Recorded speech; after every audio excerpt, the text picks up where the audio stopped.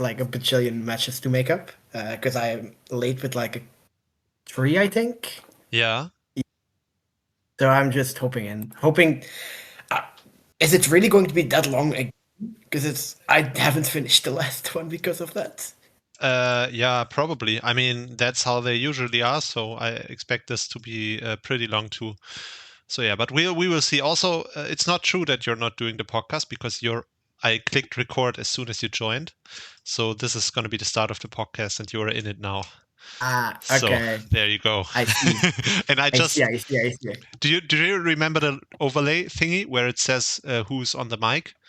I just typed Ronansting in there, so yeah, that means Perfect. Yeah, yes. I guess I will pop in whenever I have time then, because I have to play like 2 for Soul Division still, I think. Yeah, Soul For Division is a mess. There are a lot of yeah, matches still missing there. yeah. Yeah, but I we mean, will I'm see. a replacement. So I have some. Uh, You have an yeah, it's excuse? not my fault. Yeah. Yeah, definitely. Yeah. I definitely didn't replace week 2 though. No way. But you are still unbeaten, right? In the Soul Division? I mean, I have a loss Yeah, but that because was a loss of the opponent, right? yeah, Of your predecessor, I mean. yeah, Fennec Master. Yeah, that was a Fennec Master loss. No, I still Yeah, have to play Gaiardia though, and Jordan, so yeah. Those are two decent tough chance. battles. Yo, you know what we should do? Starvin is playing right now against Lonely Litten. We should just record it while Oh I wait, wait for Camel. They just posted in the perfect. live battle chat.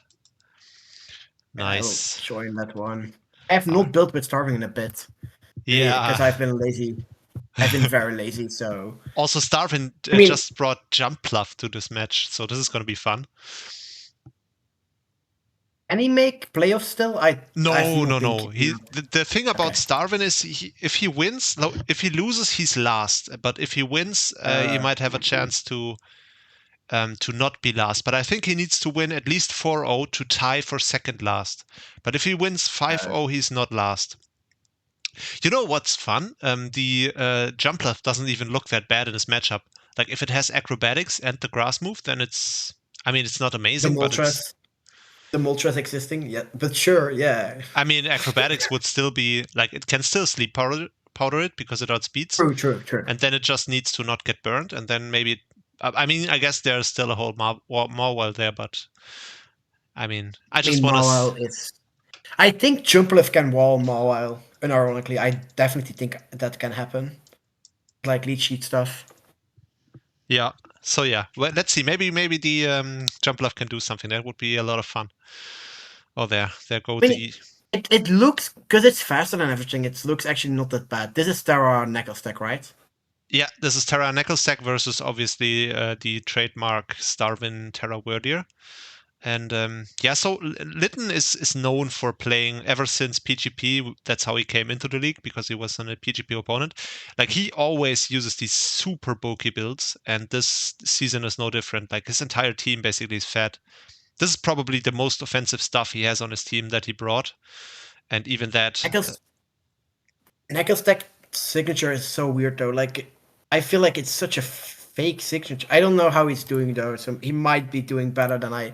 But if I see Knuckle Stack signature, I just think this is a bad Yeah, draft. I mean he's really an expert in playing these defensive builds, and he's been doing. I mean he's not been doing amazing with it, but I mean fine. He's been doing fine. I think he's like 3-5 is what he's probably going to end up. Yo, the Wordier is actually doing something right now, which is fun. But it's still gonna just die. I mean that's kind of what Wordier does. But at least it weakened the Mawile. That's very good for Jumpluff. So Jumpluff might actually end up doing something this match.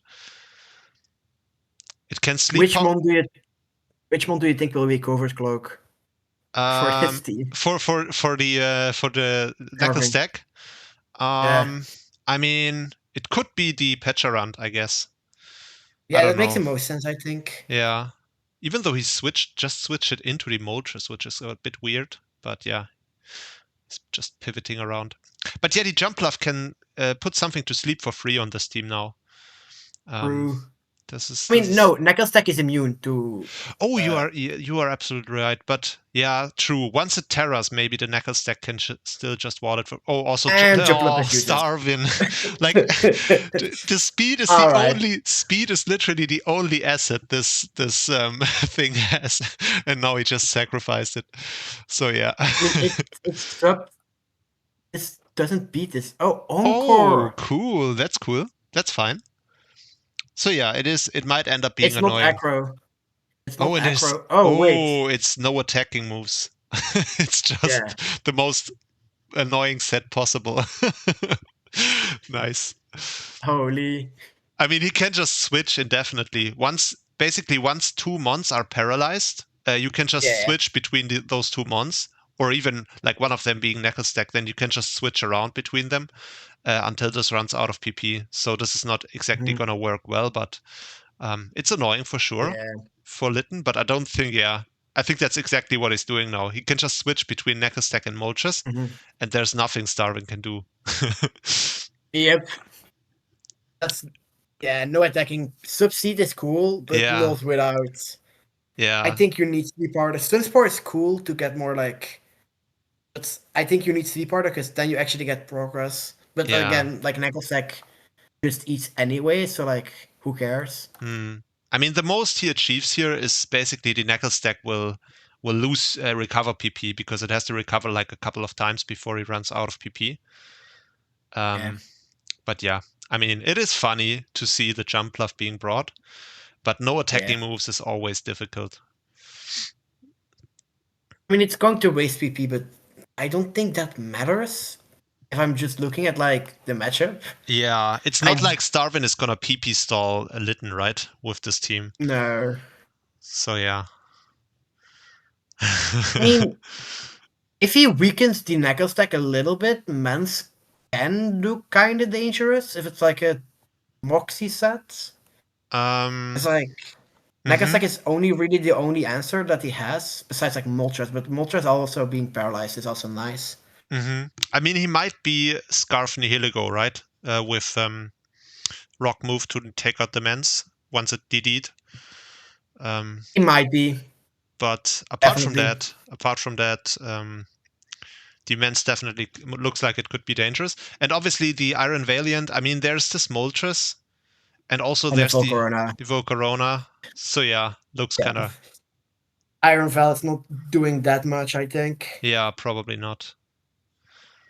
And I mean, the Gambit is there, but there's also the Zygarde. So I think Mens is the And best win con. Moltres. Yeah, Moltres kind of was everything, Y- sadly. Yeah, Moltres looks, but it is paralyzed, so it might Yeah. it might be in trouble. This camelConvention just being immune to everything is very funny. Yeah, Wait. this camelConvention is a nightmare for this Patcherant while it is Yeah. not terrad. So yeah, And it's that's. in prison. I didn't even know that got in Oh, prison. this is That's thingy. This is the. Oh no! oh boy. He just hard predicted. All right. At least the Yeah, that's Zygarde right. lost it. Oh, he just sacks it. Okay. That I mean, he was. doesn't really have a switch in, I think. Yeah, probably. Oh, there goes the Valiant. That's too early. That's not doing anything right now. The I Volcarona mean, can just come out now. this is what I mean. Like, Valiant is not a breaker. That's a sweeper. That's why you can't use. It's not that broken. Anyway. Yeah, I mean yeah, it is definitely dangerous. All right, Oh, he this can. is Oh, do you this is think stupid. this is Wow. covert cloak? Oh, I was gonna say, do you think this is covert cloak? But no. Oh, it's Oh, yeah, but this is oh GG. Lum. I did not know that interaction actually. It's Eh, not GG. He can't just Yeah, if if he he gets it poisons. again. Yeah, but no, now it's probably GG. I mean, the Yeah. men's. Does men's liver hit here? Uh, No, it gets no, crit. it gets crit. All right. So yeah. Yeah. It probably lived this, but like then it still has to dual wing beat it, and then it probably gets burned anyway. So yeah, it's not like it mattered much, but I mean, does it even live it? Like, it's plus. I guess it's plus only plus. It was Or +3. I think it was +3 when it hit it, so I think it would live it, but oh yeah, you definitely live it with +3, yeah. definitely. But yeah, Oh, I it's mean, not. It not being boots is just. I don't know. Like Starvin doesn't bring boots, even though he has no hazard removal. Like I don't get it. Like in he, every single mock, I've been hazard stacking him. hmm And like I forced him to get Sarina because I thought it would help him. hmm Uh, but it clearly didn't. hmm Sadly. I mean, that's been kind of historically his weakness, right? He's been losing Yeah. quite a few matches to hazard spam in the past, even. And yeah, this season, I think his team is just not that great, honestly. Like, No. I mean, if I as far, genuinely think Weirder just got like figured out, which is a yeah, sad part. I like that. Like the top players, he can't really like cheese them anymore. It's just hmm like the yeah, Weirder is not doing any like before he could like do stuff like he got like a surprise kill or two with the Weirder or like he swept once or hmm twice. yeah, But I don't think the Weirder has done anything because people just now know that you can't disrespect it. hmm Like they are prepping for the Weirder, which I think make it way worse. yeah, definitely. So yeah, I also think, I mean, he had a good run with it. Like if you think back to season 9 or whenever it was when he made finals in Division 2, Yeah, he definitely got a lot of value out of the Weird Year. But yeah, I mean, it's been like what, 5 seasons now, so maybe he can yeah. finally put it to rest. And now that he I gets, don't think he will, he but probably yeah, won't. I mean, maybe yeah, he's motivated probably because he's going to get demoted to Division 2 next time. Um, because with this oh loss yeah, he's like confirmed last, and maybe he can get a title in Division 2 with the Wordia we are gonna see. yeah. um That makes it. Maybe oh I move back up. Please don't. Please do not move you me back up. definitely, I mean, it depends on your result. um I'm gonna let Riso, no. yeah, anytime. But yeah, I I mean, mean, I'm GG's. doing well, We so already ran into it's the cool. door. I mean, Ooh, yeah. there's the Terry goat. Hi Teriso, what's up? Hi. Nice to finally talk to you. Hello. We've just been commentating the Sacred Division match that was happening, and yeah, that was a match and a half. We got to see. Okay, I'll let you guys do that. Yeah, no, No, no, we're done done. with We're it. done. We're done. We're done. We're done with it. We saw Jump Love got brought in that match, so that was fun. So yeah, I think if you're around now, then we can just start doing the Wonder Division, and Oh, that will be interesting. yeah. So yeah, let me just pull that up. Wonder Division.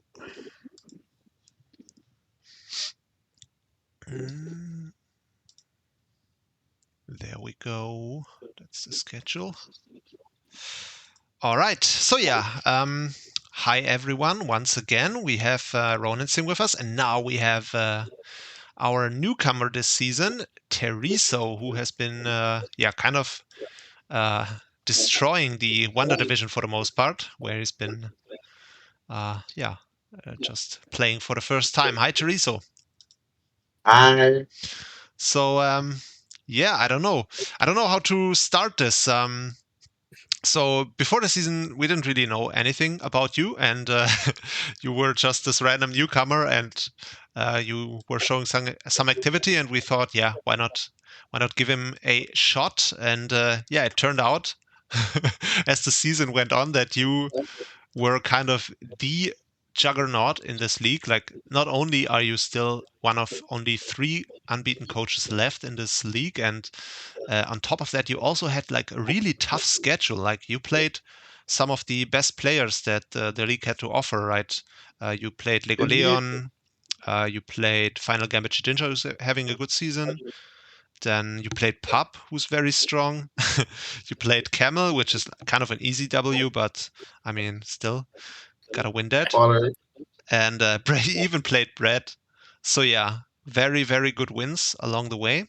And yeah, Yeah. now he is facing off with the final boss, so to speak, with probably like the most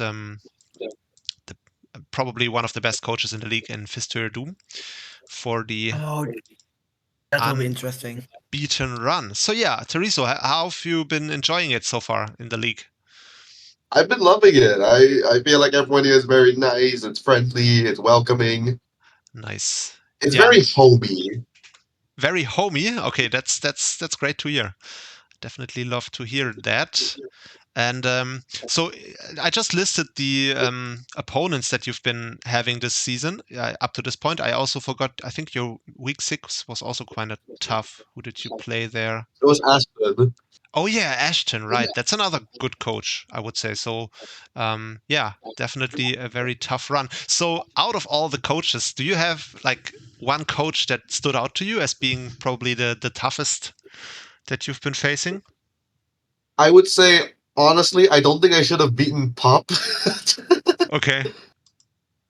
Was I he just... mean, there was RNG on both sides. Okay. Yeah. I haven't seen that. I think probably should watch one of those videos. But yeah, I mean, Pup is definitely a very, very strong coach. Like the seasons he's been around at the PWC, he's always been doing well. And even this season, it looks like he's gonna probably end up making top 6. Not, maybe not. It depends. But yeah, he might well. And yeah, that's definitely a good win. And so tell us a little bit about yourself. So you've been telling in the chat a little bit that you've only been playing draft for 3 months, but yet I've Yep. seen you not only in this server but also in some of the other like really big draft servers, and you're even a moderator. Like you're also a moderator in the PWC right now, but you're also a moderator in one of the other big leagues, the Draft League, right? How did Indeed. that come about? Like if you're only been playing that that short of a period of time and still you're an admin and around everywhere, how did that happen for you? Well, it's because I got into very early contact with some very big names. Like in the DDD league, I got in contact with Ryan and Ditto. He helped me get into bigger places. And then during the DDD seasonal, week 4, I was able to battle against Genesect. And I did win, Mm-hmm. and we got into contact, and then I got into GDL. I also got invited by agency, so Okay. 2. Yeah, those are 2 big names, right? That's okay. Yep. And this basically happened immediately after you joined draft then, or? Kinda, yeah. That's crazy. What's your experience in competitive months before you started draft? Did you have any experience before that, like playing ladder, or did you do Smogon tournaments, or? Well, I've been playing VGC for about 3 years, OU for about 7 years, ever since Oh, okay. I think Let's Go. Did someone just join, or? Nope, that was No, just no. Ronan. Oh, you mean Let's Go, the Pokemon match? The That was Pokemon the first game. OU I ever played. Okay. I was just thinking you were saying Let's Go because someone joined. That's been 7 years. Let's No, Go has been out for 7 years. No, that's I don't think that's true. I think it's probably more like 5 years at the... Maybe I was playing before then. Let me think. Let's Go, then Sword and Shield. Maybe 6 years, actually. Mhm. No, Let's Go has been out for 7 years because that's 2018. So Oh, it's that's 7 years. that is So I was right. crazy. It's because Sword and Shield is 2019. Because I started playing competitive Pokemon in Sword and Shield, and I know I started in 2019. Okay. That's Sweet. crazy. Yeah, that's a long time already. Crazy. All right, but so that means that at least you had some competitive experience. You didn't just like pick up draft out of nowhere and just were amazing. No. There's no way I'd be making complex EV spreads every week without that. Yeah, obviously. But yeah, I mean, did you? So you just got your first draft championship, right? I just saw Yeah, I that in did. chat today. Which league did you win? Oh, it was the Blitz Battlers League. That was my second ever draft league, and I did manage to win it. I only Ah, had one loss nice. that whole season. Nice. Yeah, very cool. I mean, you've definitely been making waves then, because yeah, I mean, it's still early days. Obviously, you still got to play the whole of playoffs, but I mean, you're also still unbeaten in the PWC, so that might end up being another chip on your belt. So yeah, we are gonna see. Yeah, I mean that's really impressive. And you're also in the PSL, right? Yes. It's another big league. That's really crazy. That's really crazy. Do you even know what the PSL is? Do you have any concept of where they rank amongst the draft leagues? Honestly, I not kind of not really. Like I see the names in it, Yeah. Okay. huge names. Yeah. Yeah. So PSL is there is this competition that is named PGP. You've probably heard it mentioned a lot in the Yep. PWC, right? So Yep. that's basically a competition of draft leagues where different draft league servers send 10 representatives, and then they basically have a little draft season amongst the leagues where they face off with each other. And there are the biggest leagues in the world, like WPF or whatever it's called, with like 2,000 members. Then you have the EDC with over 1,000 members, and all the biggest leagues in the world pretty much send their reps there, and then they battle it out. And I think 2 or 3 times in a row now, the PSL was in the final. They didn't win, but they made it to the finals each time. So they are definitely like one of the best leagues in the world. So that's kind of crazy for you, only having played for 3 months and you're That still sounds about right. in PSL top division. That's actually kind of crazy. But yeah, I just checked, and your results haven't been exactly amazing so far in the PSL, but maybe Oh that's no, I got hacks week 1, and then there went the motivation. okay. Yeah, I mean that kind of happens, I guess, but yeah, I think if you've only been playing for this short period of time, then you're definitely gonna get there eventually. And yeah, still actually kind of crazy. And I also saw that Polito Shark is also in PSL top division, which is kind of crazy to me. Yeah, And he's also I not. threw against him. Yeah, and he's also not doing half bad, right? He's like 2-1 or something. He's not doing He's badly. he's kind of like getting magic wins against everyone else, I think. Yeah, I mean that's good enough, right? It's just about winning somehow. Yeah, it's great to see him do well there, I think. And yeah, so we just went over your season. Are you nervous for your match against Fist? Yes, Yes. Quick answer. Okay. it's Mr. Camel. Hello, Hello, camelConvention. finally Uh, here. nice. Yeah. I mean, just a short question. What the hell have you been eating that you've been eating for 2 hours? I wasn't eating for 2 hours. You were eating for 2 hours. You told me I have to have dinner, and now it's 2 hours later, and now you're finally here. You were eating. Yeah, and I was lazy, so I ordered food in, and then I was waiting for the food to show up, and then I You ate could it. have been in here while you were waiting for the food. We were literally commentating Starving getting 5-0'd by Lonely Litten. It was fun. I think you joined VC like right as it showed up or something. Okay. I mean, yeah.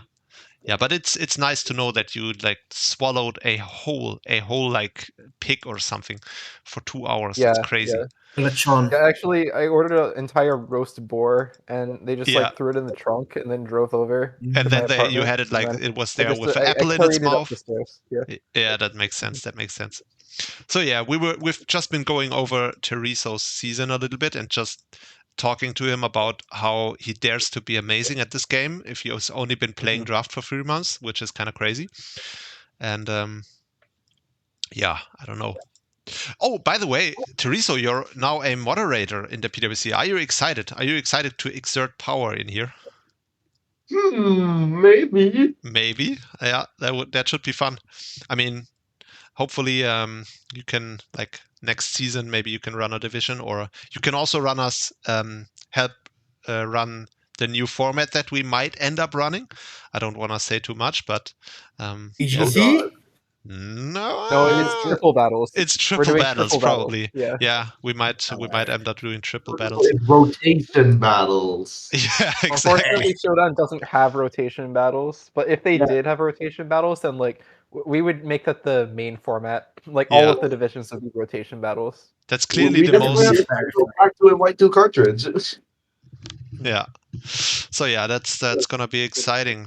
But yeah, I mean, I don't know how should we do it? I think let's just look at the standings, right? There's no point in going over each match individually because we can't really watch them anyway. So let's just look at the standings. We do have, I want to say, we do have 4 matches to go. Like one of them having really big implications because it's Teriso versus Fist to Your Doom. Teriso still being unbeaten, but if he loses, if Teriso loses, you might lose the first seed because Brett is only It's 2 okay. differential That's points. okay. Yeah, I mean, there's I want to say there's no real benefit to being first seed other than bragging rights. And I guess if you care about it, then you would like show up in the Hall of Fame as having won the regular season. But other than that, Yeah. that's Also, your all-time stats. It's nice to go undefeated. So. right. Yeah, that's I guess that's the other thing. But other than that, that's a cool match still. I think other than that, all the matches they don't really matter that much because like Wonder Division is like the one division where the playoff race isn't really that exciting because it's already pretty clear who's gonna make it. I guess you still have like kind of a battle for this 10th seed between Mr. Grimes and Champion Braden. Champion Braden has been like ghosting me this week, so I'm probably gonna get my second forfeit win. You've just been going for maximum efficiency here this last week. Yeah. I've just been farming by having my opponents not respond to me. Yeah. I don't know why I didn't do this for all of the other weeks as well. Yeah, you should have. You should have just been getting FFWs, which yeah. Yeah, what if I just DDoS all of my opponents so they can't log on to Discord? Yeah.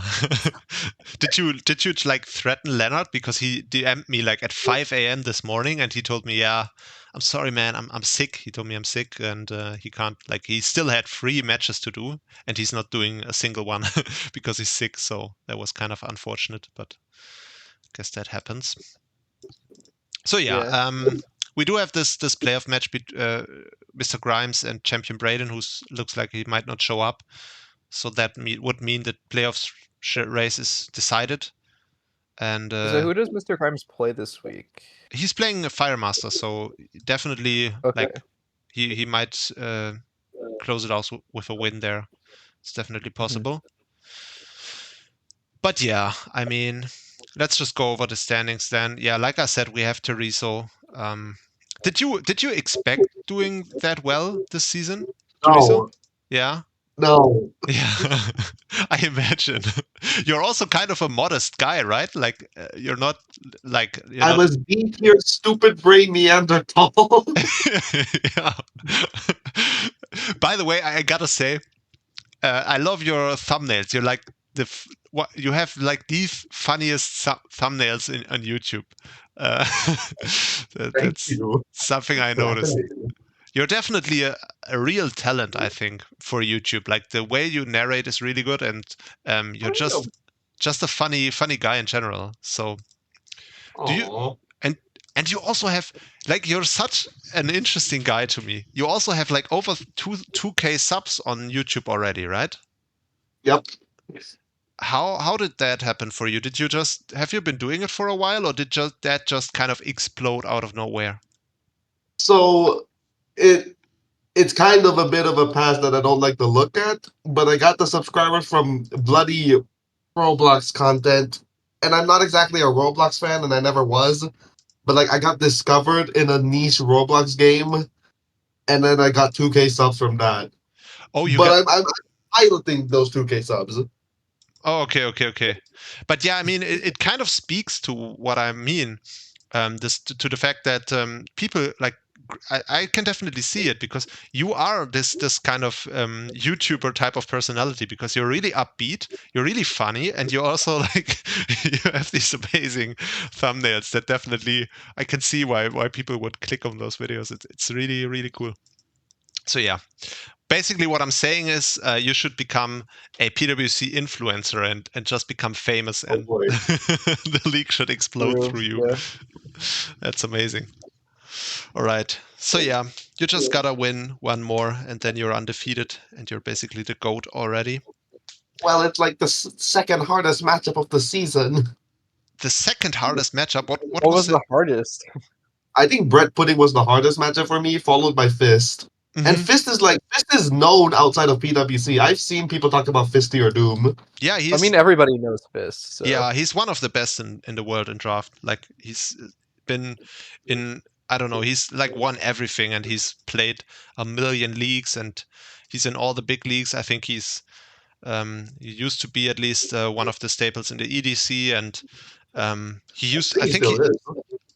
I don't know if he still is. Like, I have never been in the EDC. That's just where I know him from, and I know him from like whenever you see a big lead or a big competition, you always see Fist to your doom, and you always see him like just destroying everyone. It's crazy. Like, he's the most consistently well placing coach I have ever seen. I think like his win rate across a long period of time is insane against very good opponents.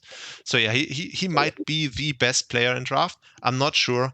I can't really judge, but he is definitely up there. Like he's like yeah, like you said, everyone knows him. So yeah, it's gonna be exciting for you. Your first like completely legendary coach probably that you're facing. So yeah, definitely. Danger. Yeah. And yeah, another legendary coach is here in the number 2 in the league is Brett Pudding, who only took one loss. I wonder who that loss was. It was Yes. so yeah, he lost to Teriso 5-0. Yeah, that's not happening again. Yeah, that's kind of crazy. You were nervous about that match. You told us beforehand, right? Oh, I was very nervous. Yeah. I don't know. Let's just check out the team really quickly. Oh yeah, he has the Scyther signature.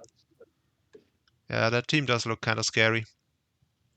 Do you remember how that match went for you?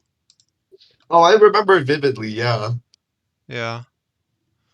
But yeah, he might still, which is crazy. He didn't really put that much effort in, and like just seeing how he developed as a player, that he's still this far up the board is kind of crazy. I mean, to be fair, he just got a forfeit win on week 8.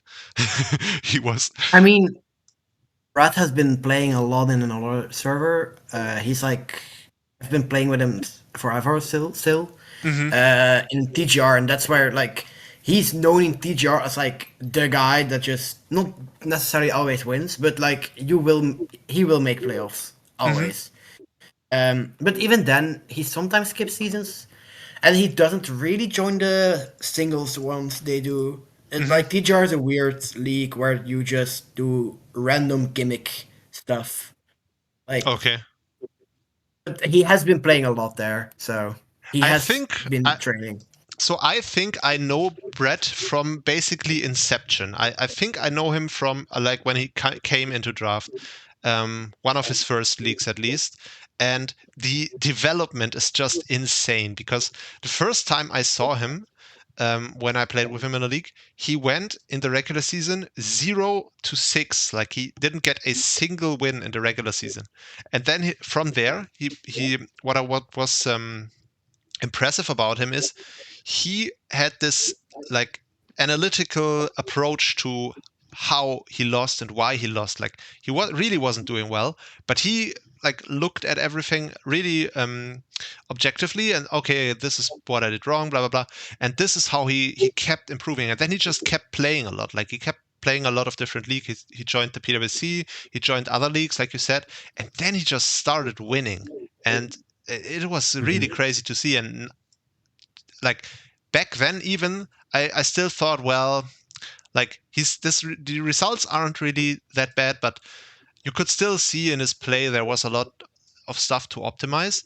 But nowadays, I don't even know. Like he's consistently doing so well. It's just amazing to see. And obviously, he's been in the VGC world. He's been making waves. Like he's actually like on a world's kind of level. I think he's making like. Is he not?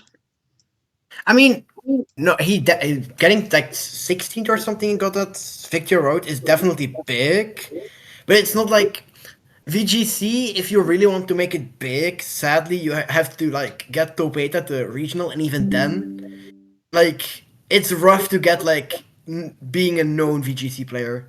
It's really rough. And you only get really known for like either you grind Wi-Fi and just win everything, or you get like a crazy like breakout performance on in a real life tournament. Okay. But it's hard. It's hard. It's hard. To be fair, personally, I don't know that much about like the VGC like community because I'm like a loner, so I'm just building my own stuff and then doing whatever I want. So, but I only like the names that then like in the live competition. So and I feel like most players are like that unless they have like a random like this like draft leagues or something that they know like other VGC persons from or something. But that's how I feel. I might be wrong, and if Brett sees this, I'm sorry if you are well known, but it's not. It's hard. That's all I'm going to say. No, I mean, I'm just It's going. different from singles. Yeah, I can definitely point. believe it. And also, I don't know anything about VGC because I don't play it myself. I have never played VGC, so I don't follow it really. But just from what I know a lot. Sorry, did someone say something? You continue. You continue. Sorry, I didn't understand that acoustically.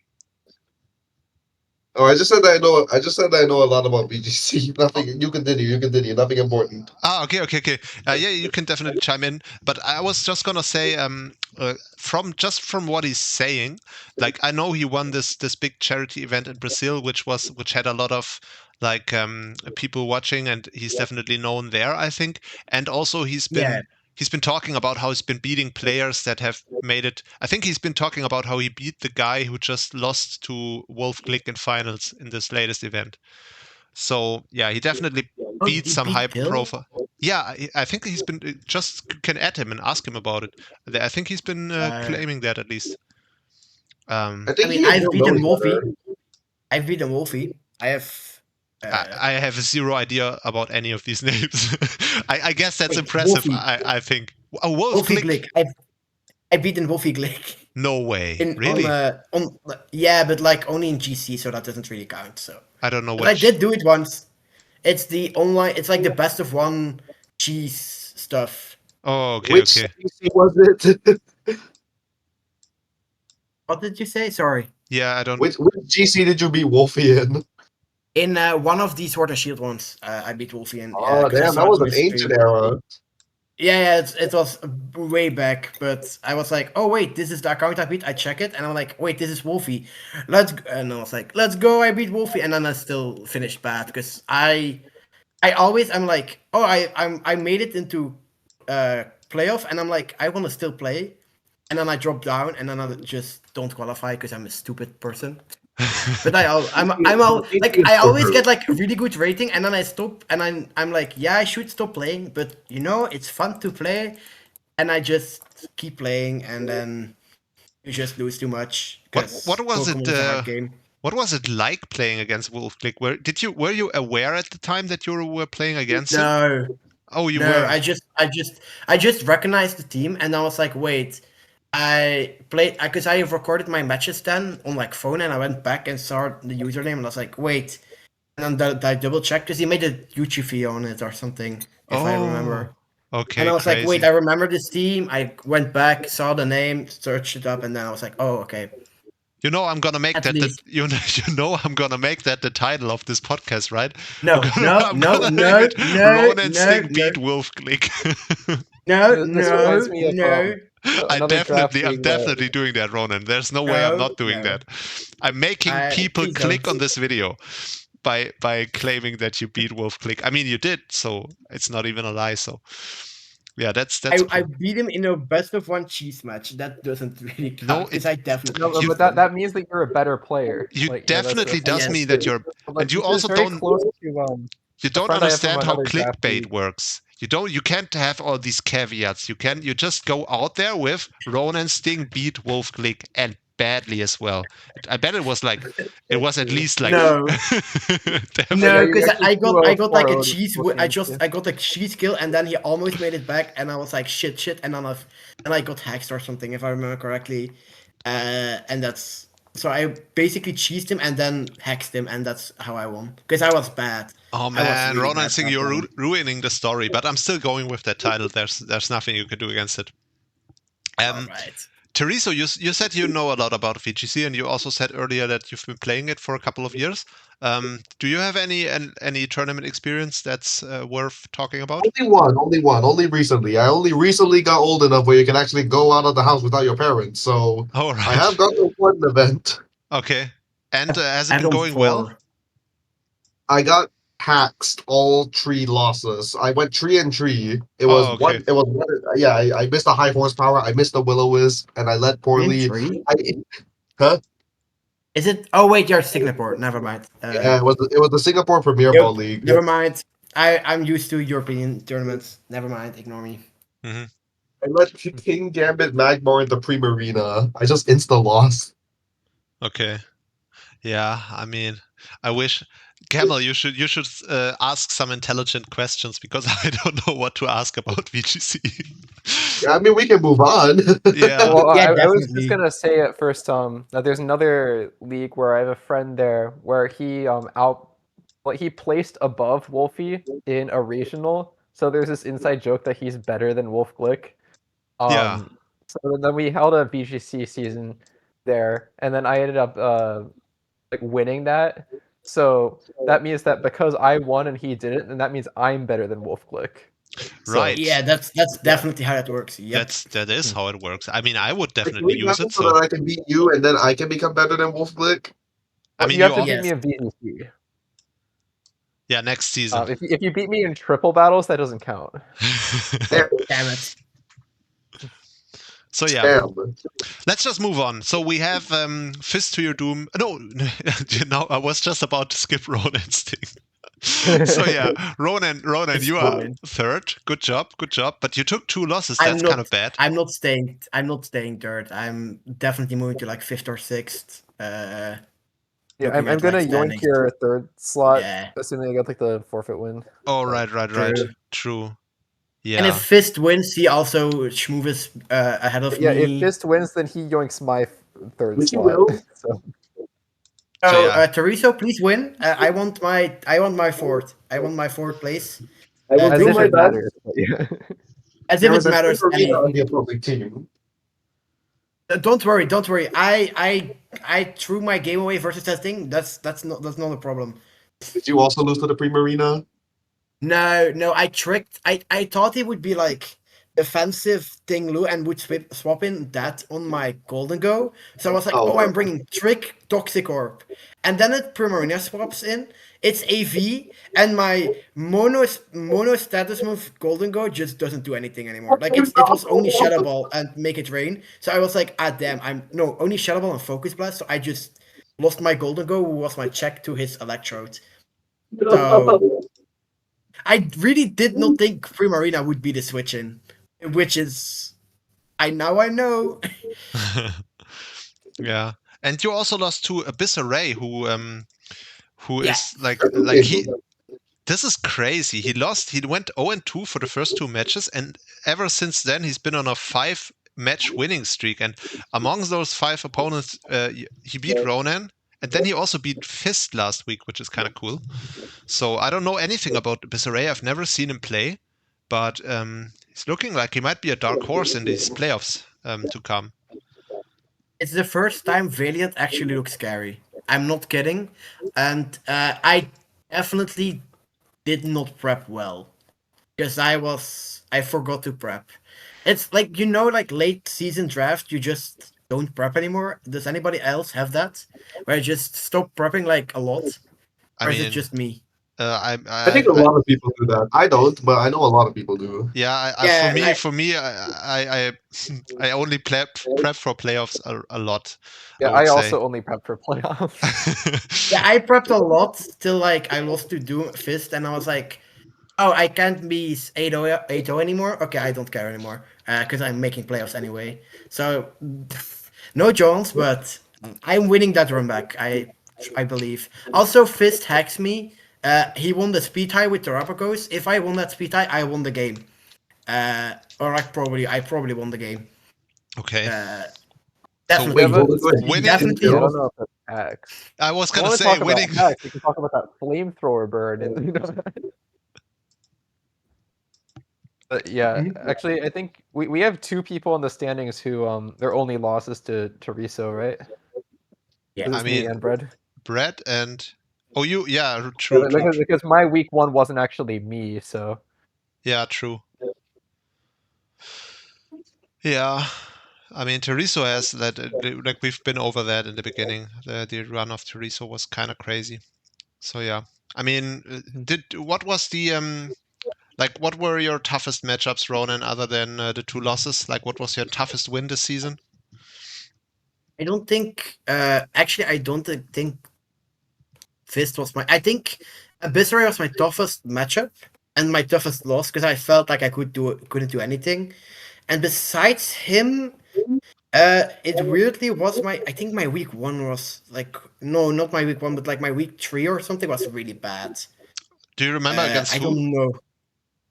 I don't remember. Wait, let's see.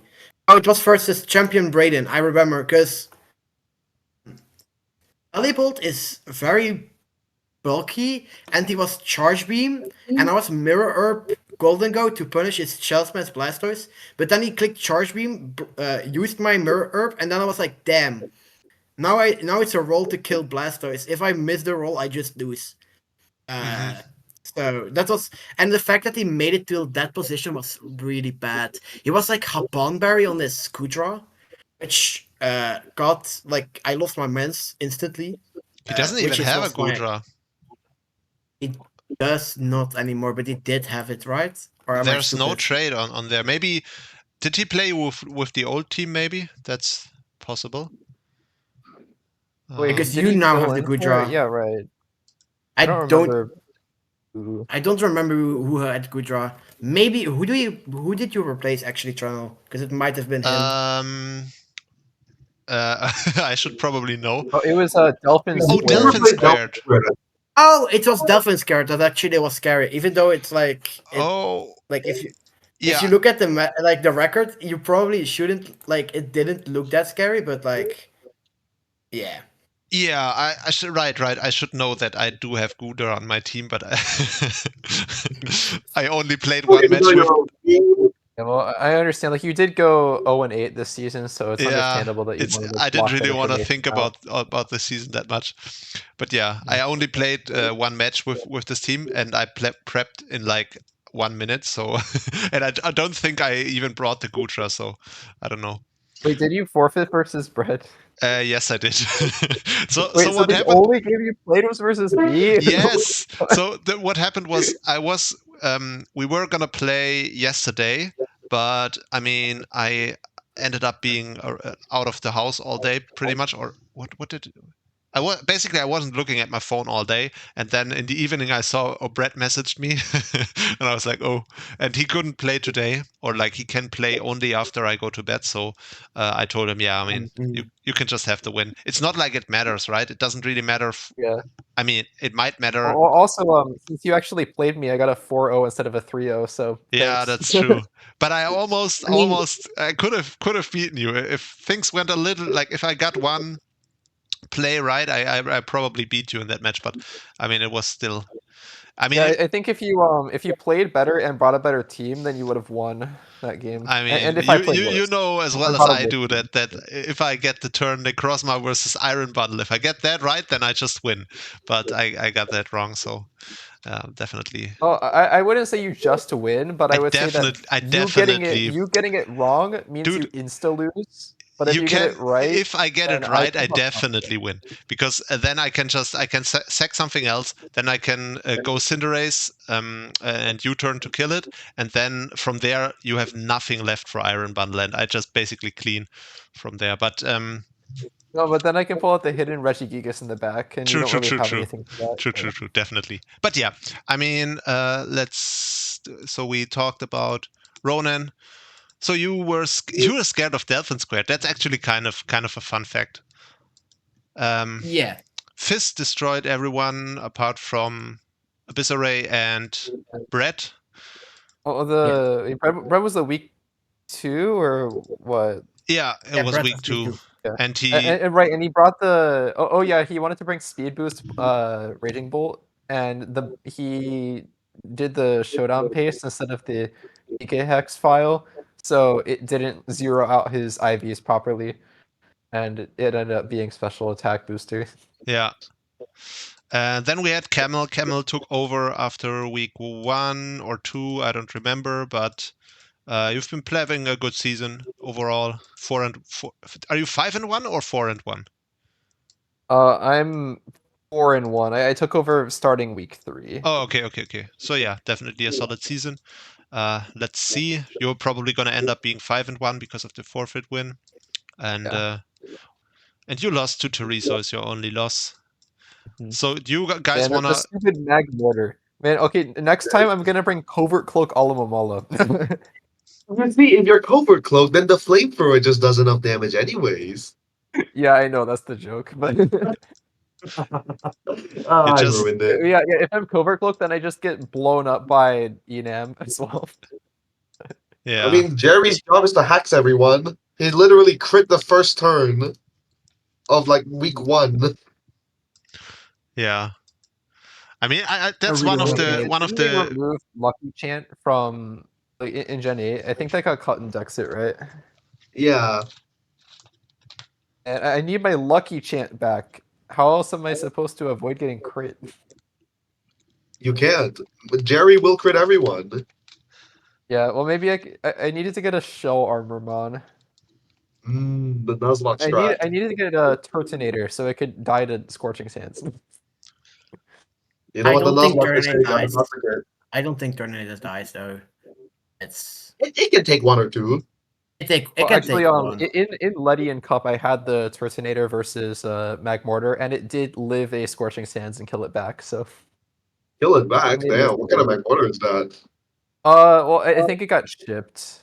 Yeah, but oh, wait, sorry, Turtonator is kill leader in Letty and Cup. Jesus You know, Christ. so- What's Letty in let me Cup? see how many kills he has. What's Letty in Cup? It's the NBA offseason.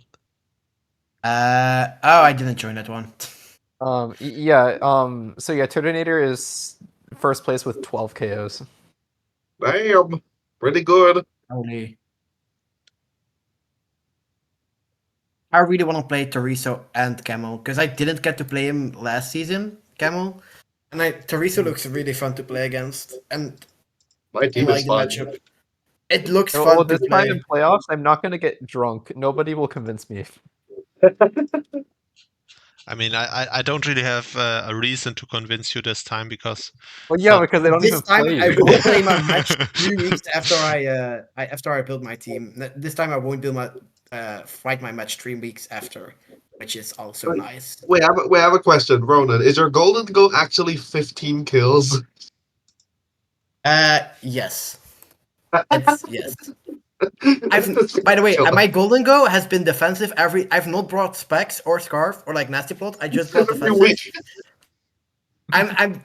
It's golden go is just really broken. It just like shadow ball and you get free kills. It's very really funny. good against my team. I don't like that. It's I don't want to fight you anymore. makes sense. Golden go has Thankfully, been I have really broken. the best Golden Go answer in Dunsparce. Yes. Because Dunsparce Ronan, can I'm getting a lot of click nasty thoughts. glare, which definitely works versus Golden Go. Yeah. It's not like Golden Go Or just I can nasty plots also- forever for free. I can also Earthquake for 30%. Yeah. When I prepped for the Dunsparce, I don't know who had the Dunsparce. It's me. think it's I also- definitely have it Yeah, on my Delphin's team correct. because I got Yeah, a kill with it Delphin against Square. I Camel. did really messed up by it in prep because I was running like Charge Beam Golden Go to beat it. If it was Calm Mind and I missed, it didn't hit. It just I was AV Charge Beam and it didn't work. Yeah, I think you need So- recovery in that matchup. Yeah, I also didn't have Focus Blasts, so I couldn't even hit it. It was just Sheesh. Charge Beam. I think I might be having a little respects. Again, Delphin Skirt was actually the hardest matchup. Unironically, I prepped the most for that team. Yeah, that's kind of funny. Yeah, I mean, that was before Trannel took over. Afterwards, now it doesn't look that scary anymore. 'Cause yeah, it's that's Trannel, true. right? That's true. Right. But I mean, I'm also 0-8, so you can't really expect it to be Yeah. scary. So at this point, if it was scary at one point, it definitely isn't scary now anymore. Because if you just look at the record, you already know. So, um, but yeah. Next up, we do have Pup. We've also talked about Pup. He's been having another solid season. He did take a loss this week on week 8. Who did he play against? Oh, he lost to Shadow. Shadow had a good. Oh man, Shadow had a. Shadow Gotta win! Yeah, he got a win, but his season was so trash. Clap! Clap for him! Clap, clap, clap! Yay! Happy, Yeah, definitely great to see him go out with a good win there. But I mean, that's pretty much it's a rough. all that went his He had a way. rough schedule. He did. Yeah, he did have a rough schedule. He And had like a really rough Although he schedule. kept bringing this like no attacks Flareon. It's like, oh, what is he cooking? what the fuck? Yeah, he brought Terra Ground Flareon versus me when like I just always go into Hammerot versus it. But yeah. I think the Wait, Flareon was like Flareon against Wish your Protect, team? Wisp, and like Roar or something. Like it had no attacking move. And he brought the same set like twice. Let him cook. Yeah. Yeah, I Roar's mean, cool. He's let him allowed to but cook. I don't think it really worked. Maybe he's that just much. memeing. I think he's just memeing because the season's already not looking amazing. Yeah, might probably. be. I mean, possible. he's always been memeing, kind of like Okay, maybe that's an even better explanation. Yeah, one season he picked Volt Orb, like regular Volt Orb as his signature, and he just ran Explosion every week. So yeah, Yeah, that's the thing, like, when I draft like meme mons, I want to get mons that like are funny, but they actually do stuff. Like like Reggie ES Liepard, stuff like that. I don't think I would ever draft like Voltorb Sig. I mean, the main one would be like if I got just Wiglet as the signature. yeah, that would be I kind of might funny. do that one season. But I That think I would next rather season. do Wug Trio because Wug Trio like actually does stuff. I don't even I've know. looked at Rock Trio. I've looked at Rock Trio it gets actually. pain split, as a guys. It gets signature. pain split. Whoa. Yeah, Pain Split Wug Trio is actually good. But also looking at Also, Shadow's Skip Tree this season is pretty funny. looking at Shadow's team, it really looks kind of bad. It's kind of a lot of frauds on the team. I don't Get 9 think. mana fee. Yeah, Manaphy is amazing. I would never badmouth Manaphy. It's actually my favorite mon. But other than Oh, that, damn.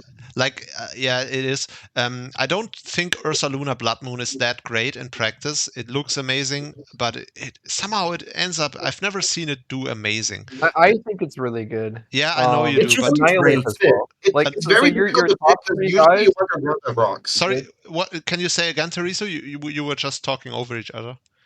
Yeah, sorry. I was trying to say that Ursaluna Blood Moon is very difficult to fit on the team because you usually want your ground type to have Stealth Rock. Yeah, that's I true. think it's fine here because you have Garg and Yuxi, but I also think that Garg is a pretty fraudulent mon. Definitely and is, yeah. Also, like Dragonite as well. I'm not the biggest D-Knight fan. I want to try D-Knight one day. yeah. I've never used it. It looks to me it looks like it could be fun on the right team. It's pretty I solid. think it's good. I think it's good. Yeah, it's but fine if you like really build around it, but Yeah. you can't Yeah. just like throw it on a team that like isn't built around it. Yeah, so. I It's not definitely want to splashable build at around it all. one day. That's why I went with Mans over because I was looking at D-Knight first, and I was like, no, I want a more splashable guy, and then I went with Mans, which doesn't do like the same stuff, Yeah, but I like definitely prefer Mans. it does like similar stuff in my opinion. But How's just Salaman's been for you? Without Terra, I feel like it's been. it's been bad. Yeah, it has 1 kill, I see. Yeah, to be fair, I've brought like defensive a couple of weeks, but even defensive has been like no. Actually, I've brought offensive. Like my offensive mons never get kills, and my defensive guys always get kills. I've noticed that in my play a whole lot. When I'm prepping, like, oh, this mon is going to pop off, it will not pop off, and then like my random defensive goober will just get like 3 kills. That's like me with Mega Venusaur, where like when I got like Gouging Fire in Mega Venusaur, the Mega Venusaur got like 20 kills or something, and then Gouging Fire just like didn't get any kills Yeah. because every week I'm like, okay, Gouge is like a really good win con here, but it never had to come out because Mega Venusaur just like won the game before it ever had to. I've done that a lot with Moltres in another league, where I was like, I just sit in front of everything, and I just kill, because Flame Body is very broken on a mon that likes to get like, yeah, it's. I just noticed my offensive mons never kill, and I've only ran men's offensive this season. I've brought like Scarf Moxie like 3 times or 4 times, and it has. I don't think it has gotten a kill when I did that. I generally don't think it has gotten a kill like that, which is Maybe if you just brought Wish Pro every week, then it would have gotten kills. probably if I brought like Hurricane Flamethrower, I probably got like a bajillion kills with it. Like defensive, intimidate, Hurricane Flamethrower or something. Yeah. Actually, wait, they took away Wish from Mence in Gen 9. That's They tragic. did? Yes, it is. I love Wish At least it Elements. took its root. That's Such a actually good kind of set. tragic. Yeah, Yeah. Wish was a fun move on it, but I mean, I it's, would love Wish for my team, but sadly it doesn't. Get It also because like did- it would be fun. with didn't it choosing also get one. Heal Bell? I think, or am Yeah. I I tripping? believe so. Maybe It- I'm wrong. I think it did. I know it got Refresh. I don't remember if it got Heal Bell or Oh, not. okay. Never mind. I remember now. Yeah, it used refresh in Gen 3, not heal bell. True. Right. Yeah. I remember there was a like this mono attacking Mega Man set with only return, and then it would use DD, Roost, Refresh, and return, and it would like sweep everything on the ladder back in the day. Yep. That was Yeah, kind that's of about all you need. those were the fun days, but yeah, can't have nice things nowadays, and a lot of moves have been cut, unfortunately. I mean, I think it's a good thing. You I do? love not Kill having defog. pursuit. I love not having defog in a meta game. It's this Hazard Stacker's favorite thing. That's my favorite playstyle. That's the one who drafted Golden Go. That's right? why I brought like 5 heavy duty boots once against you in finals last season. Yeah. I've noticed that's my favorite playstyle. So Yeah, I've noticed, but I definitely don't want to fight you anymore. I think that's why I went gold Hamu, right? That's why you did it. That I did it. Unfortunately for you, I have the one defogger that can actually fog versus Golden Go. did you have Hammerrod last season against me, No. Ronan? I don't No. remember what you have had. I just remember Didn't- I just remember I looked in prep and it's so awkward to fit removal on the team, and I can just give every mon heavy duty boots instead. And that I don't ended remember up. what that's. Let me have a hook what I had because I have. I the remember team you still definitely had saved. spikes up the entire game, but they never did anything Yeah, because yeah, yeah. everything had boots. I had Quack last season. I probably brought Spike's Toad Squirrel actually. Yes, you did, right? I yeah. think maybe. Yeah, you definitely brought the Yeah. Toad Screw in finals. I remember. I didn't even have Hazard last season. I only had Rocks with my signature Avelak and then Spikes with Toad Squirrel, and that was it. But I did bring like Toad Squirrel just to get Spikes up like multiple times. Yeah. Anyway. Yeah, that's. I think. Who did we not talk about? We talked about Abyssarray. Final Gambit Shedinja had another good season. Like he's one of those weird ones. He's been around for a while. I don't know exactly how many seasons he's played, but he always, like lately, he's always been doing well. He didn't really always do well in the past, but he's slowly getting up there, and he's had another good season. Did any one of you guys play versus him? I did. Week 8. I just played him this week. Oh, okay. So, Teresa, do you remember how the game went against Final Gambit? Magmortar hacks him. Okay, that sounds fun. I mean, his team also looks like it doesn't really have much for Magmortar. Like his fire. Oh no! In general, it was a really good matchup for me. It was really tough for him. Yeah, just looking at it, he doesn't really have anything. Like, I mean, I guess, yeah. Once Had a the double his Dragapult. yeah, true. I mean, he did have the Florges, I guess, for Dragapult, but other than Oh, that, he didn't have Florges at the time. At the time, he had Crap, what was his team again? Let me see. He had Alolan Ninetales, Lokix, and Gastrodon. Oh, right. I see the trade there. Maybe he just traded for the floor just after.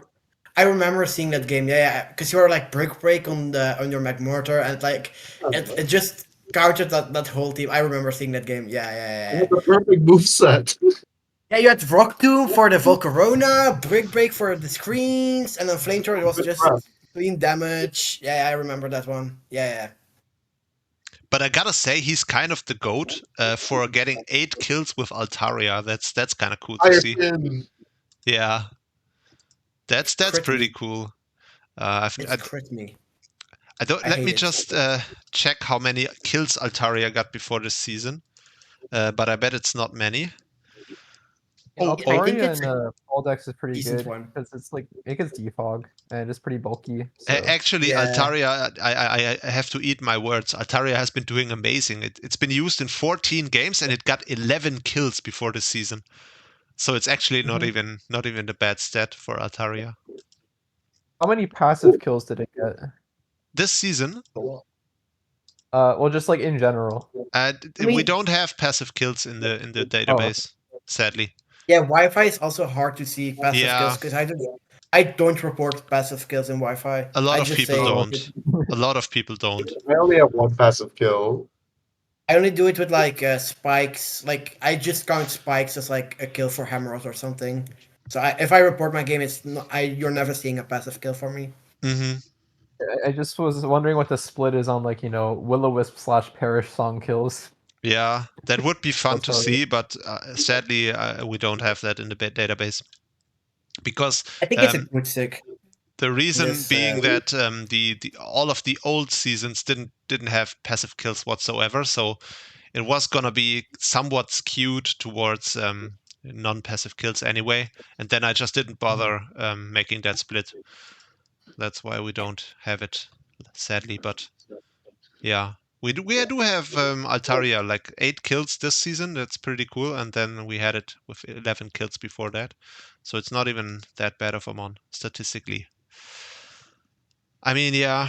And do you remember your game, Ronan, against Final? Yeah, I literally hexed him with Golden Go, like hexed and hex. I used hex and hex with T-Wave. I used T-Wave Golden Go, and the Gudra did not move, or like couldn't break because of paralysis. Did not break my Golden Go, even though it definitely should have beaten my Golden Go. Yeah. And then like it got like Golden Go got a bunch of kills, and I brought like Terrawata like Max Fist Death to cannon, who then missed Rock Blast on Altaria, which gave Altaria a kill, I think. Okay. It was fun. I just checked his team. He has literally nothing for Golden Go. Yeah, I literally was like, oh, I just click T-Wave, and then I click Hex. Like the Rockland was the only swap in, but it was like Custep Surf, and it sacked itself to kill Hamu, I think, if I remember correctly. So it was then he didn't have a switch in mirror because I aerial aced it to do like a clean 50% because Hammerot sucks. It does 0 damage. Yeah, be nice. It does 0 damage. Like if it didn't set up spikes, it would be so bad. Yeah, but it does set up spikes. I always just miss. I always true. miss Ceaseless Edge, and it's the most useless mon ever because I just can't land the one move that makes it good. Okay, I've not missed that one. I've not missed Ceaseless Edge, so I'm. Of course, you haven't missed it, but. So what you're saying is that you hacked your way. I see. Like I only click it for spikes, and that's it. Well, that's a lot of spikes you're setting up. That is the 90%. How many have you clicked? Huh? Have you clicked more than 10? No, I don't believe you. I don't believe you. I've not been spike stacking because I just think everybody should bring boots versus me, and then nobody does, but I just play like they do, and then I feel like, oh, they didn't bring boots. I could have just brought Sash, Hamu, got like triple spikes, and then you lose, but. Yeah, well, I'm not gonna bring any boots. I'm gonna bring the Mold Breaker Defog Halusha. I'm bringing Scarf Taunt to beat that. Trust. on every mon, so it just can never. On every mon. Yeah, so it can never get it off. That's the move, surely. Yeah. So yeah, I mean, Final Gambit. He's been on the last video. I said, I don't know if I said it or if I wrote it somehow. I talked about the top level coaches being up there where you expect them, apart from like Shadow and maybe Ashton. And then Final Gambit Shedinja got a little bit irritated in the comments because I didn't name him amongst those. I And saw that. he said something like, "Yeah, what do you mean by top level coaches?" And so I want to apologize. I want to say I'm not surprised at the top level coaches like Final Gambit Shedinja being all the way up there in the standings. Like this is Whoa.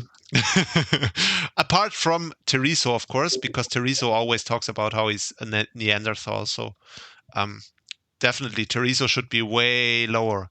He should be in a cave somewhere down there at 14th, right? Yeah, Goo Yeah, I Goo mean, Gaga if this Mac caveman Mortar brain. wasn't playing out of his mind, then it could probably be like 0 and 14 or something. That sounds about right. Yeah. So yeah, I mean, I want to apologize to Final Gambit Shedinja for bad mouthing him, for not naming him amongst the top level coaches, and he can just prove me wrong by winning this season.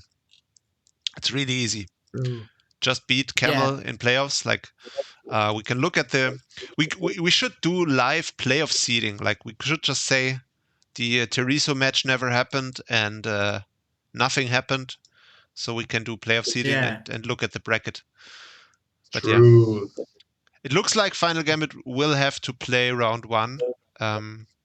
There's pretty much no way around it. So, and it looks like it's also kind of clear that he's gonna face Lego Leon, which is not easy. I mean, the buys are guaranteed. Like the buys are guaranteed, right? Like the Yeah, first top two are 6 is guaranteed. Yeah. Yeah, top two is guaranteed though. Like it's always Brett and Teriso that get the buy, right? No, we don't have Well, I mean, we don't have a no, buy like, in that the sense. only buy is top 6. Like, Oh, But top 6 is not guaranteed because Abyss Array, if he wins, he will overtake Pup for the 6th place. oh yeah, right. I just forgot. noticed that. Wait, yeah, I he can get a hasn't played buy? all You those do games get a yet. buy. You will have a break next week. Woo! I don't want to buy any more content. Yeah, next week is gonna be a break for the top 6. Only seeds 7 to 10 will play next week. But I need content. Oh, you can do a recap. You should do a recap video. Okay. Or you should I don't know. You should do you do videos on your PSL run or no? I do videos on like every league I join. I haven't seen any PSL content, but maybe I just don't get it. I don't know. But anyway. So yeah, Final Gambit definitely doing well this season. Then next we do have Lego Leon. What was your match against Lego Leon like, Teriso? I remember that was the first time I saw you is because you on week 1 you beat Lego Leon 1-0, very close, and I wasn't sure if that was because Lego Leon had a long break before this. Maybe he was washed, or maybe you were good. I couldn't tell back then. Now I kind of think you're good. But do you remember that match? It was a very, very scuffed battle from many angles, kind of like the pup battle. Towards the end, I had Choice Specs Dragapult full HP and Jirachi. He had Choice Scarf Landorus. Dragapult was already locked into Dragon Pulse, and I just completely forgot that he could be Choice Scarf. So he just Earthquake my Dragapult, and my Dragon Pulse doesn't kill, so I'm like, oh, Earthquake's gonna kill my last 2 mons, but Curse Body activates. But what I like to say is I pretend I remembered, I switched to Jirachi, sacrifice it, bring Dragapult back in, survive Earthquake, and then just one-shot with Draco Meteor. That is my cope. Okay. Yeah, I mean that was. I still won. We ignored that Magmortar crit him. I don't know how much a crit matter, but we crit him. And we also ignored that Enamorous got a very high roll with Moonblast, which I did not intend for it to.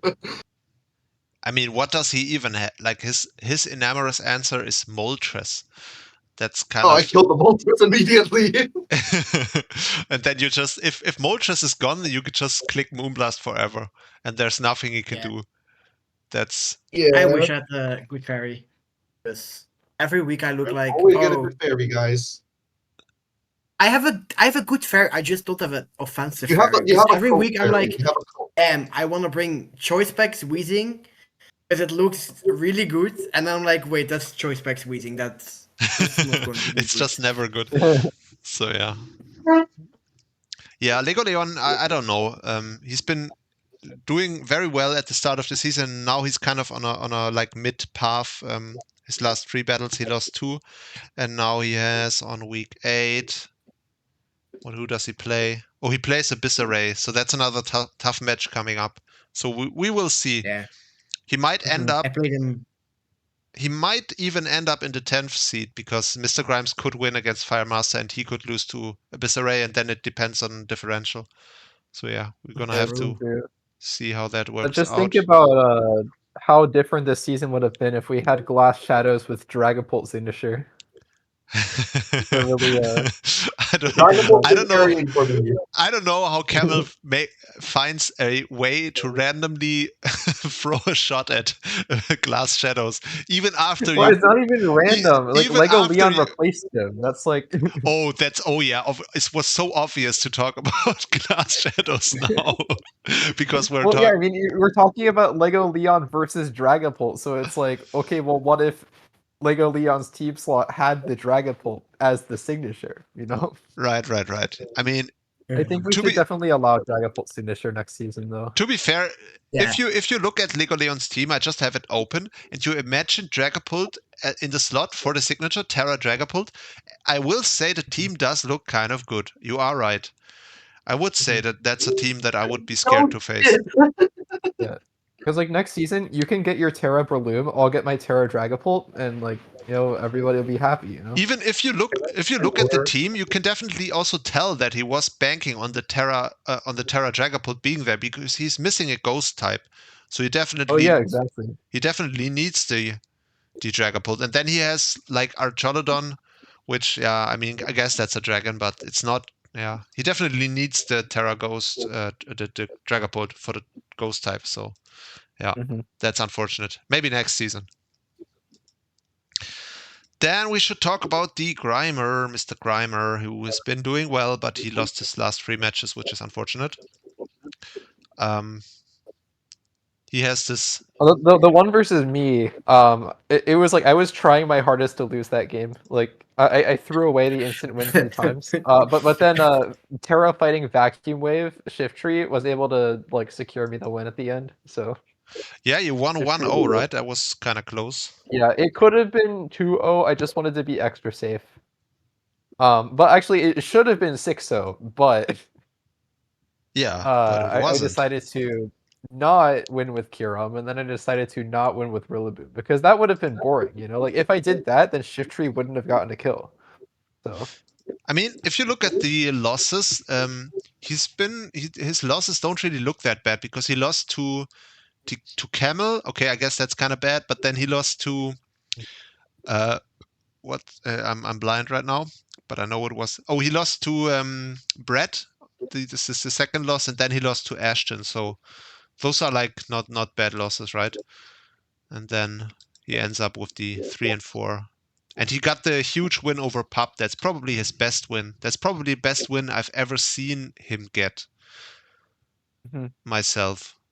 So yeah, he's definitely on an upwards trajectory in the league, Mr. Grimes. And it would be awesome if like somehow Champion Braden doesn't make a last minute appearance and like destroys Camel and takes Grimes' playoff spot. Then we can see him. Ooh, but it looks like he might play either Pup or Abyssarray. That's also going to be tough to make it out of round 1 for the Grimer. But yeah, maybe he could do it. Would be cool to see. Definitely need to see a deep playoff run by Grimes. I mean, Mr. Grimes is gonna win the league. I mean, he's the protagonist. Yeah, he should. Definitely should. All right. Yeah, I mean that's it for the playoff seats, and then we have let's just run quickly through who didn't make it. Champion Braden, cool addition to the league. Like he came as a replacement, and he had the good win over Shadow to make a wave early, and then his second win. Who was his second win? Pup, he lost. And then his second win, he also lost. Oh, he also won against Lego Leon. So yeah, 2 good wins, definitely. And yeah, maybe he can come back next season, draft his own team, then he will do better. We talked about Shadow Galate being just generally a bad player. I think nothing changed there, and there's also not much to add. I think if he got a good signature like Go-Goat, then he would have had more luck. Yeah, maybe. Right. Ashton. Ashton lost his first 6 games, and then he just decided, okay, it's time to win now for the last 2 when it was too late, which is kind of weird. Did anyone? Yeah, I mean, in VC, he was talking about like how like the snow team just like hadn't clicked with him. So I guess it finally clicked on week 7, which is a little bit too late, unfortunately. But yeah, if it's a learning experience. Just looking at the team, if I look at it, right, I see the signature, then I see the Tornadus Therian, and the first thing I think is, if only he had Meowscarada with this team, it would be such a good fit, right? He But has you see, the he problem has is this that Zarude. Tornadus and Meowscarada are both weak to ice, so that means that it's not a very good combination. What about round 1 Pokemon though? That's not happening. I think what you're forgetting is that they also have a very similar speed tier, which also makes it additionally that's True. that's terrible, I think. So yeah.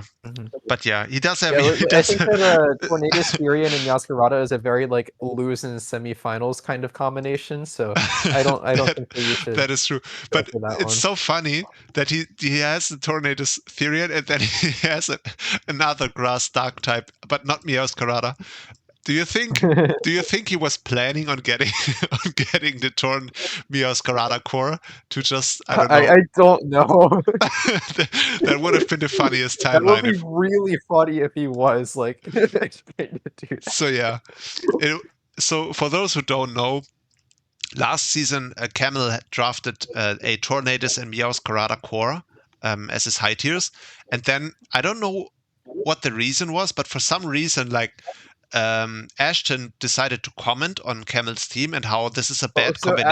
Ashton was mad because he thought that Tornadus was going to like get to him. Oh. But then I took it, and then he was like, "Yo, why did you draft Tornadus? Like, Meowscarada and Tornadus are both weak to ice." And then it became a huge debate. Yeah, and it became like it was kind of funny because like I think like all 3 of his mods were weak to Ghost and Dark or something. So I'm like, yeah, I just remembered it became a huge debate, and it actually got heated because sometimes in an argument Ashton tends to get a little bit heated, and that was one of those arguments. And it's kind of funny just seeing it would have been so funny if this season he just ended up drafting Torn T and Meowscarada. But yeah, unfortunately he only has Zarude, which is kind of so the thing about fake Ashton is when Meowscarada. an argument happens, it's like he'll start taking things really seriously, but then like if he sees something that like he gets offended by, then he'll keep saying like, "Oh, like you need to keep it civil. Like, why are you getting so mad?" Like I think literally all I said was like, "No shit, Sherlock," or something to that effect. He got like super mad about that. I'm like, bro, what? But Camel, all I said was. But Camel, you gotta put that in perspective. You are like dismissing cultural differences right now. So Ashton is Canadian, so he is only used to everyone being super polite all the time. And as soon as a difference of opinion comes up, everyone would just say sorry, and then it's like, and he's just not used to people having their own opinion and actually sticking by it. So to him, this must feel like way more confrontational than for the average person. I forgot about the culture shock. Yeah, exactly. So keep that in mind. But yeah, obviously we are just this is all love, Ashton. We do love Ashton. Yeah, of course. No, for real. I don't know if you're being sarcastic, but I'm not being sarcastic. I do love Ashton. I've known him for a long time, and I'm just joking around, of course. And it's cool to see that he was able to turn the season around in the late stages after having such a bad start. He at least got a couple of wins towards the end there. And yeah. I just think it's funny how like, when you look at like our conversations in the server, it like seems like we have beef or something, but then when we get in VC, then it like, neither of us care at all. Like, Yeah, just no, completely chill. he's a really nice guy, Ashton. Yeah. Definitely, he's one of the nicest guys actually. It's just that whenever there's tiering discussions going on, then it's like, Yeah, he gets heated. That's just the thing with him. He gets heated in discussions. All right, now that we have burned all bridges to Canada, we can move on to Pyrotech, who's a newcomer who didn't really have much success, unfortunately. And looking at the team, I can already tell why, because he has the Iron Boulder, the Iron Boomer, the most washed one in draft. So that would explain why he's been doing so badly. it was almost Any kind of comments, spooky when I Camel? played him because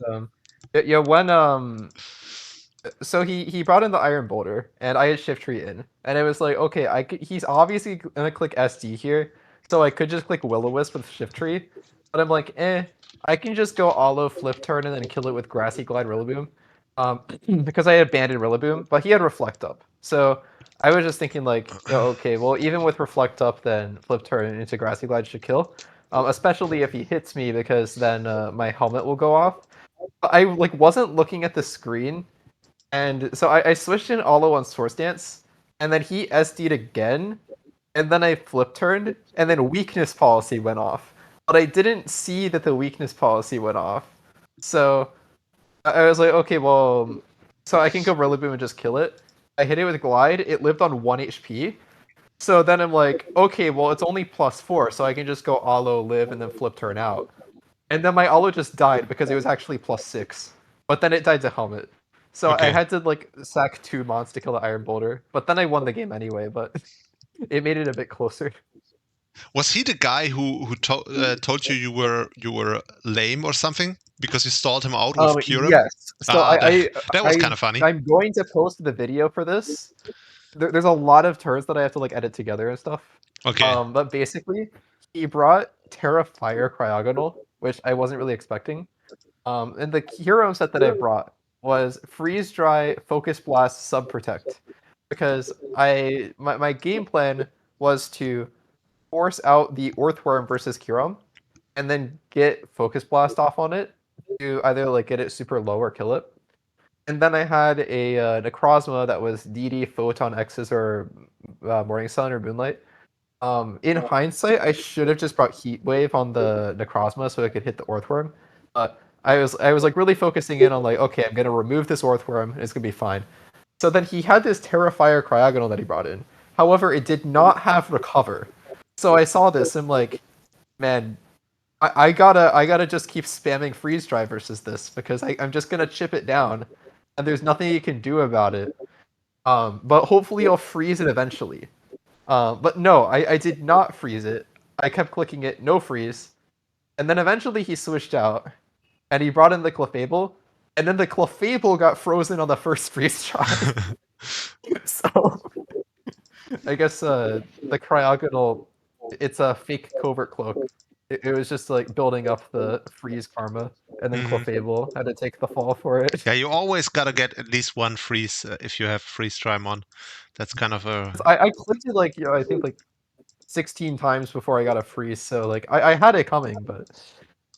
Yeah. By the way, as we're talking, Ronan, who's still somehow in this call, he's actually playing his Soul Division game. Oh wait, we should watch that. Against Jordson, against the NBA dude from the PGP roster. That's actually kind of fire. But he somehow it looks like. Speaking of Cryogonal, this Cryogonal does have Recover though. Yeah, but it's toxic. It's not regular poisoned. It's toxic. I mean, how would it get regular poison? It is Toragos, so it is spin blocking this Eldegoss. Yeah. I was just thinking of ways that Cryogonal could get regular poisoned. So someone would have to run poison powder for that to happen. And now he got this poison gas or poison jab, poison sting. You could rapid spin into a poison point mon. True. All realistic. Oh god, he just got leech seeded. Oh yeah, Dire Claw. Poison Touch, Dire Claw, Sneasler. That's the way that it gets poisoned. Wait, oh yeah, also like Overquill on this team, it can use Barb Barrage, which is 50% chance of regular poison. Oh, you are no, that's toxic, right? Barb Barrage. No, it's regular poison. Are you sure? He just switched Metagross into this Ursaluna. Yeah, it's regular poison. Okay. The only moves that can badly poison are like Poison Fang, and I think that's literally it.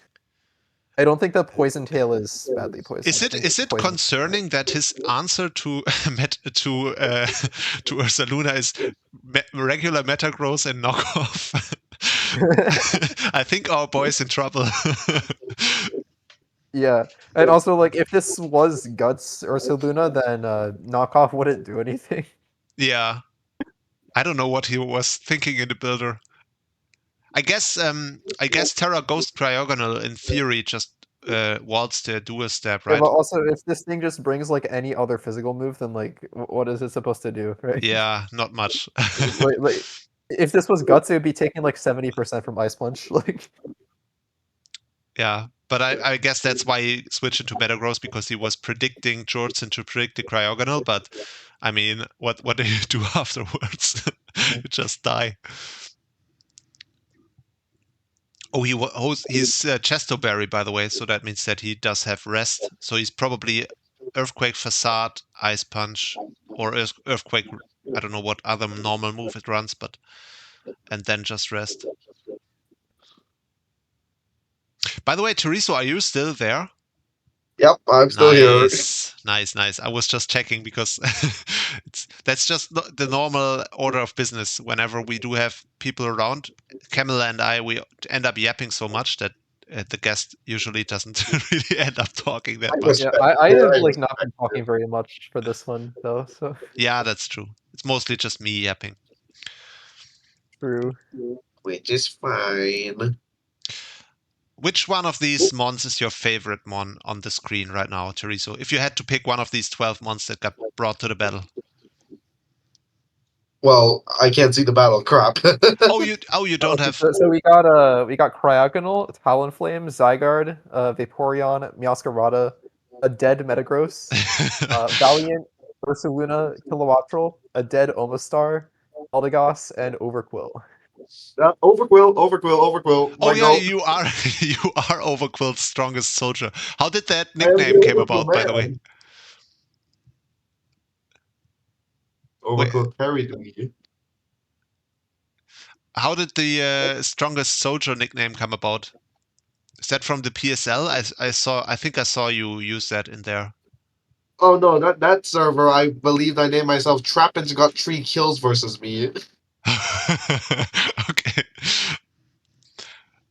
By the way, Ronansting is confirmed in trouble. He just lost his Vaporeon from 70% to apparently banded Iron Valiant. Yeah, I don't know why he didn't just switch Talonflame and gotten the instant flame body burn. I think he's over predicting Jordson to over predict. He probably thought he would just click Thunderbolt, which obviously is a move you can also click against Vaporeon. Or maybe he was expecting protective pads Valiant. Maybe, yeah, but I guess if he would like click T-Bolt, then his flame body wouldn't be of much use. But yeah, he's just getting the plays wrong. But it doesn't look like. Yeah, but also T-Bolt is not killing Vaporeon from there. No, it's not killing, definitely not. But maybe he probably just thought it would be a good mid-ground play. I guess that's my guess at least. Then again, he did reveal Spirit Break before he clicked Close Combat, so he could have at least known that it was physical, largely. Mm-hmm. But yeah, now usually if you're running mix, you're gonna want Moonblast and not Spirit Break. So exactly, yeah. As soon as you reveal Spirit Break, I think that you at least know that if it has a special move, it's not gonna be that much investment. So you could definitely bring the Talonflame in, I think. But what do I know? I am 0-8 in Wonder Division. The Zygarde, in theory, it looks pretty good because it could like sub set up on this Eldegoss, but now it's too low to do anything. I think. I was gonna say it's gonna get flinched here, but no, instead it gets the 4-hit scale shot. Yeah, but now he can just go Eldegoss, and there's not really much Ronan can do apart from just going to Talonflame. But knowing Ronan, he's probably just gonna Sakamon instead, and then go to Talonflame after. He could still win this, I think, with Talonflame. Like Jordson is now, for some reason, letting his Ursaluna get more weakened. 19% is Yeah, funny. that's I was wondering actually if this might be like superpower or something. that's actually pathetic. The pathetic damage. But if this Ursaluna gets lower, then I think Talonflame has a chance to win this game late game, because I mean, this is in range of Meowscarada, so. But there is an Overquill that's alive, which Meowscarada like has literally nothing to. But it can weaken it, right? So I'm just thinking late game. If he somehow gets this Overquill weakened, then he could be in a position late game where the Talonflame can still bring it back. But yeah. I think if we had rocks up, this would be a different story, because then like U-turn plus rocks could chip Overquill fast enough. But I don't know. I mean, he does have Hurricane on the Talonflame, and he might actually be Gale Wings as well. I mean, he is the Hurricane God, so he may just confuse everything. Yeah, Hurricane is actually good because like he only needs to weaken this Ursaluna a little bit more, and then he just wins with the Talonflame. Because Overquill doesn't beat it 1-on-1, I don't think. It will probably 2-hit KO with Hurricane. He just needs to hit them all, and then I think he has a good chance to win this match. See, maybe if he gets some freezes with Cryogunner, then. No, I don't think he needs it. Like, what does he switch into Freeze Dry here? He doesn't really switch anything in. Yeah, I don't think this takes 2. Yeah. Well, it would have taken 2 freeze dries, but it doesn't take 2 ice beams. Yeah, but ice move, whatever. Yeah. And then it depends. I think it depends on like this Ursaluna with the revealed moves, and we know Rest is probably the last move. It can't really hit the Talonflame that hard, like unless it has like Body Slam as the last move, maybe. I don't think it will be Stone Edge. It may be Return. Does it get returned? Okay, yeah, then it's probably returned. Yeah, because Ursaring gets returned, and then it can. Oh, right. Makes sense. Yeah. So wait, actually, wait. No, I don't think. Wait, actually, no. It should by Natax rules. Yeah, because if you think about it, like you can only get return in like Gen 7 and earlier, and then if you transfer it up, but it would still technically learn return. So you think Ronan switches into Talonflame here, or will he just sack another mon? I don't know. Because this is clicking. It's clicking knockoff now. He may stay in here, but he's clicking knockoff now. He could switch into Meowscarada if he's a real one. If he's like a. And I would probably go Talonflame here. Like, what is this thing gonna do? Hit me with liquidation? It might. I don't know. Like liquidation? No, it's not free to click. But yeah, it's an interesting turn. Like he can still win this with Talonflame. Oh, he stays in. I don't know. I thought that he would. Yeah, like, I also thought he would. There, the problem is this Meowscarada. It's getting so hard walled by this Overquill. So he really. What invest does Talonflame have? I don't remember how much the previous Hurricane did. I don't know. 37% to kill. I feel like that's a lot, right? Yeah, that is a lot. It's probably specs. It's Gale Wings specs probably. Is what I suspect it might be. Mm-hmm. And then it really is then it probably wins the game. I think. Because it probably kills. Well, it depends on how much you miss. Yeah, exactly. Sorry, yeah, that obviously. But yeah, just assuming it hits everything, it probably wins. Because I think that should kill the Ursaluna, because it's not Assault Vest. And it probably also kills Overquill, because Overquill has fake special defense. No, there's no way that Overquill dies in one. You don't think so? I bet. There's the first miss. Okay. Because this is definitely bulky Overquill for the Meow, so. Yeah. Oh, no way. This is tragic. But he should still outspeed everything. So maybe he can get the third one to hit. Right. Oh no. Oh, that's a shame. Yeah, never lucky, never lucky. So it was not specs. Yeah. Yeah, I didn't think that was specs because like Kilowatch was just like frail. I feel like if it was specs T-Flame, then Kilowatch was definitely getting 2-hit KO'd by that. Yeah, but I think then Okay, question is, can Meowscarada solo? I feel Okay, like so let's Theorycraft. What is the required Meowscarada set for this to win? does it get like some I don't know. I don't think there is one, to be honest. Maybe if it's it doesn't get sword stance, right? No, it gets Hone Claws. Does Wait, it get yeah, like it does get Hone Claws. weakness policy for Barb Barrage and then Okay, a special I move? think this Meowscarada needs to be Mud Slap. Yeah, weakness policy Mud Slap. Well, not Nasty- even Mud. He's nasty It needs plot. to it's plot. Oh no! Oh come on! This sucks. I mean, it's not like plot was actually gonna kill Overquil. Does But- it kill with Mud Slap? Well, Slap is 20 base power. Oh, it's Giga Drain. I mean, no, it can't do anything to Valiant, But sadly. the whole thing with Mud Slap is that you got to get the accuracy drop and then just dodge every move. That would have been the win con. But yeah, GG's. Another W for the NBA. That para actually lost me the game because I won if I didn't get Parrot. That's Wait, so Ah. how did you hit Overquil though? I have power gem, so I do like that's definitely a 2-shot, and I can Giga Drain into power gem to kill, and he doesn't kill me, guaranteed with whatever he does. And he can't be Scarf on his Valiant because it OHKO'd my FOP. If he was Scarf and he was Adamant Scarf, then I'm just going to shoot my PC because he had a 6.3 chance to kill me then, which sucks on my FOP. Okay, so was the Meow just like max special attack? Yeah, Timid. yeah. That was actually that would have been insanely funny if you turn it around with that. But also you should learn to hit a hurricane. I mean, Giga Drain into Power Gem is always a kill, so that's tough. That is tough. Wait. Unfortunate. Is it? I mean, So not what to I'm- max HP. It is. Power Gem does like 80%. Wait, that's Protein. Never mind. Yeah, no, you gotta take off the program. Yeah. And I have to. Yeah, it depends on his Overquill set. Yeah, actually.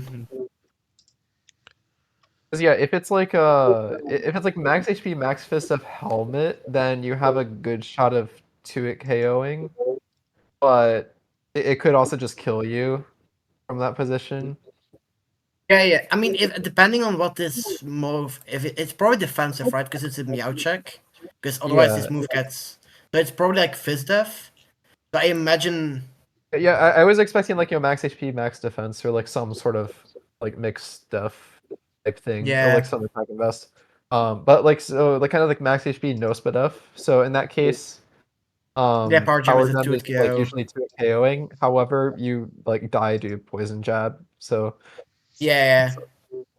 I probably lost anyway. The Hurricane misses were rough. If I hit both, I won. But that's Hurricane. Yeah. I should have U-turned on that position, but I really thought he would stay in with his Vel. Because it doesn't do anything. I was like, oh, he's just sacking Vel here and then go into the Overquill or the Ursa and just kill me. Oh, Yeah. well. it's fine. If you U-turned, you would have just missed the Hurricane versus Valiant anyway. So Yeah, I think if you hit every hurricane, you probably win. What was the item on Talonflame?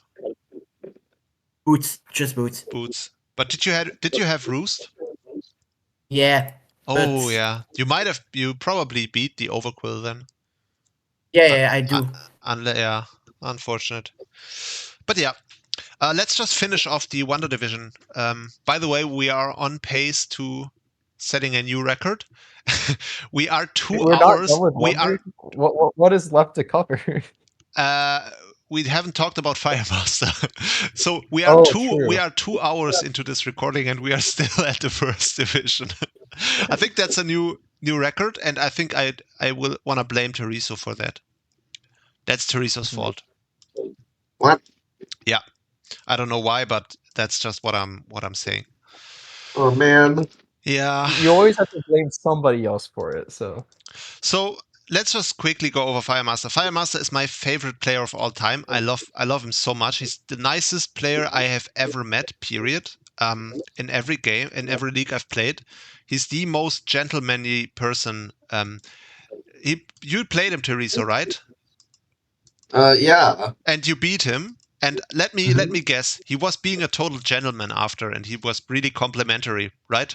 Yes. He always is. That's what he's like. He's the nicest dude you can ever meet. So, I can believe it. yeah.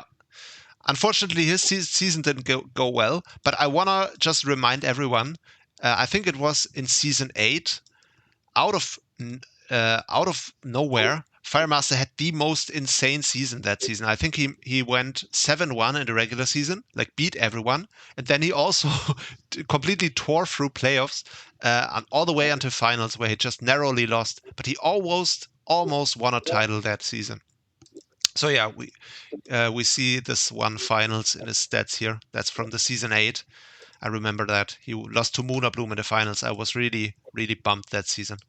He's just a great guy, Firemaster, and he always drafts really bulky teams.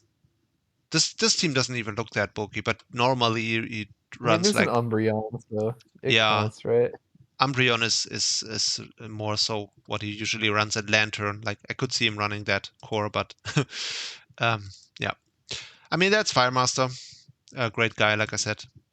Hope he does well. And then on the 8th place, we do have this guy Trannel, probably the worst player in the league, which is shown by his 0-8 record. And yeah, I played one match. Before that, we had Delphine Squared, who unfortunately he didn't have a good season himself.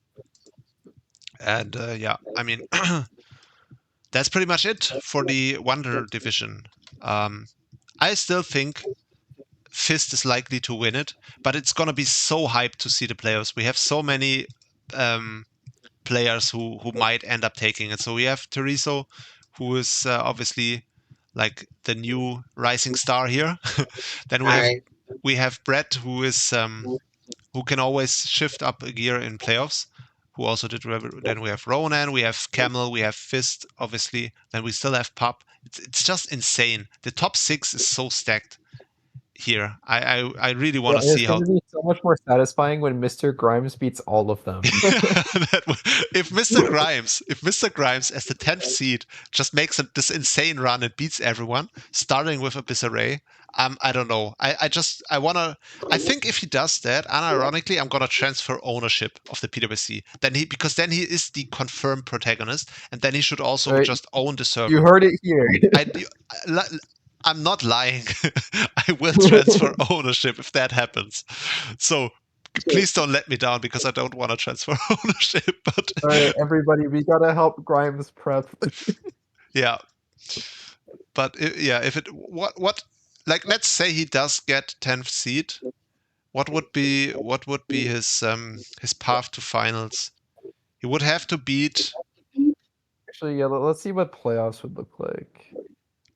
It really depends on if Abyssarray wins today, because then he would either have to play Pup or Abyssarray in the round 1, and then he would be with the 2nd seed, which is. He has to play a second, so everything can still change, man. All these seeds are not locked in yet, because it depends on Teriso Fist game, and then it depends on if Abyssarray wins or not. Can't really say it right now, but it would be insane. Will always be either Teriso or Bread.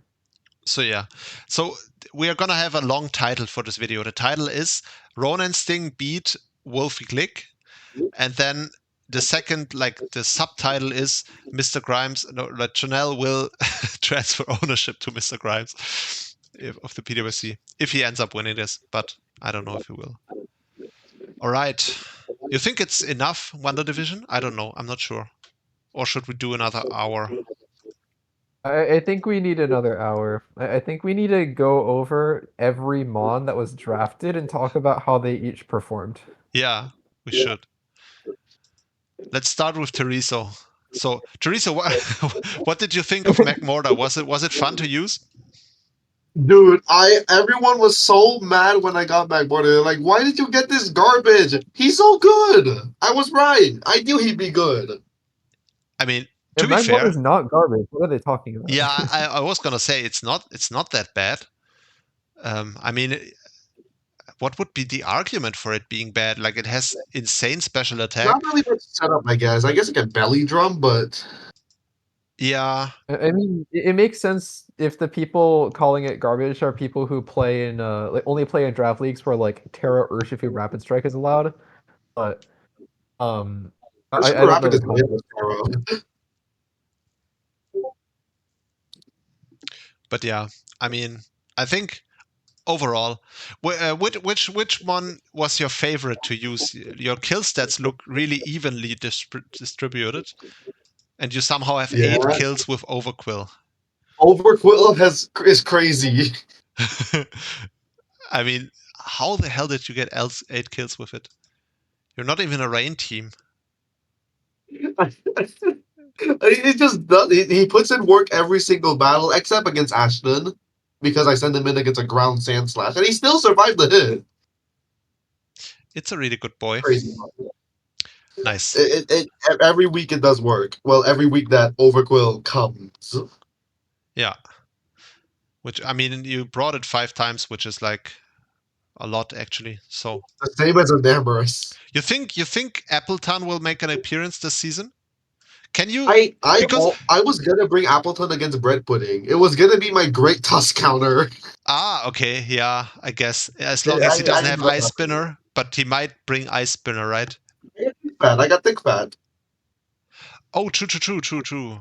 Yeah, that's not. But the it's worst. also You garbage. gotta run a ripen Yachi berry for the times 4. I think at that Wait, point, if you're a Yachi Berry, then close combat is stronger anyway. So. but I want Thick Fat Yeah. for the Ogrepon because Ogrepon 6-0s me. Oh, true. Yeah. But yeah, this team overall, it looks pretty strong. I don't like to toot my own horn, but I definitely think it's the best team in the entire league. No one, just saying. It's just the top 3. Like, ignoring the McMortar, I think it is actually a good signature. But just looking at the top 3, I don't know which team has answers to all 3 of those at the same time. Dragapult, Enamorous, and Ogerpon Wellspring. Those are like 3 insane mons. And then you do have like Jirachi and Milotic. That's also a very good like core to pivot with. The only thing I could see is like your ground answers, like. Yeah, that's why I got Appleton for ground switches. Yeah, but it's a. Do I have to mention that you brought Appleton 0 times because it's Well, I Appleton? haven't had to, but it's come to like kind of help with that. I did notice this with the team. Bad Yeah. against ground. Why do you think I lose the Great Tusk? Yeah. The ground answer is just to switch to Specs Enam on the EQ every time. Just Yeah. don't get it wrong. The difference is that your ground was a Gliscor. I can't switch into Great Tusk. Yeah. Yeah. Camel should just be dual dance Gliscor next time you guys play, and then. Oh, I I'm was gonna fully bring, ready to get I was ready. Poison Jab. And I was going to be sad when it happened. No, you have to be like a dual dance and then EQ and dual wing beat and just win. I can bring Gunk Shot Gliscor. That should No, you kill just it, right? need EQ and dual wing beat. That's all you need. Like the resists die and enamorous is enamorous, so everything just dies if you do that. How will I hit the what was the Koba Berry Ripen Appleton? Yeah, I guess you just lose then. So I'm sorry. Mhm. But yeah. So I think did we mention Appleton versus Ogerpon Hearthflame? Because Hearthflame is Mold Breaker, so it just ignores the thick fed anyway. Right. yeah, I true. think I do that to 2-hit KO, but that's not like that's help. It's not like Appleton's beating it. Yeah. Also, you're weak to U-turn, which is no. If they bring U-turn against me, I think I'm actually okay because then the Dragon Ball can revenge kill it. True, because it needs the knockoff, yeah. Yeah, I was scared of like Trailblaze, Swords Dance. The issue is they need a lot of coverage against me. They need Trailblaze, Swords Dance, Horn Leech, Stomping Tantrum, Knockoff, Play Rough, etc. yeah. Yeah. But getting a Swords Dance and a Trailblaze off is like I don't know. I feel always like say that. They always do, but I don't think it's that difficult. Or am I just crazy? I mean, like, it kind of means like, it can get in a position where like you kind of have to like sack mons to it. Otherwise, like, if you switch on the SD, then you could just lose. But honestly, I feel like people just like really over prep for SD and then just end up losing to like just U-turn, knockoff, casual grass move, I think or that's the like difference between me and a lot of tantrum players. or Like, whatever coverage it needs. I've brought the same Wellspring every week, I think. Well, same idea. Always Swords Dance, similar EV spread, similar move sets. You know what we should do? What? Since this is gonna release after the season is over anyway, we should just you should tell us which team you bring against Fist now that you play in like an I was hour. actually kind of wanting to do that. So wait, let me just open the matchup. Teriso week 8. I'm just opening it in the interactive prep doc, and let me guess what you Camel. You should open the interactive doc, and just we should guess what he brings, and then see if we can get it right. All right. Well, I'll go first. I think he's gonna bring Mag Mortar. okay. I will make the next tough guess. I think he might bring the Dragapult, even though I'm. Wait, let me just check. I don't if it's true. know.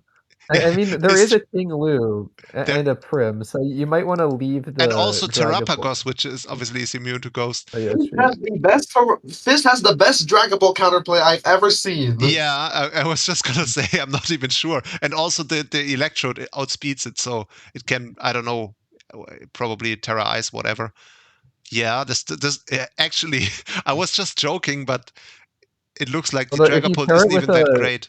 Doom Desire Jirachi, then you might be able to pressure the team pretty well. So I wouldn't even make the call that the Dragapult necessarily comes, but just looking at it, what the hell is Fist's Fairy Resist? He just clicks Moonblast again, like every week. It's Muck. Surely Muck can just solo the Right. Enamorous, Earth Power. Earth Power is not really, not real. But yeah, I mean, definitely. So we have McMurder, we have Enamorous. So those two are definitely there. Then also the Ogerpon. Oh, the Ogerpon completely destroys him. Okay. I was gonna say that. Like, yeah. I mean, a lot of mons look really good here. Yeah, I don't think the Dragapult necessarily even comes to this match. I think he definitely brings Enom and he brings Ogerpon. Obviously, he needs to bring the McMurder. Then do we bring the Piloswine? Good question. He I might bring the bring Piloswine. Piloswine. I'm not sure about this. I mean, it's good, obviously, against Garchomp. It's also good for Raging Bull just to have a Volt blocker. Right. Yeah, it's not impossible. I think we can. I don't think we will see the Appleton. Definitely not, because it's not really I also amazing. don't think we will see Colossal. Colossal, we can also. Yeah, we can pretty much rule it out. To every single mon in this team. I know, Talonflame, hello. It beats Talonflame. Well, if it's Gen 6, then it would be a natural gift. Yeah, but it does. But so he could just because everything loses to Talonflame. I think Teriso brings Colossal just to beat Talonflame. No, that's a joke, obviously. All right, so Colossal and Appleton are out. Maybe he brings. I think he brings Piloswine just because it's cool. Does he need Milo? He kind of needs Milo for the Primarina. Right? What else does he do against Primarina? I mean, you can use like a bulky Jirachi for that. 'Cause, Probably. like between Jirachi and Water Absorb on Ogre, then you can kind of. But the problem with Bulky Jirachi is he does have Tinglu and Garchomp. And it also kind of gets set up on by Terrapagos. So I do think he definitely brings the Milo, because Milo you don't get set up on because you can run Encore. I was unironically thinking about running Doom Desire. I don't like I wouldn't count on that, but it is pretty funny. I definitely think Milo comes just because it's decent against everything. It's good against Talonflame, Cobalion, depending Mesprit, I don't know. It can switch into Primarina and slow pivot if it runs minus speed nature. Maybe, I'm not sure actually. It's good against Tinglu, it's good against Garchomp, it's decent against Terrapagos, and I guess it gets styled on by Raging Gold and Electrode. But I still think he brings it definitely, because it's not. Yeah, I mean, like, either is fine. It's just like, you kind of have to run boots on it, I guess. Like, So- honestly, the main thing that throws me off about this team is that there's absolutely no removal except for Colossal. Does Enam get Defog? Nope. No. Oh, it doesn't. Hasn't been an issue the whole season. I have 2 Pokemon that are item blocked: Ogerpon and Piloswine. Oh boy. True. So yeah, that looks like a potential issue, and even especially against like him having Terrapagos, Garchomp, Tinglu, Mesprit, Cobalion. He's got like 17 rockers. So yeah, that might be an issue. They should give Overquell like Rapid Spin or something. Yeah. Dude. Okay. So I think the real one is I want them to give Alolan Muck Tidy Up. Because like it's a janitor. Okay, it makes so much sense. My final roster for this match for Chorizo, official prediction time. I think what's coming is, I think Dragapult stays home. I think it's Magmortar, Inamoras, Ogerpon, Jirachi, Milo, and Piloswine. Am I right or am I right? One mod was wrong. Yeah, I feel like Dragapult could come over something. I guess either Jirachi or Milo, probably. Maybe the answer was Milo. Milo, you didn't bring Milo. Right. Okay. Yeah, that's what I was thinking at first. Like, my thing would have been I'd leave the Milo home because, like, you don't really need it for anything, and you don't really want to like flip a lot of the stuff either. So I think my thought was just, you can flip turn if you run minus speed nature. I guess you don't really flip turn on Tinglu still. I need minus speed nature and negative IVs. Now that would work. It does work, but what do I bring in? I mean, I was just thinking, like, your game plan is basically, oops, I just destroyed the dock. Your game plan is basically just spam with bring in either Inamoras or Ogerpon, and just like, he doesn't have anything for those guys. Yeah, my game plan centers around get damage on Primarina, Terrapagos, and get a Trailblazer with Ogerpon Wellspring. I have a tech on Dragapult. My tech is Nightshade. Okay. Yeah, I think just you gotta run that set damage only Pult where you got Nightshade Infestation. I almost brought Infestation. Yeah, Infestation Pult is a classic. But yeah, I don't think Pult looks good in this matchup. It doesn't. Yeah, that's why I thought you might just leave it home. It's not good by Pult standards, but it is still Pult.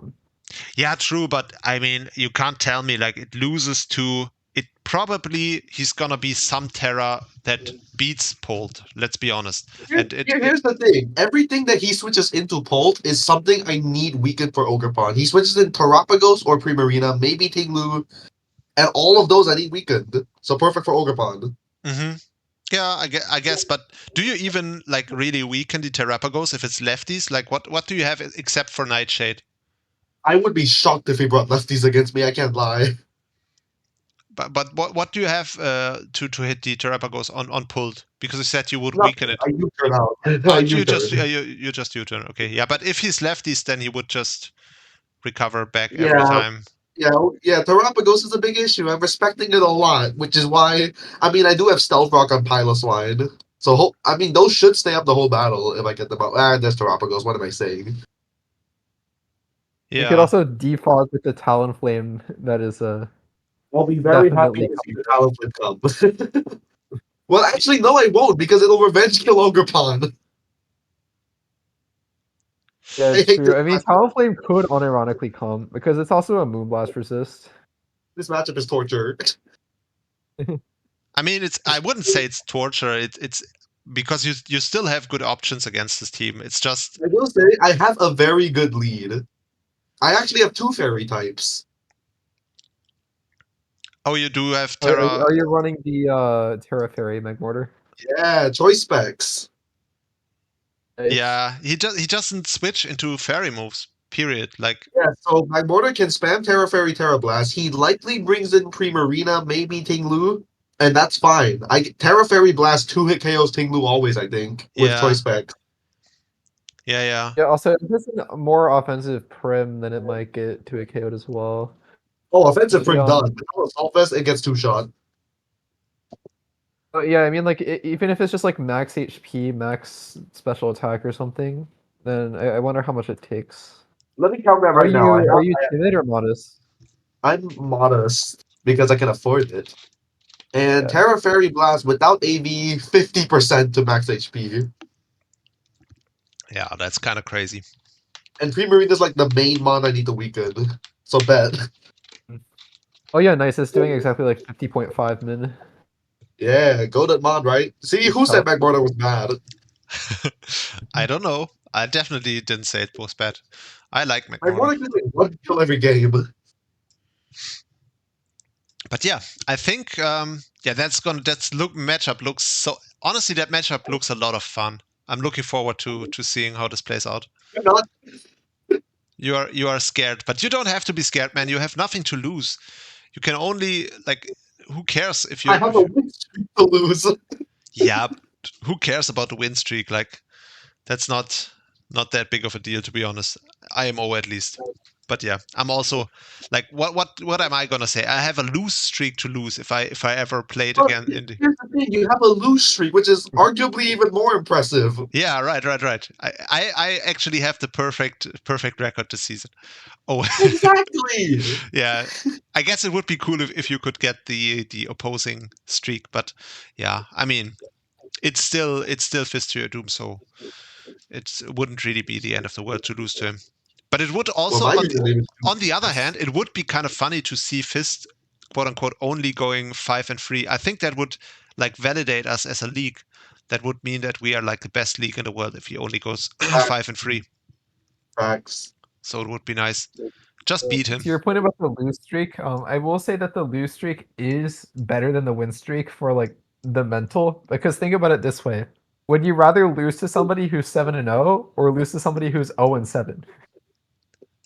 Like losing to the guy who's 0-7 is so much more intimidating.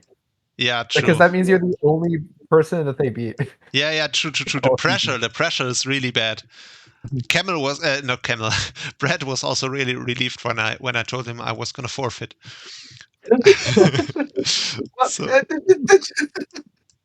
So yeah. Anyway, do you think, guys? Okay, at this point we are like 2 hours 10 minutes, and we are still at Wonder Division. I don't think we are gonna finish it, guys. I'm not sure. Whoa, really?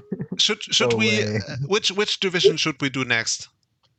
I mean, we did reverse order last time, so should we go sacred this time? Okay. Just final. Who do you think wins Wonder Division? Make a prediction. I think we did that last time, but Teresa, we need your prediction. Do you win Bread it? pudding. Bread pudding. Interesting. Yep. Interesting. Yeah, I could definitely see it just because Brett probably starts prepping in playoffs, and I could definitely see that happening. That would be interesting. I would love, because Brett has never won a PWC title yet, but would be cool to see him win his first one this season. Mm-hmm. All right. With that, I'm gonna finally close the Wonder Division doc, and then. Can I say it? So, Sacred Division. We should definitely not spend that much time on here, but so Sacred Division is the we only. don't need to spend too much time on here. My season was so tragic. Sacred Division We are is past you. I am in playoffs. right. Sacred Division is the only division that actually at this point already has all the matches played. So it's the only set in stone standings that we do have. And yeah, we do basically like the theme of the season is the power creep really hit hard. If you look at who's on top, it's basically all the guys who came in through PGP. It's the NBA dudes, like Nahima went completely insane. Asi, who's also new to the league from NBA. And then even Polytoshark, who lost, who went 0-4 in the first 4 matches, somehow completely went insane in the later half of the season, won every single match, and now he even made top 6, which is like completely insane. Like this, you have to say You're it is. welcome for that one, by the way. Yeah, I was gonna say this is like purely due to Camel sabotage, but it's still impressive. Like Yeah. to make such Yeah, a. yeah. We'll just say that me throwing that game was completely intentional. I mean, it was definitely because you knew you had to know that this puts me out of the top 6. Ignore that if you won this, then you would have put me out of the top 6. But for now, I'm gonna just call sabotage. Like if you lose, why do you have to lose by this much? This is just honestly insulting. But yeah. Anyway. Well, actually, it's Cliff Abel's fault for getting flinched by Ironhead. Right. Okay, so yeah, like I said, we do have Nahima doing well. We do have Asi, we do have Sorbs, who also did kind of well, also in the top 6. He's from our finals opponent in the PGP, the NPDL. So yeah, all the newcomers pretty much did well. We had a huge power creep. Then you had on the bottom end of the standings, you also have exactly who you'd expect there, with ES and StarvinPig. And yeah, then like the best out of the PGP roster this season was Cadillacs, who had a good season with his insanely scary Arctovish. And yeah, I don't know.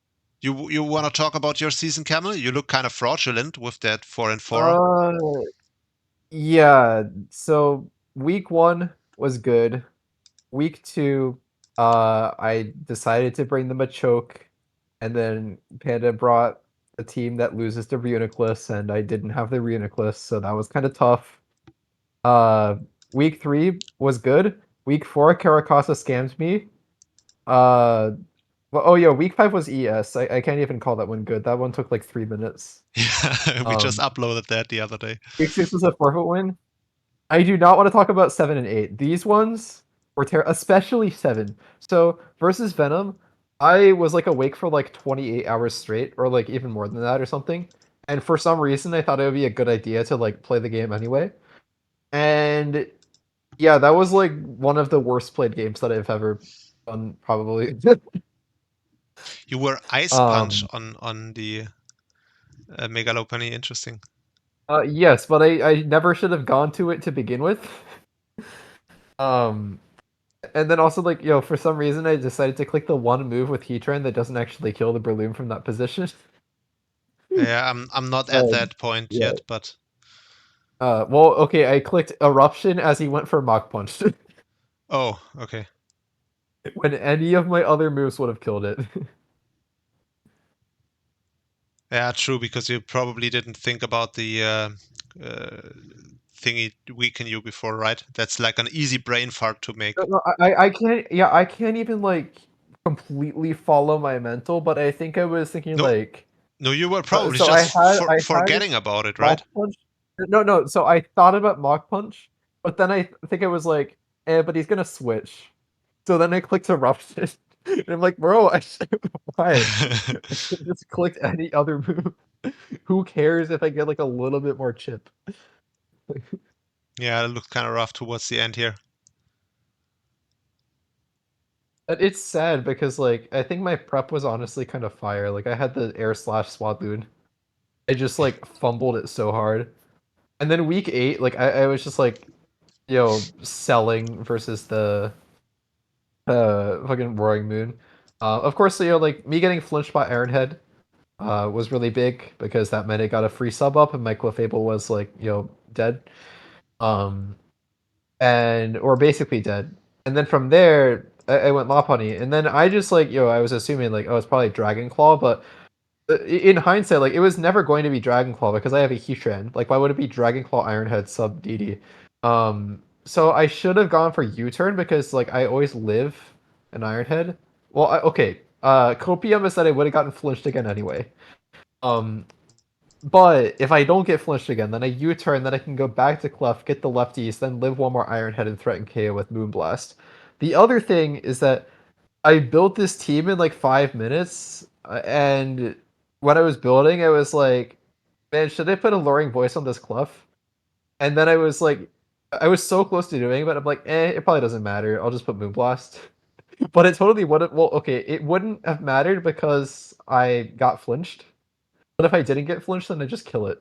So yeah. And then there were some other things I could have done in the end game to like not like completely lose to the Roaring Moon, but I don't think it really would have mattered that much from that point. Yeah, you don't have to mostly sugarcoat the fact that you just wanted to sabotage to kick me out of round one playoffs. That's it's true. That's definitely the reason. Yeah.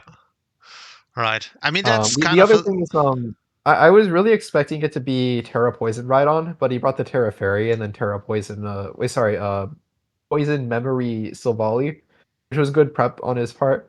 On the Torn T, I brought Psychic. I'm expecting it to be like Terra Poison, but if I had brought like Sludge Wave or Sludge Bomb, then I would have been better off in the early game. But yeah, it was mostly just the whole Roaring Moon thing. I think if that didn't happen, then I was probably fine for that game because Reuniclus from that position can like break. So it would have been more funny if you if this substitute was like passed by a baton pass and then you lost to it. That would have been that would have been the ultimate funny if he had been like, I don't know if he gets like a baton pass mon. I don't know if Silvally gets it. If he had like sub pass Silvally.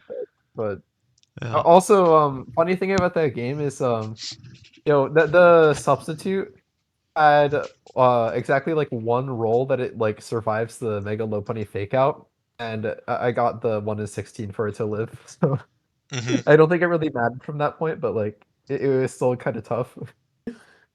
Right. Yeah, I mean, I don't think, like you said, at that point, after the flinch, I don't think anything really mattered. But oh no, after the flinch, I still could have gone for U-turn and salvaged it, but like it still would have been tough, but I would have still had like a chance. Like I would have at least forced it out or gotten the kill. But yeah, but if I didn't get flinched, then that would have been a very different game.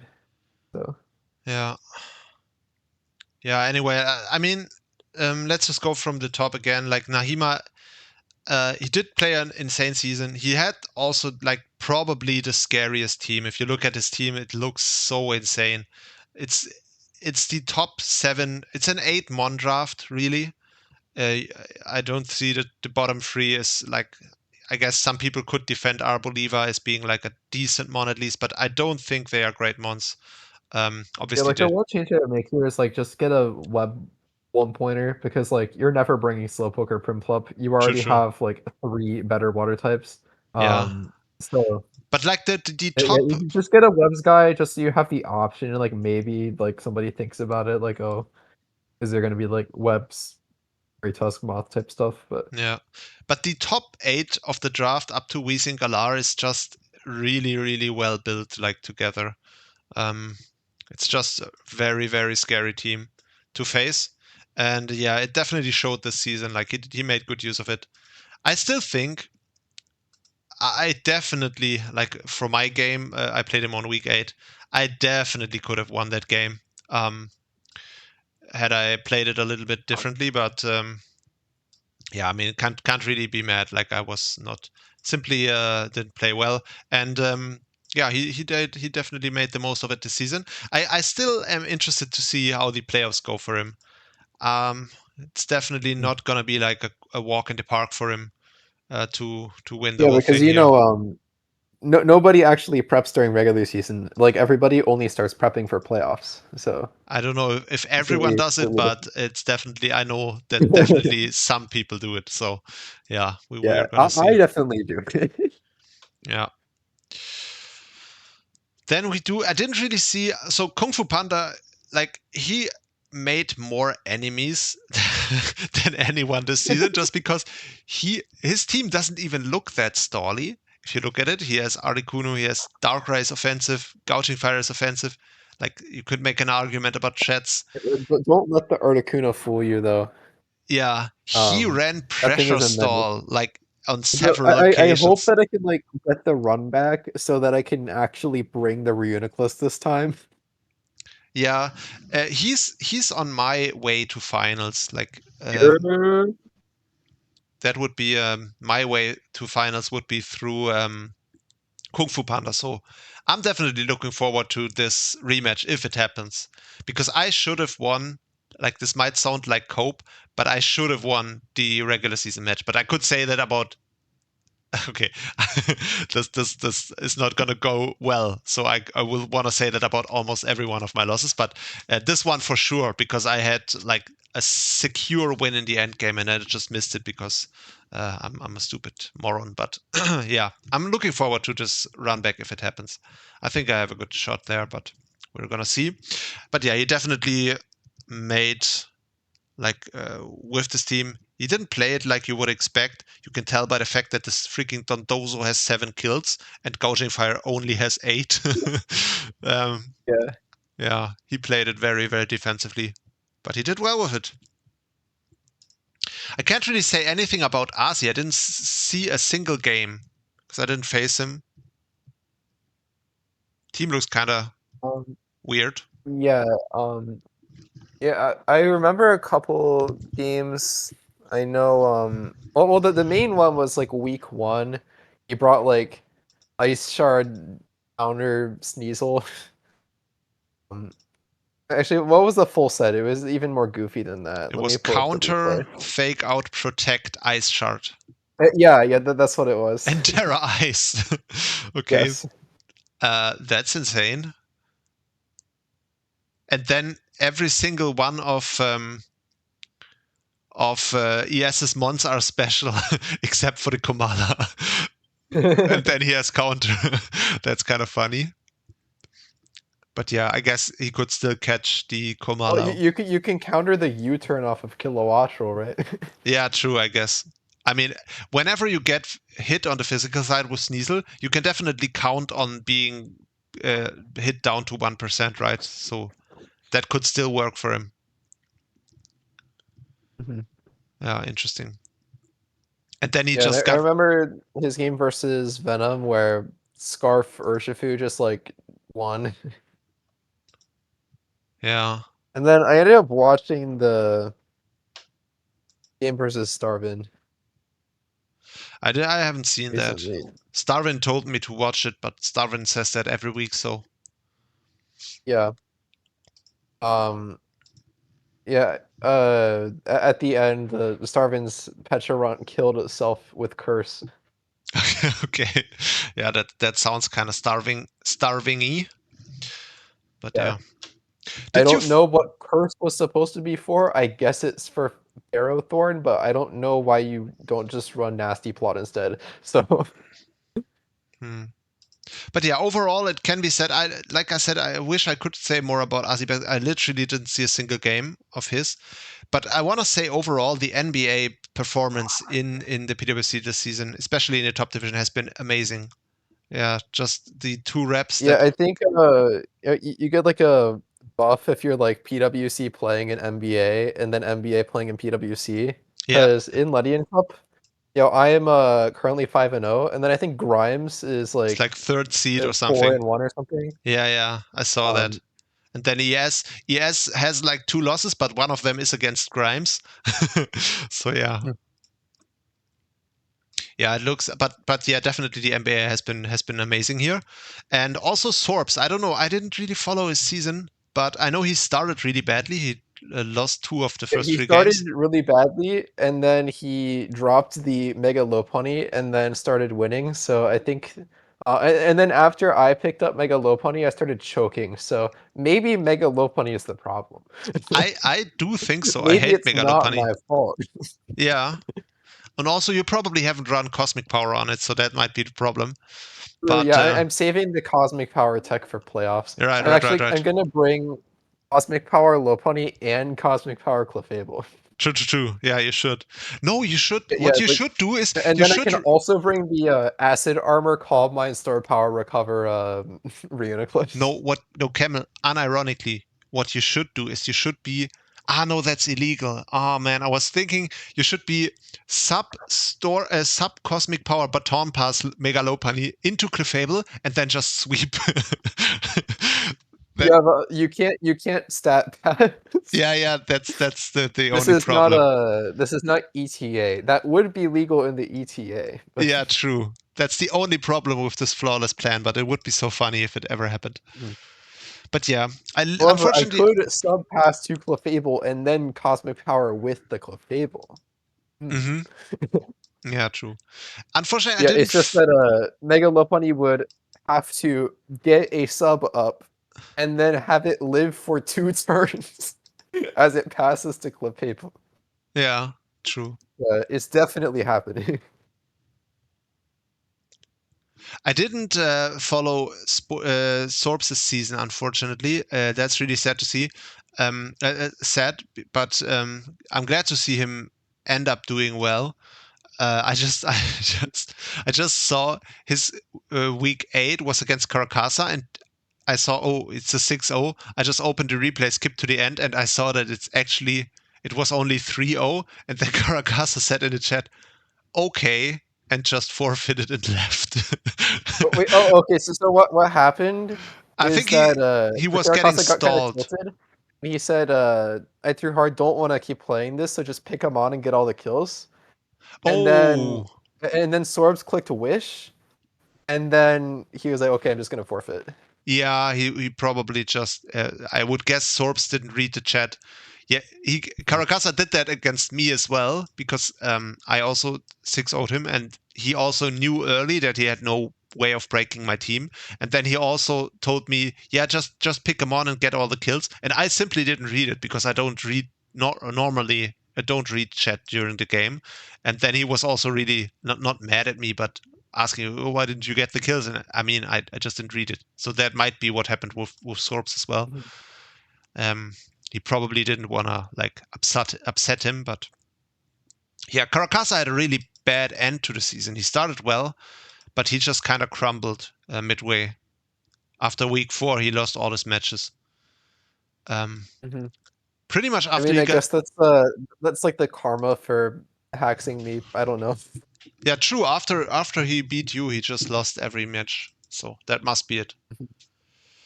I actually cursed him after that game. Yeah. Polido Shark, like I said, amazing comeback into the season. Really cool to see. I wonder if he's gonna make a big playoffs run as well. He does get to skip round 1, which is really upsetting for me, because that means that I have to play it.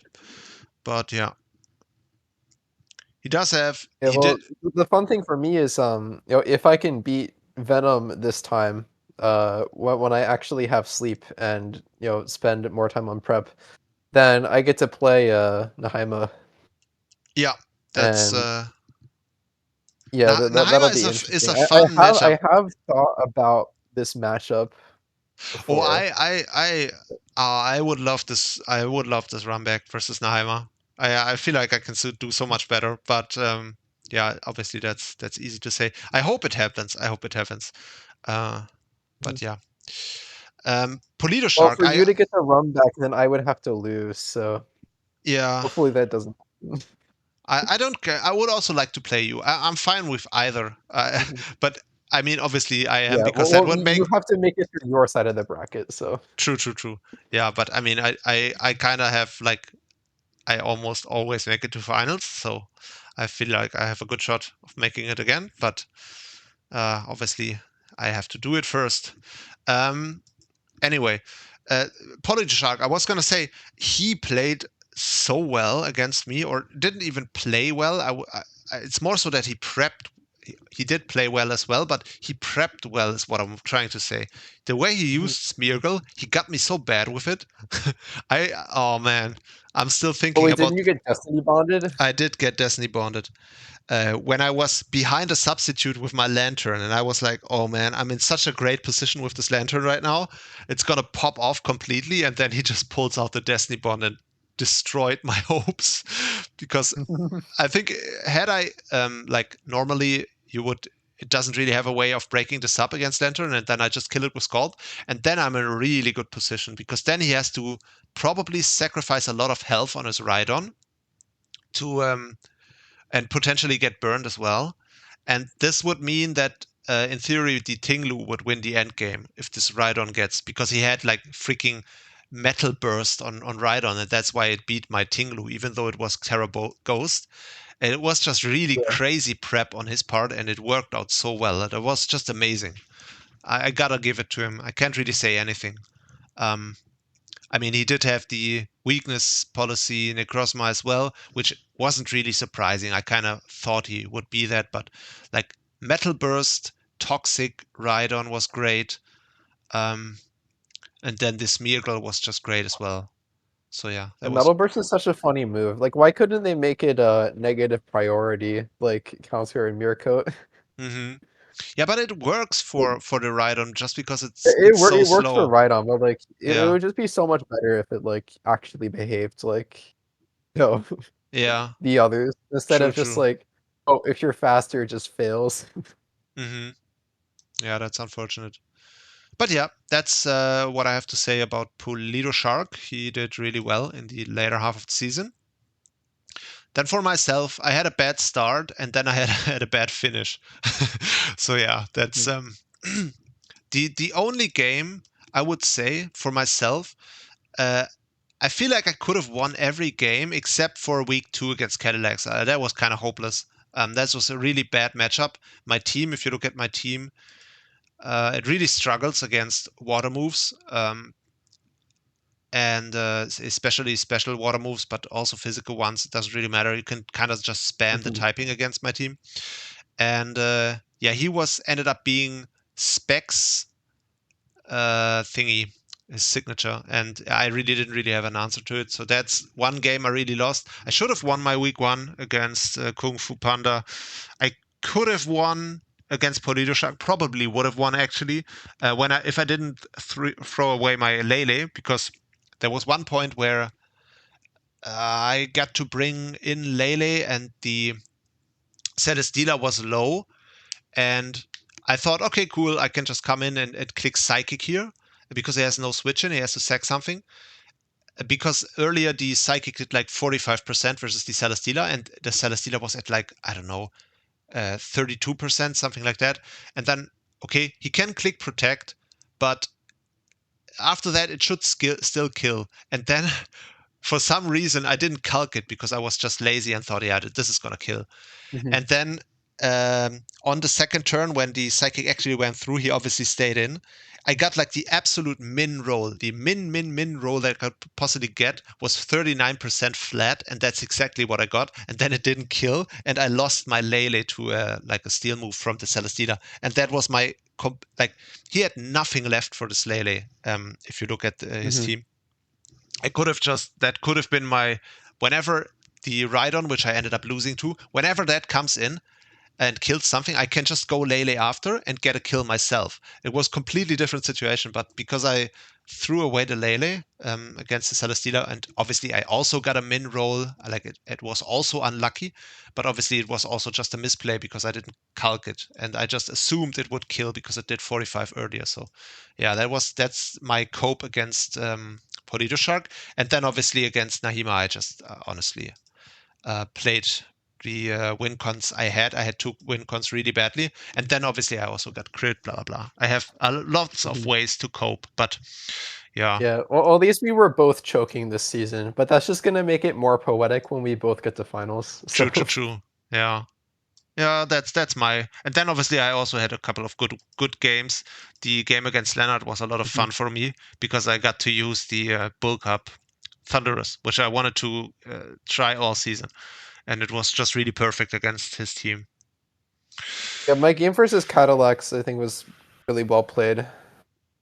Wanna watch it? Except for like there was like week 3. I think that there was one thing that I could have done better, which was like, well, it was mostly like a prep thing where I got greedy and ran Adamant Zard. But he expected me to be greedy, and then he brought like Jolly Arctivish, Hmm. and yeah. So then like when I went for the DD with it, and then just died. When really the safer play would have just been to go for damage instead of DDing. But I still won the end game. Like it just made the end game more interesting. Hmm. Yeah, I'm just But watching yeah, through like it. I should. all of my games like that I lost, I was kind of disappointed in myself, except for versus Caracasa where I just got robbed. Even then, like even that game I could have played better and still won. Like man, if I still won that game, even despite all of the hacks that happened, that would have been insane. But yeah, unfortunately, that's not how things turned out. But we made playoffs. That's all that matters. That So. is true. That is true. Even though it would have been nice to skip round 1, obviously, but it's still better than nothing. I want to say I was really happy when you lost to Caracasa, just because I thought it was so funny that you lost to Terra Flying Scyther 2 times in a row. That was kind of funny. Yeah. Oh yeah, I'm just watching through the Cadillacs game, and it's amazing to see the Reuniclus pop off. Mm-hmm. That's kind of fun. Yeah, Reuniclus is the GOAT. Like, I was, like, I really wanted Reuniclus this season because I haven't used him in a while. And when it was on round 3 and I had Torrent, and I saw that Mew was still undrafted, and I was so close to just getting Mew, Hmm. but I'm like, nah, I want to use Reuniclus.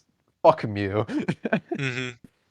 Yeah, So, Mew is so tempting whenever it's still around, Mhm. just because it's one of the best mons in draft, at least in my opinion. Yeah, like, I think that Mew definitely like would have been the correct choice if I wanted to just like completely pivot on my build, but I wanted to use Reuniclus, so Hmm. I just stuck with it, and it paid off. I mean, Reuniclus has done well in every game, even the ones that I threw. So Yeah, and definitely like watching through this game against Cadillacs, it's basically all Reuniclus, like soloing the opponent. That's really cool to see. Yep.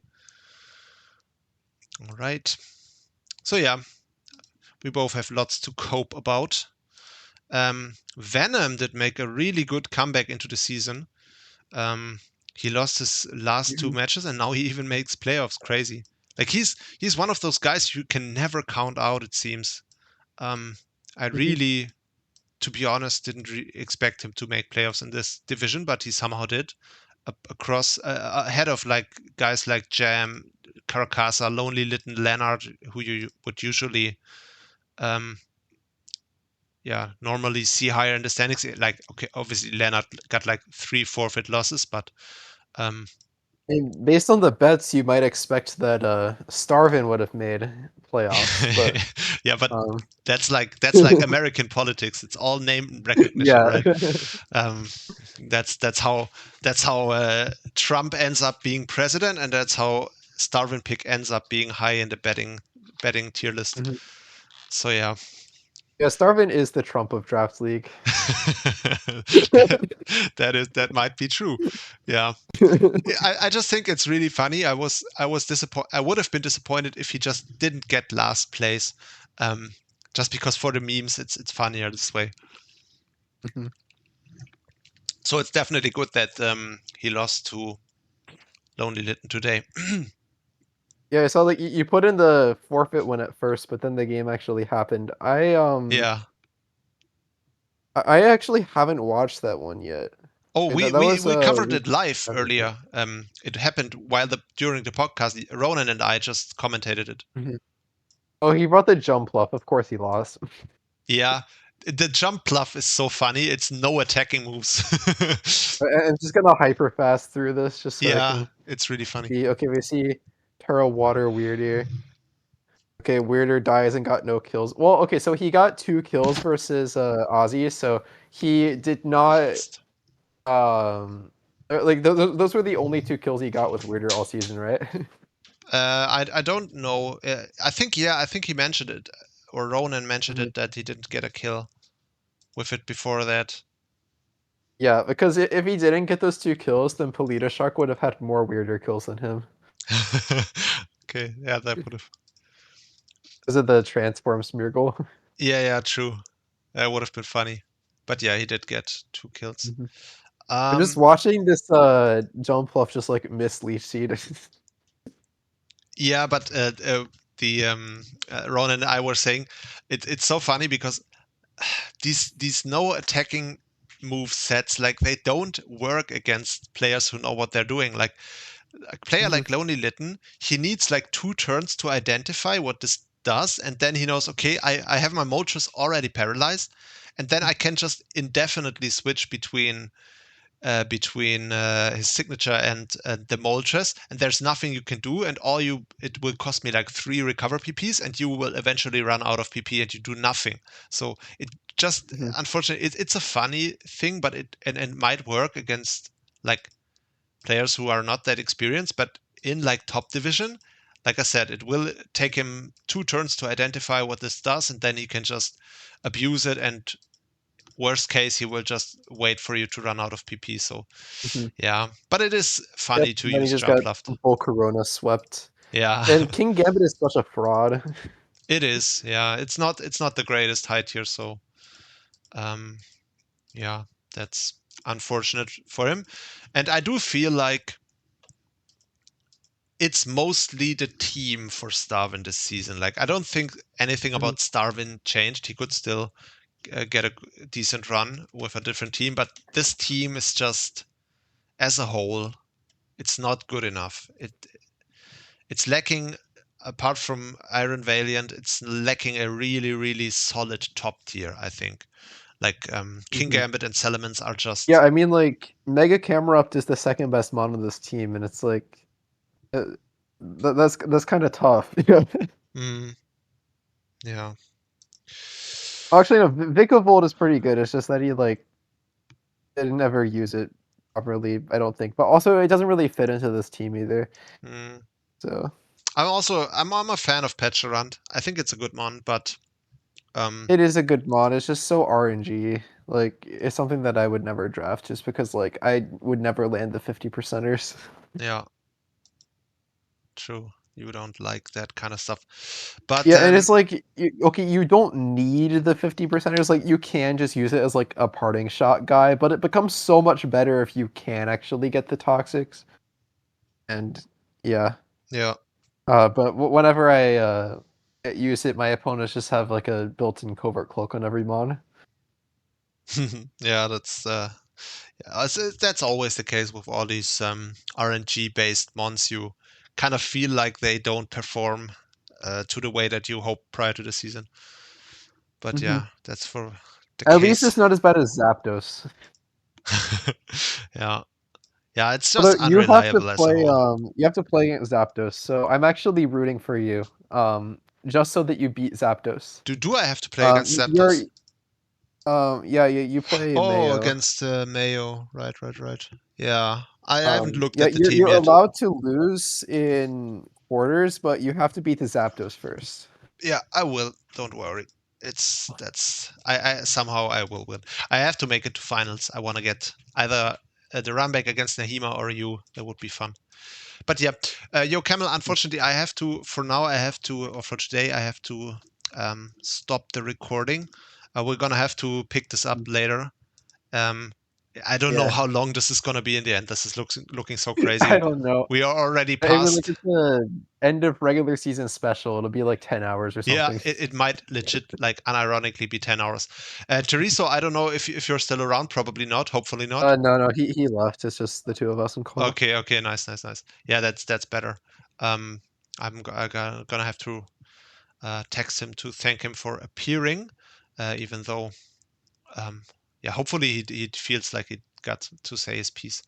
But yeah. Maybe we can get some more guests on for the other divisions when we cover them in the next part. We can only have one guest. We can't have more than one because... Oh, yeah. We definitely shouldn't do a repeat of the last time because that was just, like, way too chaotic. Yeah, even this time with Ronan and Tereso, it was tough Yeah. for everyone to Yeah, speak. but when we had Hiroki on, that was cool. Yeah, that was fun. Just We had having one person on to talk about their division. right. Yeah, that would be fine. And yeah, we're just gonna talk about how we're gonna do it. It's probably gonna release next weekend. Let's be realistic. I don't think it will release before that. But yeah. All right. Okay. Cool. Nice. Thank you for joining again, and we'll talk.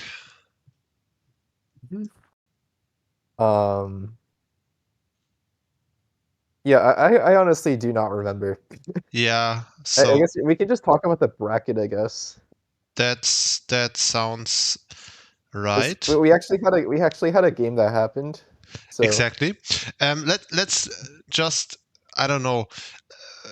Let's talk about how I'm still at the standings currently. So let's just talk generally about the season in Sacred Division. I gotta say that before the season started, we thought that we might have the strongest division we ever had, just because we had many people coming into the league new from PGP, and a lot of them we thought were pretty strong.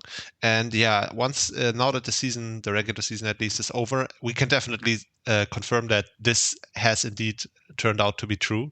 Because if you look at the standings, all the guys or some of the guys that are new are pretty much around the top of the standings. So we do have the two NBA newcomers here, with Nahima being just dominating the season, having a decisive first seed, and then Asi is the other NBA newcomer. And yeah, he is in the third seed. So yeah, both of them having very strong seasons. And also Sorps being the newcomer from our finals opponent in the PGP. He also after a kind of a mediocre start, he definitely had a good run towards the end of the season. So yeah, that's pretty much what I have to say. And then you can say about the PWC PGP reps, it's not looking so pretty, to be honest. So if you go from the bottom up, you have Leonard, who I guess technically he's only 2 and 3 in the games he played, but yeah, he had the last 3 weeks were just forfeit losses because he first he ran for office in the German election and then he got sick.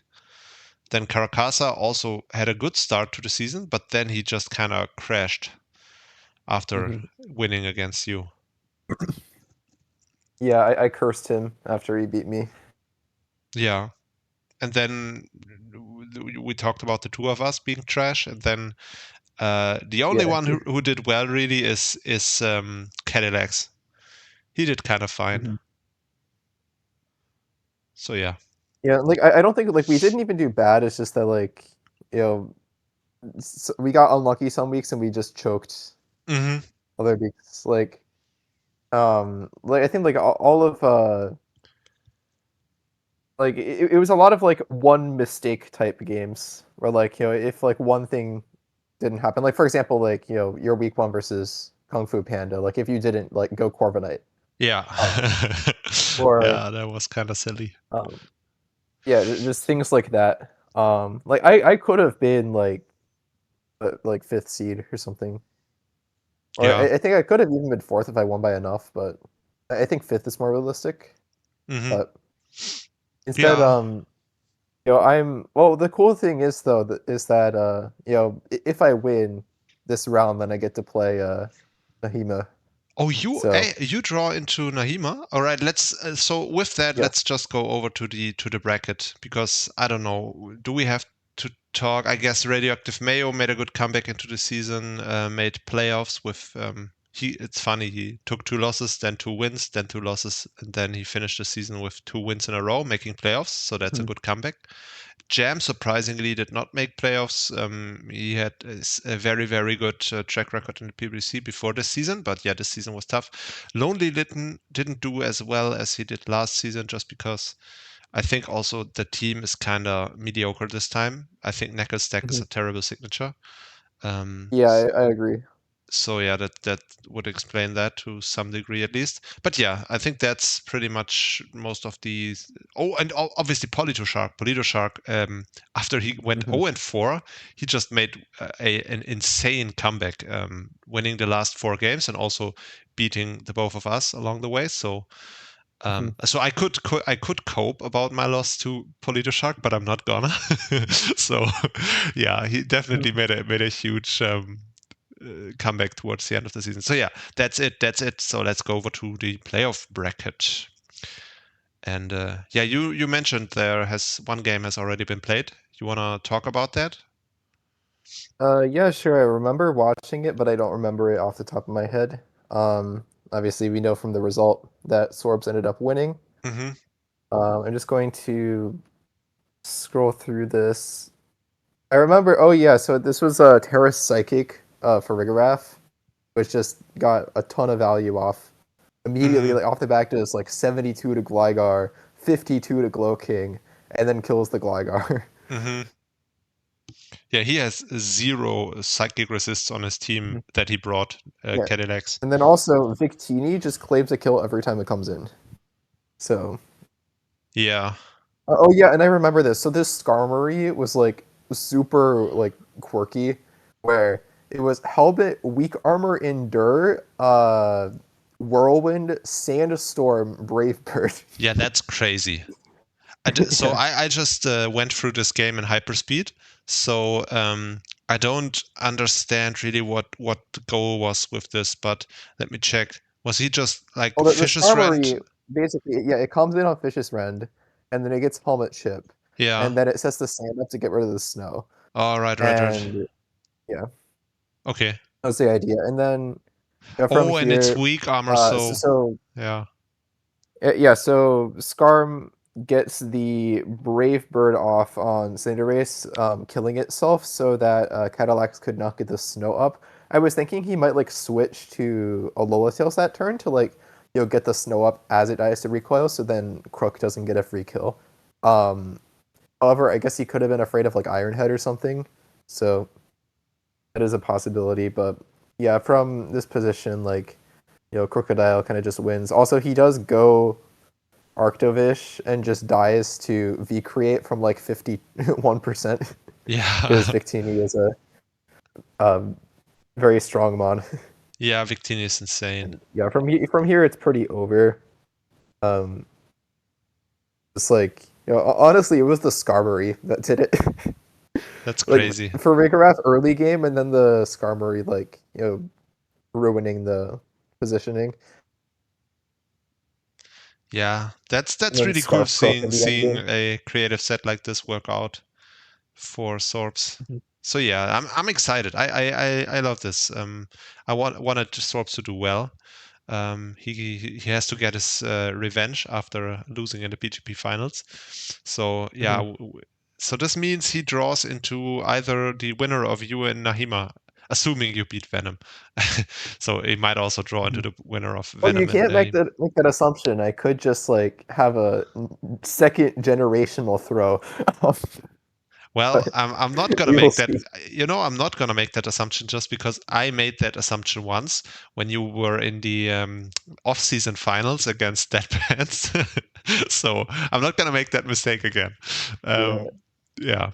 So yeah, we were gonna see, but yeah, that's gonna be a very, very interesting semifinals match. I don't think Sorbs has played Nahima in the regular season. I could be wrong, but I don't think he has. So that would. I'm just checking. Let's see. Oh yes, they did play, and Nahima won 3-0.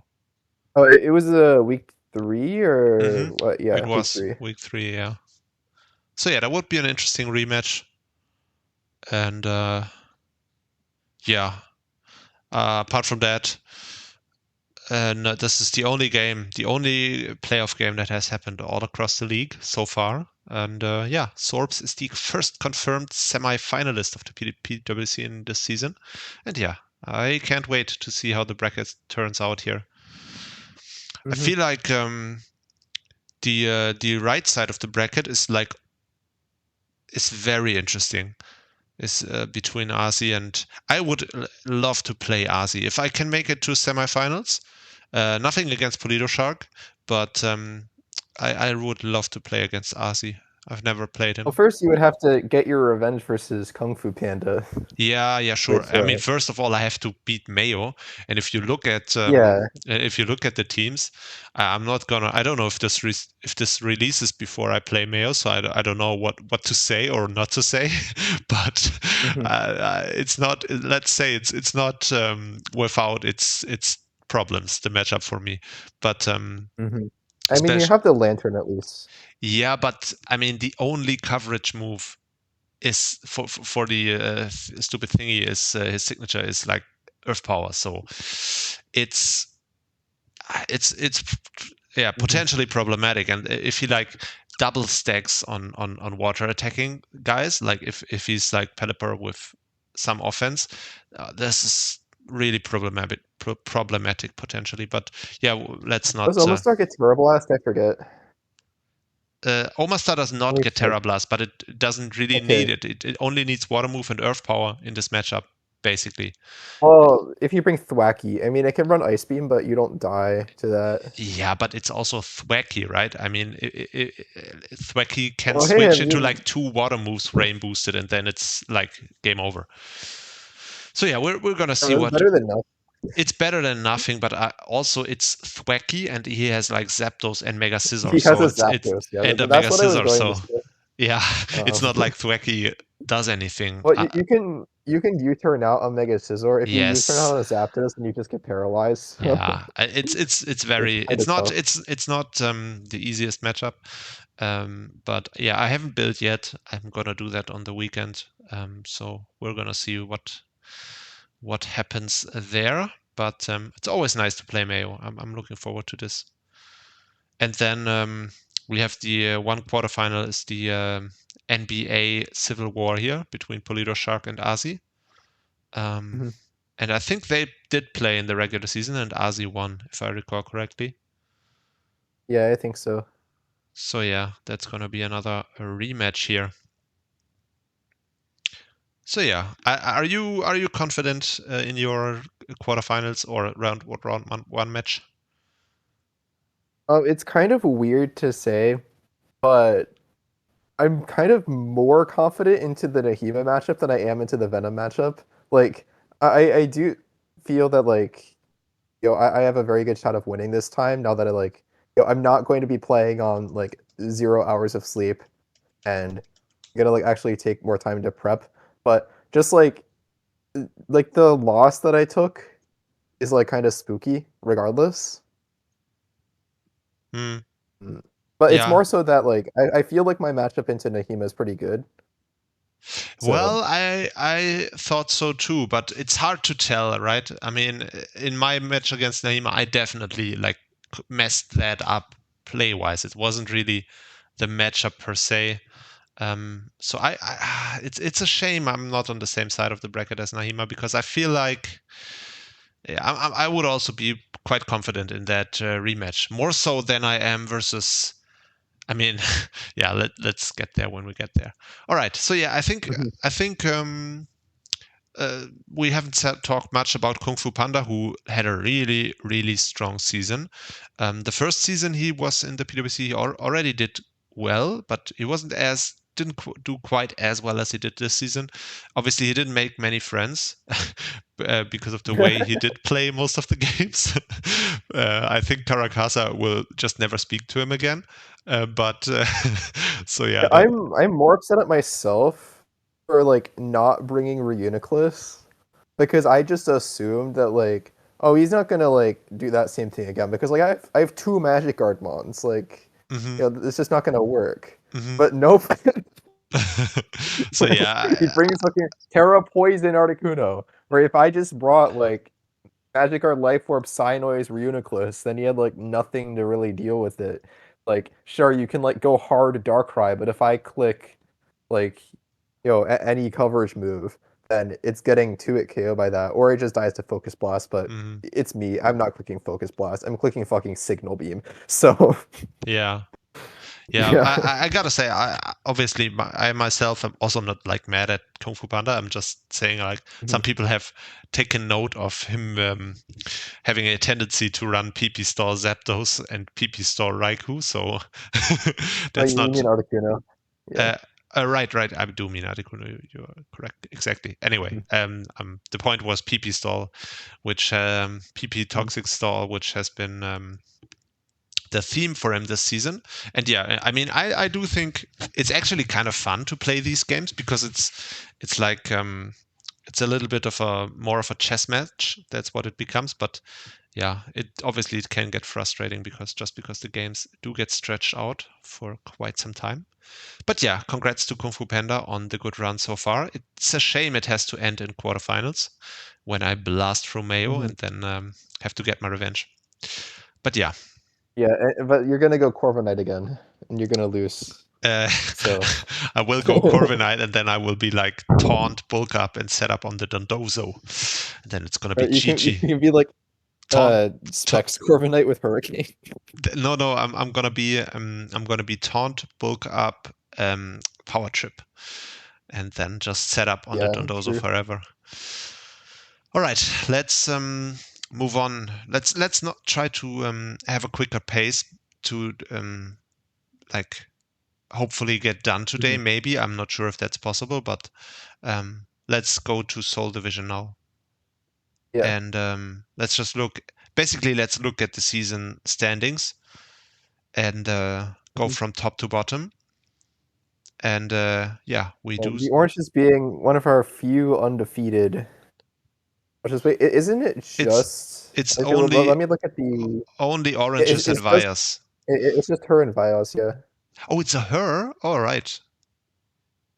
Yo, the PWC is completely female dominated. If you remember last season, we had one coach that was unbeaten in the regular season, only one, and it was the toughest Tangerine, and that was also a girl. So they're both like citrus themed. Yeah, exactly. This is why. Do you remember at some point in the season I made the joke that I have figured out that the Oranges is just a toughest Tangerines alt account because yeah, exactly. because Tangerine was also like you said, also a citrus themed nickname and also a girl and also just destroying everyone, so it has to be. So yeah, it's like next season we're gonna have like a grapefruit themed coach that joins and goes undefeated. Yeah. The Great Grape or something. The greatest well, grape. I mean, grapes aren't citrus, but grapefruit. Yeah, but is okay. Yeah, this is just me not being able to speak English. I don't know if that's a German thing where. No, actually, I don't know. No, in German there is no like grapes. I think I know what grapes are. They are called Trauben in Germany. It's completely different word, and then grapefruit is just grapefruit. So I just in my head I made the mistake of thinking grapes are grapefruits. So anyway, yeah, I think it's just a weird English thing because I know in French it's completely different. Like grapefruit is like pamplemousse. And yeah, it's just an English thing where like you have grapefruit when it's not a grape, or like eggplant, which like why? Why? Yeah. It makes no sense. And like it is only like an American thing. It's like in the UK they call it aubergine, but no, it's eggplant apparently. Yeah, in Germany actually eggplant is also aubergine. So it's called the same as in the UK. That's interesting. I think it's the same in French as well. So yeah. Anyway, so yeah, the orange is completely dominant. I do have to say that the team is also kind of cheap. I mean, not to take anything away from the oranges, but it's like Coco and then Iron Guy Spam and then Raijalola and then you have the Driftblim signature, which is also like I feel like Driftblim is like top 3 signatures you can get. It's kind of crazy in this rule set that we have currently. And I feel like it is better in Nat decks. I don't really like it too much in Paldea decks. But, yeah, but this is obviously this being Nat. Yeah, like for this kind of offensive team, then yeah. Also, I do think that like when you're going Coco plus Future Paradox, Moth and Treads are like the two that I would get. Yeah. If I'm not going Boulder, with Boulder, I would go like a different kind of build. Like usually with like Coco Boulder, then I'd go more of like a leaning balance. But if I'm going offense, then Moth Treads is definitely the way. I do feel like a lot of times people will like overly commit and they'll get like Moth and Treads and Jugulus and like another one, and it's like Yeah, that's you don't need that many. you do. Yeah, exactly. You don't have. Basically, you can, if you have a solid mon with them, like she has with Urshifu. It's it's hard to prepare for a team like this. I can imagine it's. Mhm. I don't know.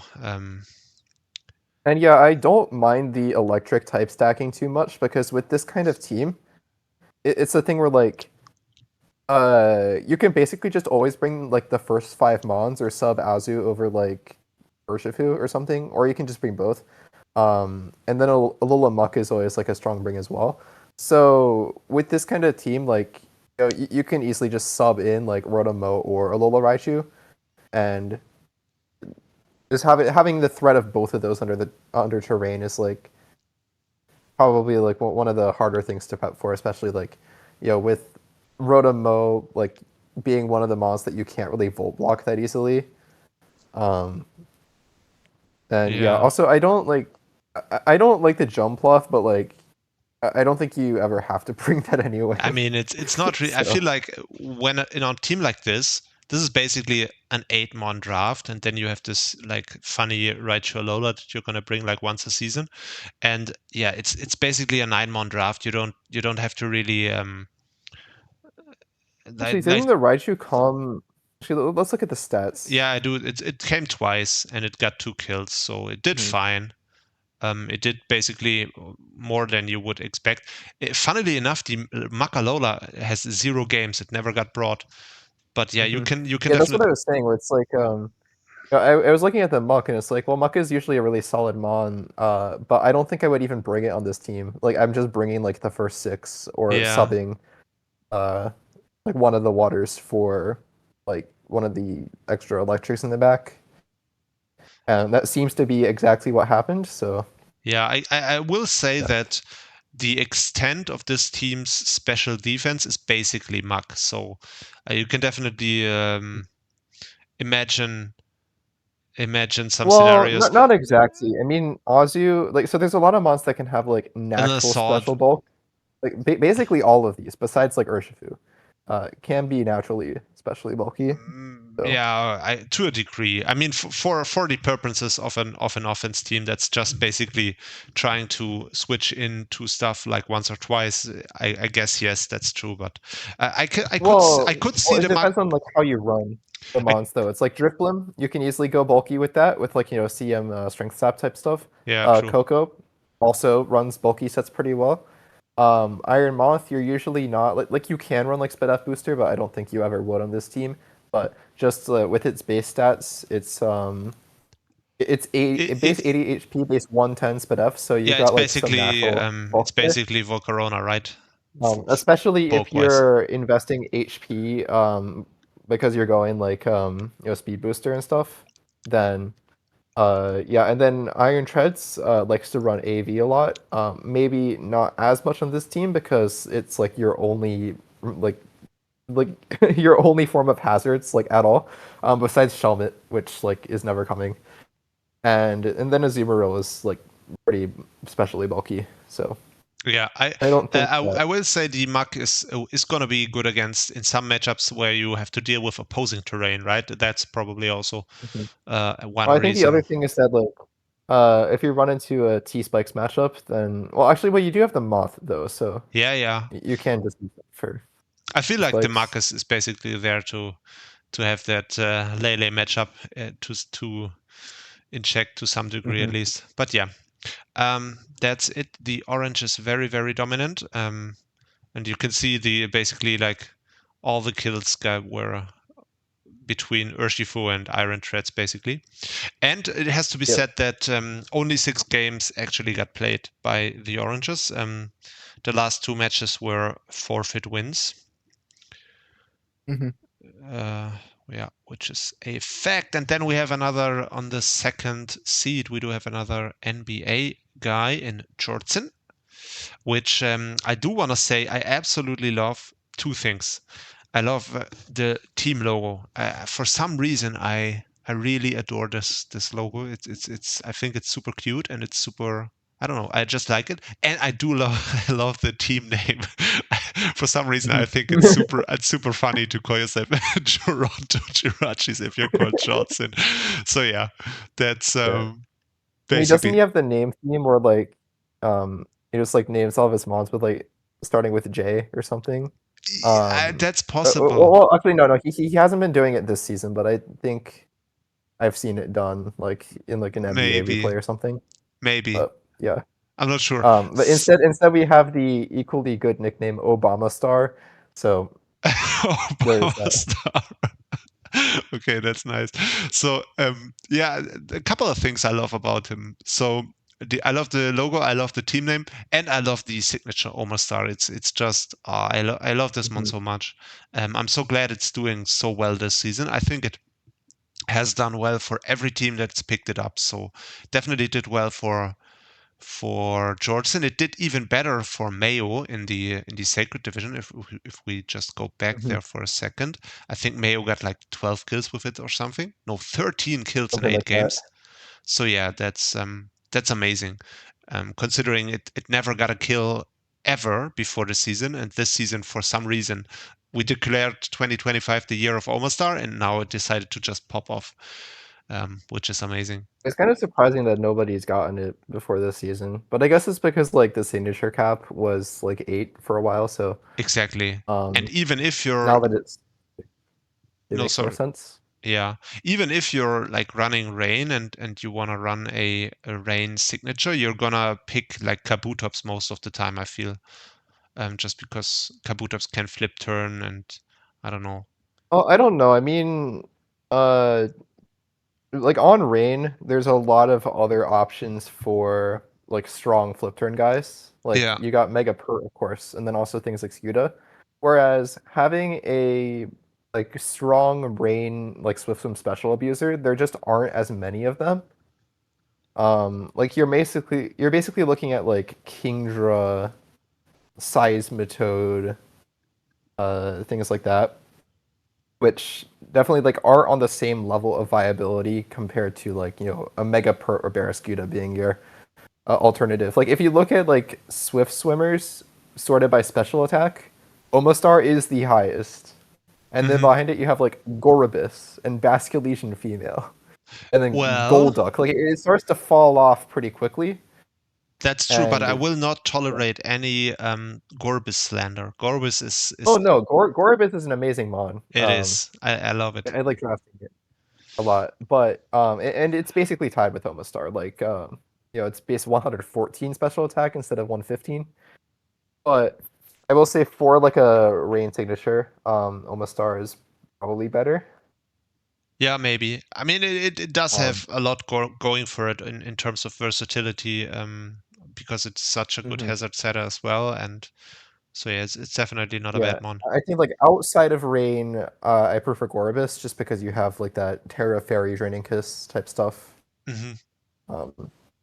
Yeah, but- the thing about Omastar that like makes it a little bit tough for me at least is just the fact that it doesn't get Terra Blast, and it really is lacking good coverage moves. It really only gets Water Move, then it gets, I think it only gets quote unquote only gets Meteor Beam as the rock step if you don't want to run Ancient Power, and then it gets Earth Power, and that's it. Like for coverage, that's all no, it gets Ice Beam. You are right. It also gets Ice Beam. Yeah, I guess Ice Beam Earth Power is also good coverage. But yeah, it's like but between like Water Guard Ice and then like Meteor Beam, you don't really need anything else. So, like obviously Terra Blast would be nice just to like, you can like Terra Ghost, because like not a lot of teams would want to take like +2 Ghost. Terra Blast, there isn't really any Dark that actually can switch into Surf, or like take like a +2 Surf under Rain. But yeah, so obviously it would be a lot better if it could just have like any stab, but I don't think that it's like a major weakness. I feel like having Terra Blast is just a major difference for any signature. It opens up so many possibilities in the builder that you have to work around if you don't have it. So yeah, I'm a huge believer in signatures having Terra Blast, but yeah, I guess in almost Funny thing for me is, at least in the showdown divisions, because obviously in Wi-Fi everything is Terra Blast. Yeah. But the only signature that I've drafted that has Terra Blast is Regigigas, who doesn't really use it as effectively because if you're running the special set or like defensive, which I usually would most of the time, there's no way to get your special attack higher than your physical, because the problem is that Terra Blast, when deciding whether to be physical or special, it does not actually account for slow start. It accounts for like basically every other like attack / special attack modification, but not slow start. So Regigigas is just stuck with physical Terra Blast, whereas if it had special Terra Blast, it'd be so much better. Mm-hmm. That's why, like, if I could give one like small buff to Regigigas, it would just be giving it base 85 special attack instead of base 80. Yeah. But yeah, so I've basically never really had signature with Terra Blast besides in Wi-Fi. Interesting. So yeah, I'm completely different. I usually have all the way back to season 8, I had ideas about mons that I wanted to run that I thought would be cool to run, and then each time looking in the builder and then figuring out, oh, it doesn't really even have Terra Blast, and then I like decided to pick something else up. And even this season, if you remember, I picked up Archeops initially as my signature, and then I noticed only after picking it up and preparing for my week 1 that it doesn't even get Terra Blasted, that I dropped it immediately. But yeah, that wasn't just solely because of that. Like, I see like the value in having Terra Blast, but like it's more of just a coincidence. It's not like I'm avoiding mons that do have Terra Blast, but I also do think it is like more fun, in my opinion, to like take advantage of a mon's like existing move pool. Like for Cursula, for example, I was planning on doing that. It does not have Terra Blast, but it just learns like so many like random coverage moves where you can go like Terra Ground Earthquake or Earth Power. You can go like even like Terra Water Liquidation. You can go Terra Bug Leech Life. Just like all these like random things. Whereas with like if it had Terra Blast, I feel like it would be a lot more boring to use. Same with like Drampa and like Xatu, where obviously like last season, like that when I was building versus Cadillacs for semis, when I first built I was drunk and I was like, man, I'm gonna run a physical Terra Blast Rock Xatu with a bunch of Spit F to like always switch in on Zard Y and then like get the surprise KO. And I built this whole team around that idea. And then only like when I was like selecting the team for the match, and then I got the error like Xatu doesn't learn Terra Blast. I'm like, what was I thinking? I've gone the whole season using Xatu, knowing that it doesn't get Terra Blast. But then for some reason, I decided to build a whole team idea around Terra Blast Rock Xatu. So right before the game, I swapped it to Terra Normal Giga Impact.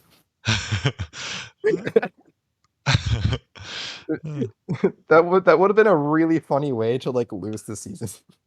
But thankfully Giraffarig was the GOAT. The reason it got O-code by banded Metagross, but in doing so it told me that the Metagross was banded. Yeah, true. I remember that. I got my hopes up because I thought it would have been funny. But yeah. I remember that. But yeah, I mean, that's it for Jordan. Other than that, I didn't really follow the season in depth, like didn't really watch all his games. But yeah, he's been doing well. And then we watched the last game against Ronansting together, right? In the last recording. I think so, yeah. Yeah, it was where with the tragic Talonflame misses towards the end, and then the para on the special Meowscarada. So yeah, that was fortunate for Joltsin. Next up, we do have the scary Smoliv having another good season. If you remember, he did completely dominate Didn't the he go regular season undefeated last season? in season Or 11. was it like 7-1 or something? No, it I was know it was either 8-0 unbeaten. or 7-1. It was 8-0. He went Yeah. unbeaten, or they went Mhm. unbeaten in the regular season, and then lost the first round of playoffs, I believe, or second round. I'm not sure. They did not make finals. That's all I know. And yeah, having another very good showing, this time even without Dragapult, which is interesting. And also, I do like the use of Goldango without Samurott Hisui. That's always something I appreciate. I don't like the combination of them because it's just way too cheap,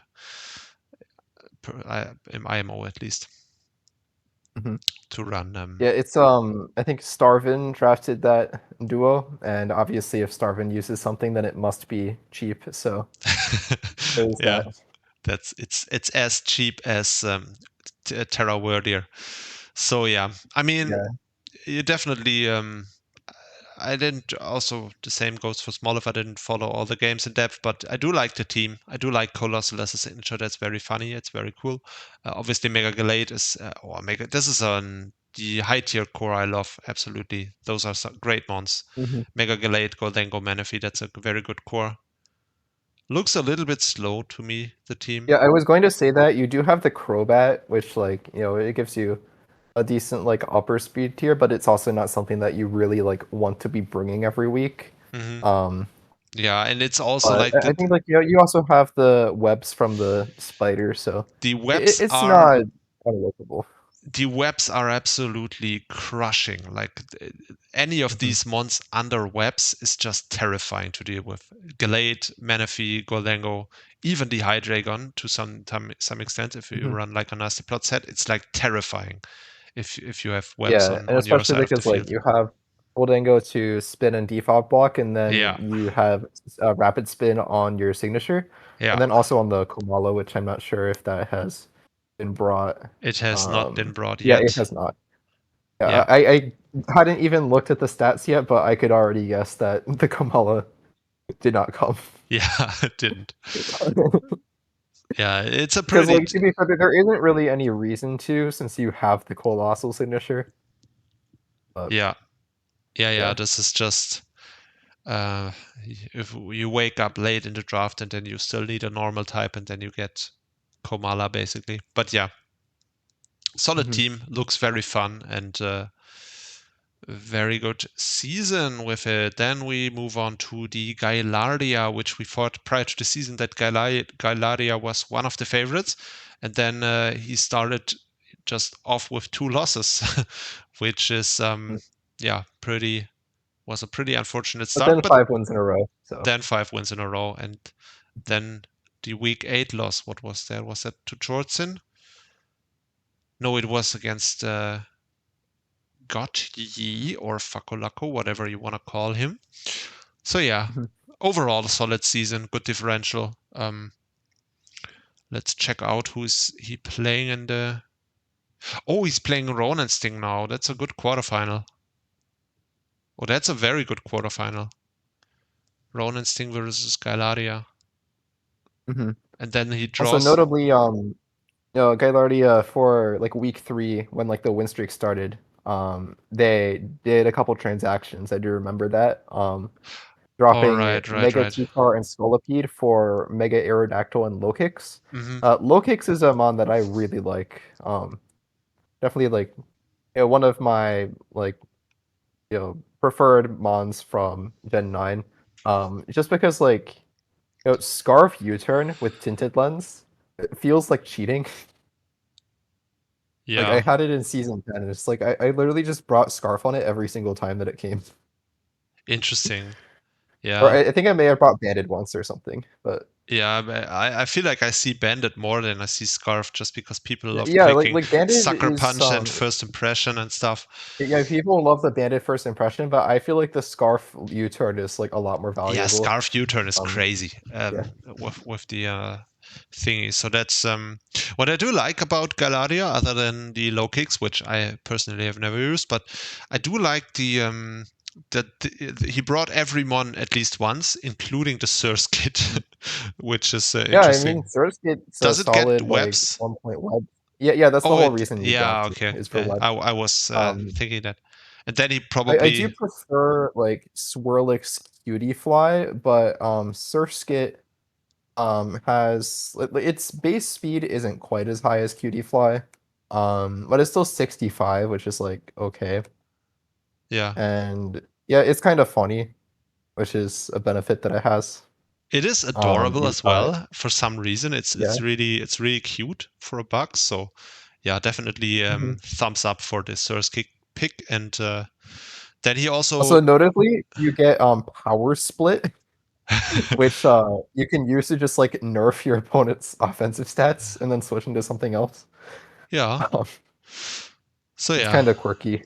I like this team overall. It has I like seeing Mega Aerodactyl being used, which has not seen a lot of use in recent seasons. Mhm. So yeah, that's cool. Also, Latias Keldeos is a nice duo, I think. And he did bring the Golem Alola once, which is also very cool. Yeah, I think that the Mega Arrow pick was like really good for this team because if you look at this team without the Mega Arrow, it's like super slow. Like your fastest mon on here is Latias. And then you've got like Keldeo right behind it. But then you also have like a speed gap, like when you don't consider low kicks. Well, actually no, Scolipede would be the fastest mon. But that's also like in the same ballpark. So you have like Latios, Scolipede, Keldeo, and then there's a gap between that and like Lando T, which is kind of tough. So like Mega Arrow and low kicks definitely like fill in those like speed gaps. And also, I don't even know if you're an opponent and if you're like prepping the speed.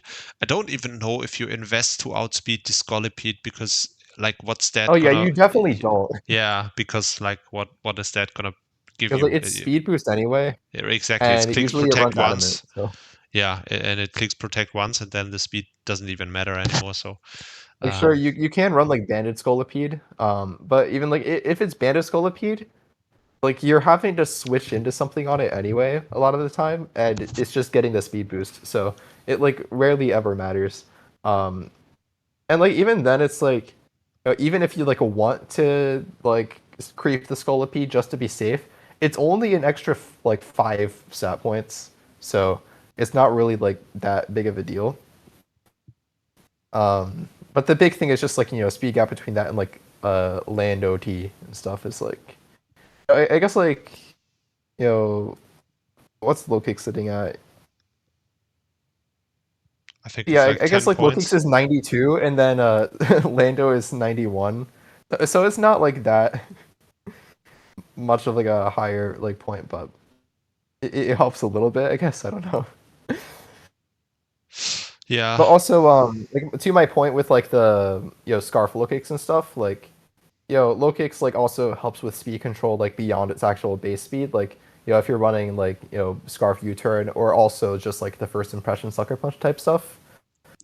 Before that, this team didn't really have any priority outside of vacuum wave Keldeo, so I think that was definitely a good decision, and I think that it paid off considering the 5-win streak that we see.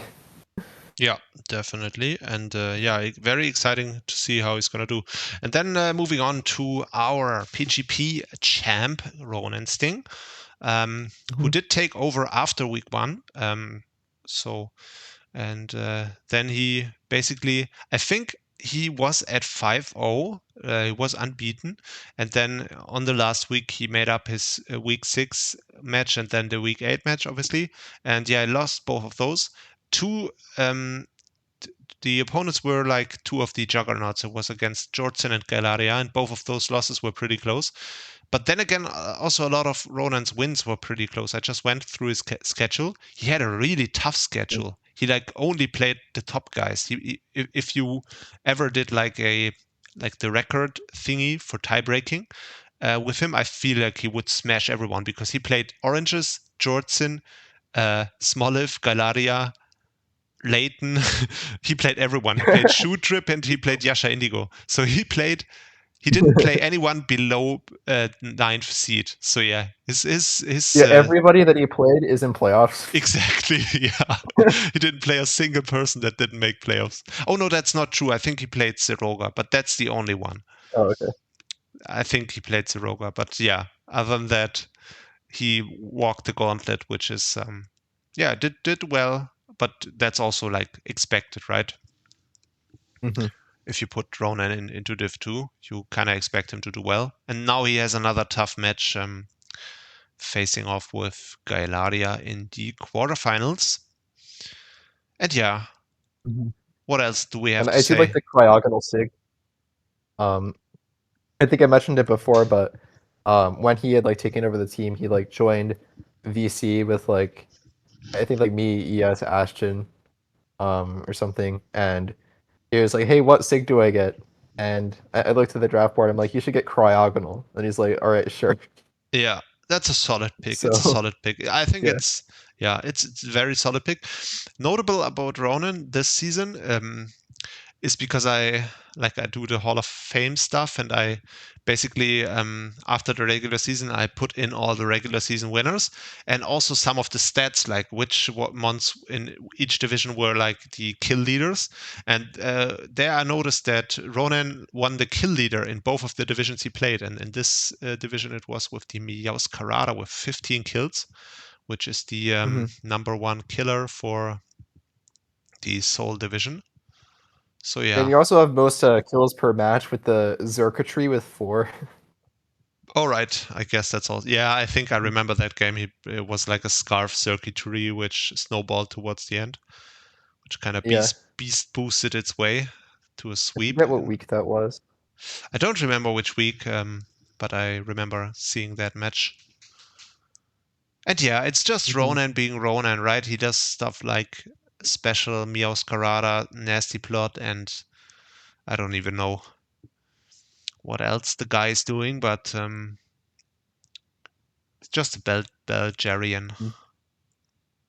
I think he also ran like specs Vaporeon one week.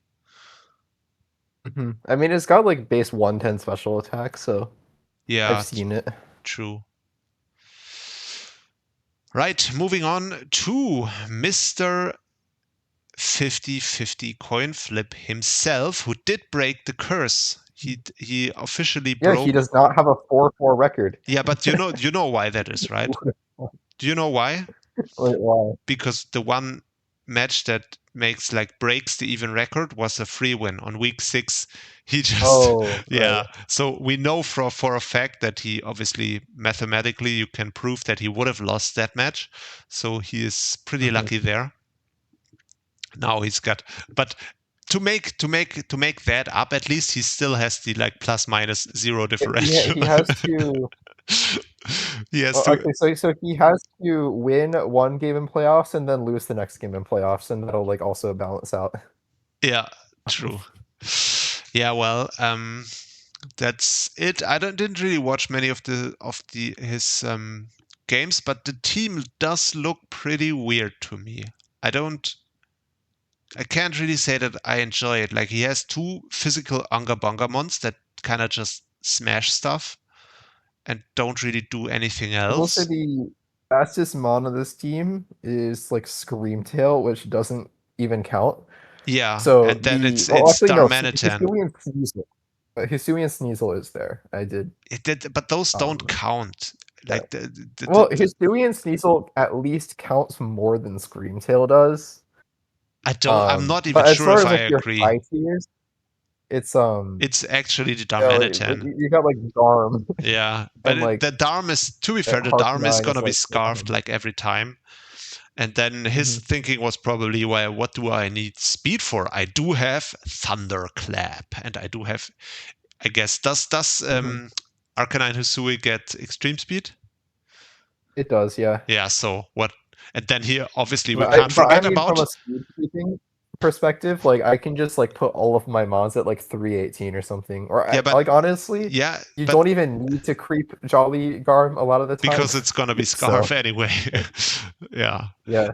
It's only if you're, like, especially weak to, like, Jolly Banded Yeah, But- at the end of the day, sometimes you're just gonna creep the Arcanine probably, which you definitely want to creep the Arcanine just because if the Arcanine ever gets a hit off, it's basically over. But yeah, I was just gonna say, I mean, he does have some like he has like a ton of priority, obviously. So like, but like you said, the point is And always notably, you have the weak armor Mandibuzz, which right, is right. also some And very you nice also speed have control. first impression Trapinch, which is gonna save you every time. And then obviously you also have sticky webs. So yeah, he does have some forms of like counterplay against his subpar speed tier on the team. But yeah, it's still the team in itself, it does look weird to me. Like I'm not a huge fan of any of these high tiers. Yeah, I will say so. Like the whole webs mode, like obviously the idea is that like you look at your top 3, they all definitely like. I mean, like Magneton also kind of appreciates webs because it's like at that same kind of like middling speed tier where like +1 it like outspeeds most things. But as far as the like has like the rest of like the hazard game outside of that, Garm and Harkonine are like notoriously hazard weak, and your removal is like your main removal is Mandibuzz, which is very good removal. However, it is a defogger, so you're removing your own webs.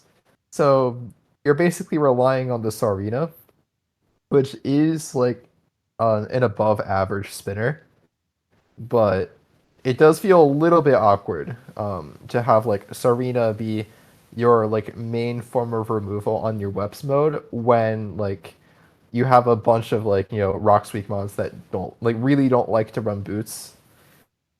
So yeah, it's not unworkable, it just feels a bit awkward to me.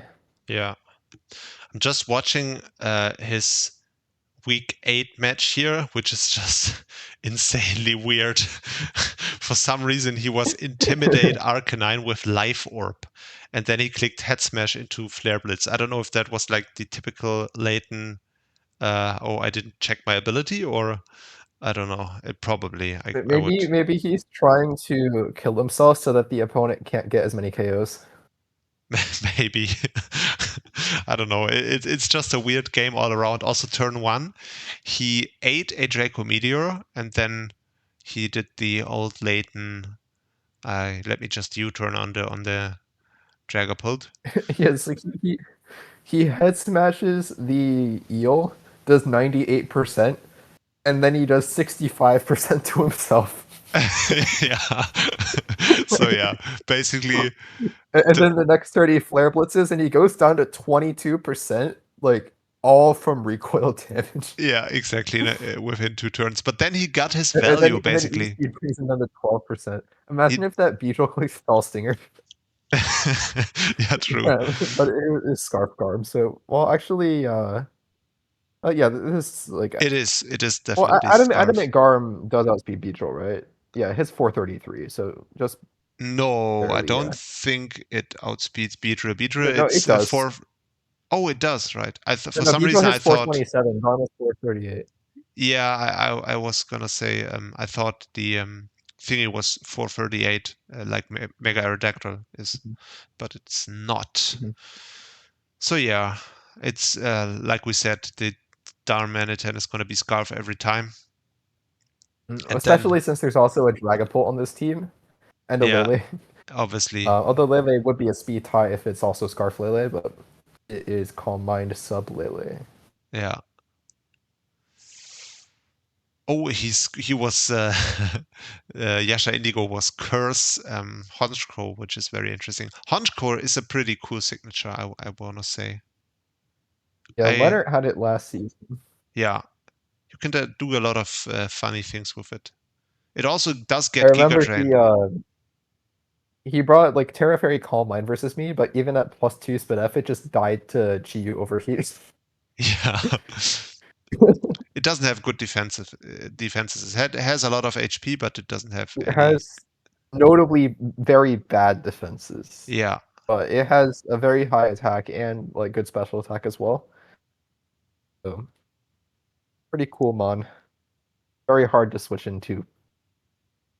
I remember for BDSP OU when that came out, like everybody was just running Skarm Bliss, and Honchkrow could just like destroy those teams because I would just run like mixed Life Orb with like Brave Bird for like Blissey, and then you could have Heat Wave for Skarm, and like if you Brave Bird the Blissey, you're like almost killing yourself due to recoil, but you remove the Blissey, which is kind of a big deal. Especially since I had Goribus on the team as well, so. So yeah, let's move on before we take too long. We do have Got Yi, who made playoffs with 2 solid wins at the end of the season. One of them being against Galaria, which is probably the best win. And we do have Shoot Drip, who had like a middle of the road kind of season overall. Same goes for Yasha Indigo, and the same goes obviously for the newcomer Gamer Not Found, who was looking, he had a bad start and then he was looking almost unstoppable, 4 wins in a row, and now he ended the season with 3 losses in a row, which just meant that we had this 3-way tie here.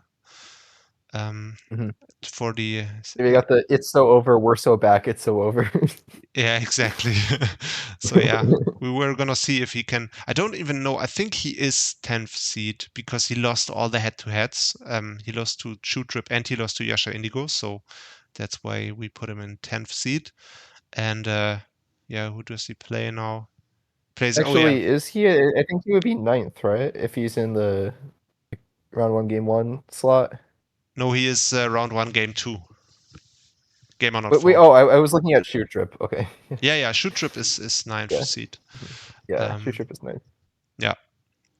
And he's playing Yasha Indigo. Another very interesting match. Like this entire Division 2, it really does look very stacked this season. It's going to be very interesting to see who wins this. Do you have a prediction there, or are you just going to make the lame, the Oranges prediction? I forget who I think I forgot to bet on this one because like the betting forum came out like after I did all of my initial bets. Yeah, they were pretty slow. They were pretty slow in draft, so that makes sense. Yeah. So I'm gonna go with the Ronansting bet. That's an interesting bet. I can get behind that. That's yeah. It's so interesting.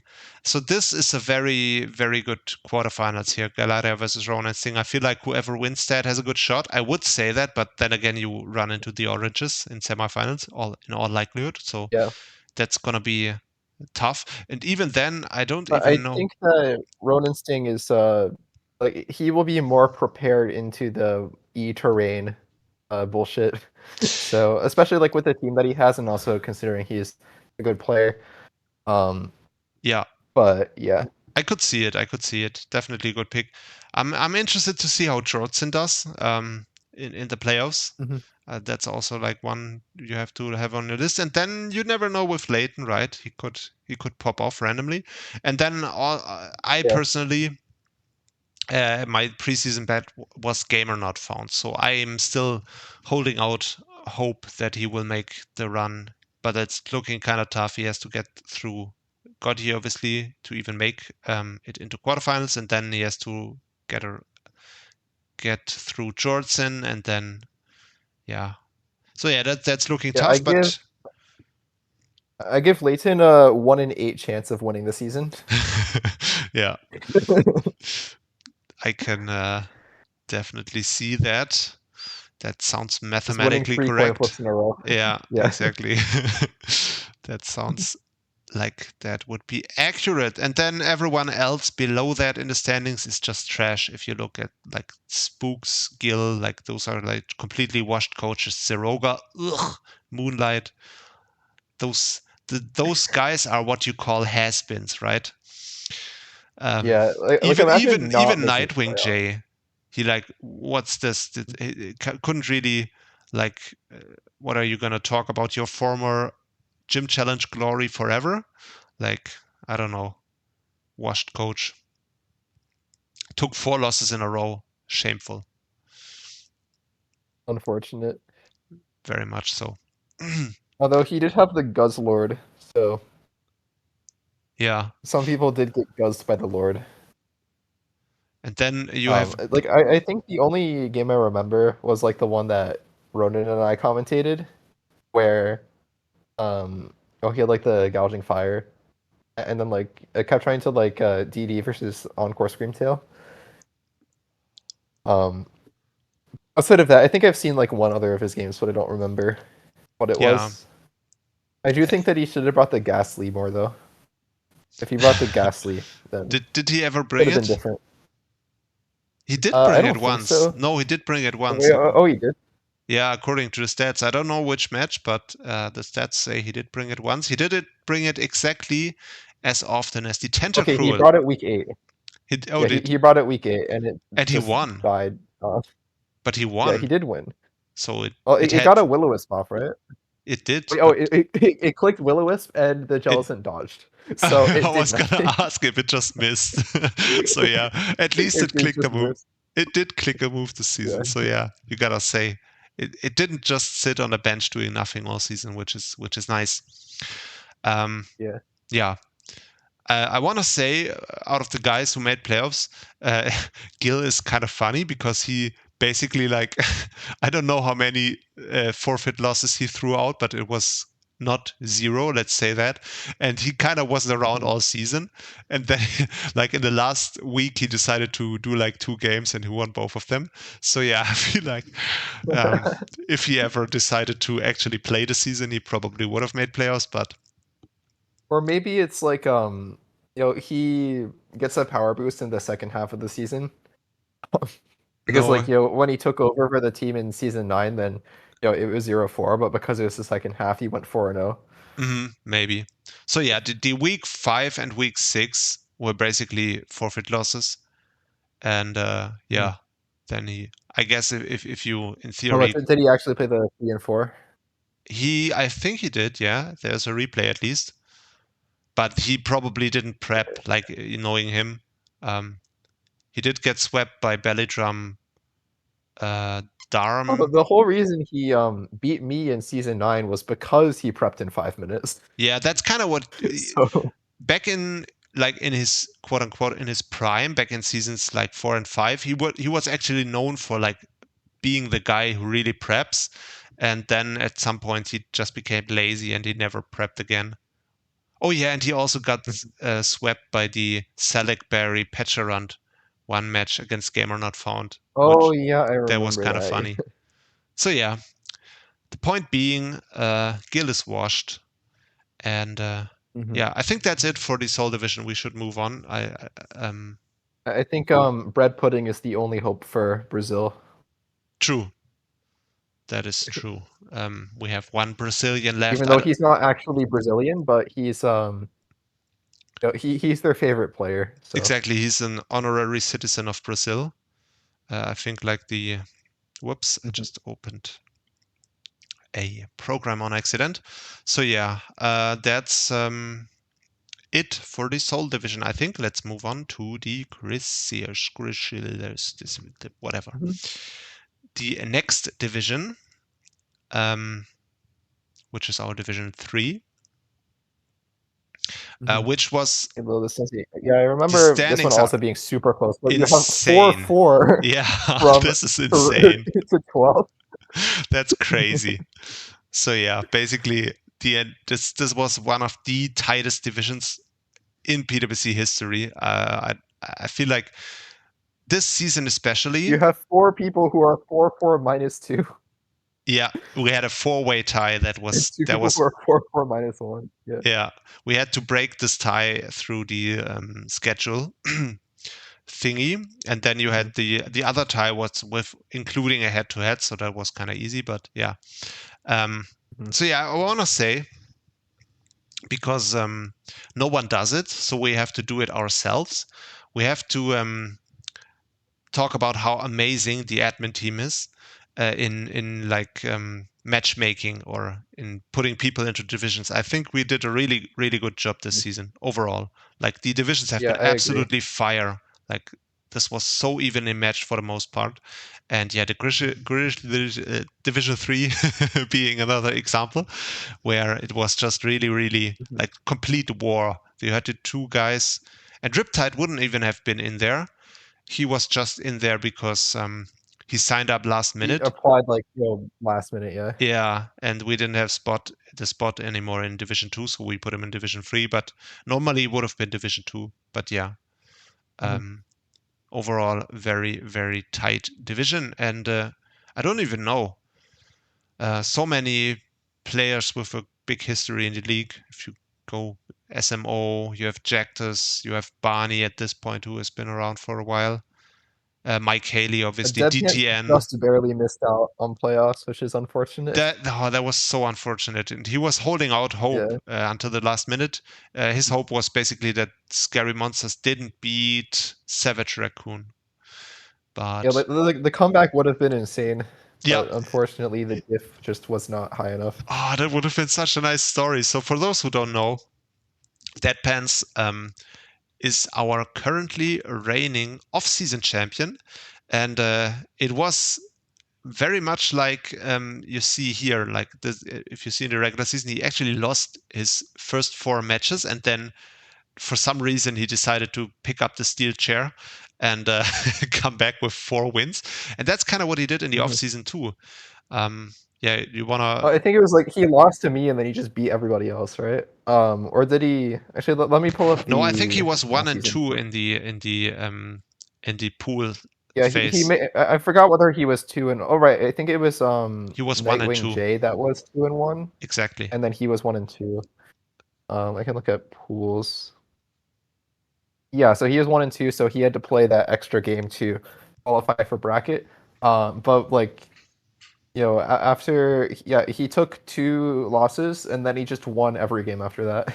Exactly, and the thing being run. exactly, and he beat like several top div players, but you have to say like quote unquote top div players. no, that's that's a little bit, just a little bit mean. So yeah, he made but like he did have the plot armor, that is for sure. Exactly, and he announced it before he did it. He said, "I'm gonna pull out the steel chair." That's where the meme comes from. And yeah, he almost did the same. Like I feel like if he made playoffs, he probably just would have ran through everyone just for the plot armor. That's unfortunate. Not quite enough, but yeah, it's gotta be a fire playoff regardless. Let's look at the bracket there. Yeah, it's so hard to even say who is like a favorite in this. Like Savage Raccoon and SMO is like a rematch from week 8. I don't know who I would bet on. Like obviously Riptide is the easy bet. Like my bet for like winning was Deadpants, just because like he beat me in off season, so yeah, you had to. But, right. Yeah, I mean, I feel like that was close to becoming a reality though. Like if he did make playoffs, then it definitely was a possibility. Yeah, for sure. Yeah. I feel like that would have been also like the greatest outcome you could have had. But yeah. So me personally, I did try hard the bets this season. Basically, I want to win this betting thing, and that's why I picked Riptide. And I feel like, obviously, like you said, it's the cheap bet, but I'm all for making cheap bets. So that's why I'm with Riptide here. But yeah, I mean, I could see many of these guys winning this. It's VHEX is kind of a dark horse. He's been flying under the radar for the most part. He has been around even last season, and he's kind of quietly been making his way to the 7-1 record. He even beat Riptide, so that is true. Actually, don't remember off the top of my head what his team is. Let me. Right. Yeah, he has I just have it open. The Wrath signature. It's a very bulky team. It's a very bulky team. I mean, when we were talking about like the whole speed tiers thing earlier, we have another like a situation where it's like you have like even worse. I mean, at least you have the Inteleon, which is like an actual mon at least. But then you have like Screamtail, and then X fastest mon is Hisui and Arcanine. Yeah. And yeah, it's kind of tough. I mean, behind that you have Great Tusk, and then after that you have like another like noticeable gap where like Gudra is after that, which like Gudra is also kind of like a fake base 80 because like you don't usually see max speed on that. So you kind of have like just a bunch of fat mons with like Yeah. Giraffe, Umbreon, Amoonguss stuff. I mean, to be fair, my team also has pretty big speed gaps, but my team is like pretty unique. Is the way to put it. So I think yeah, I think yours.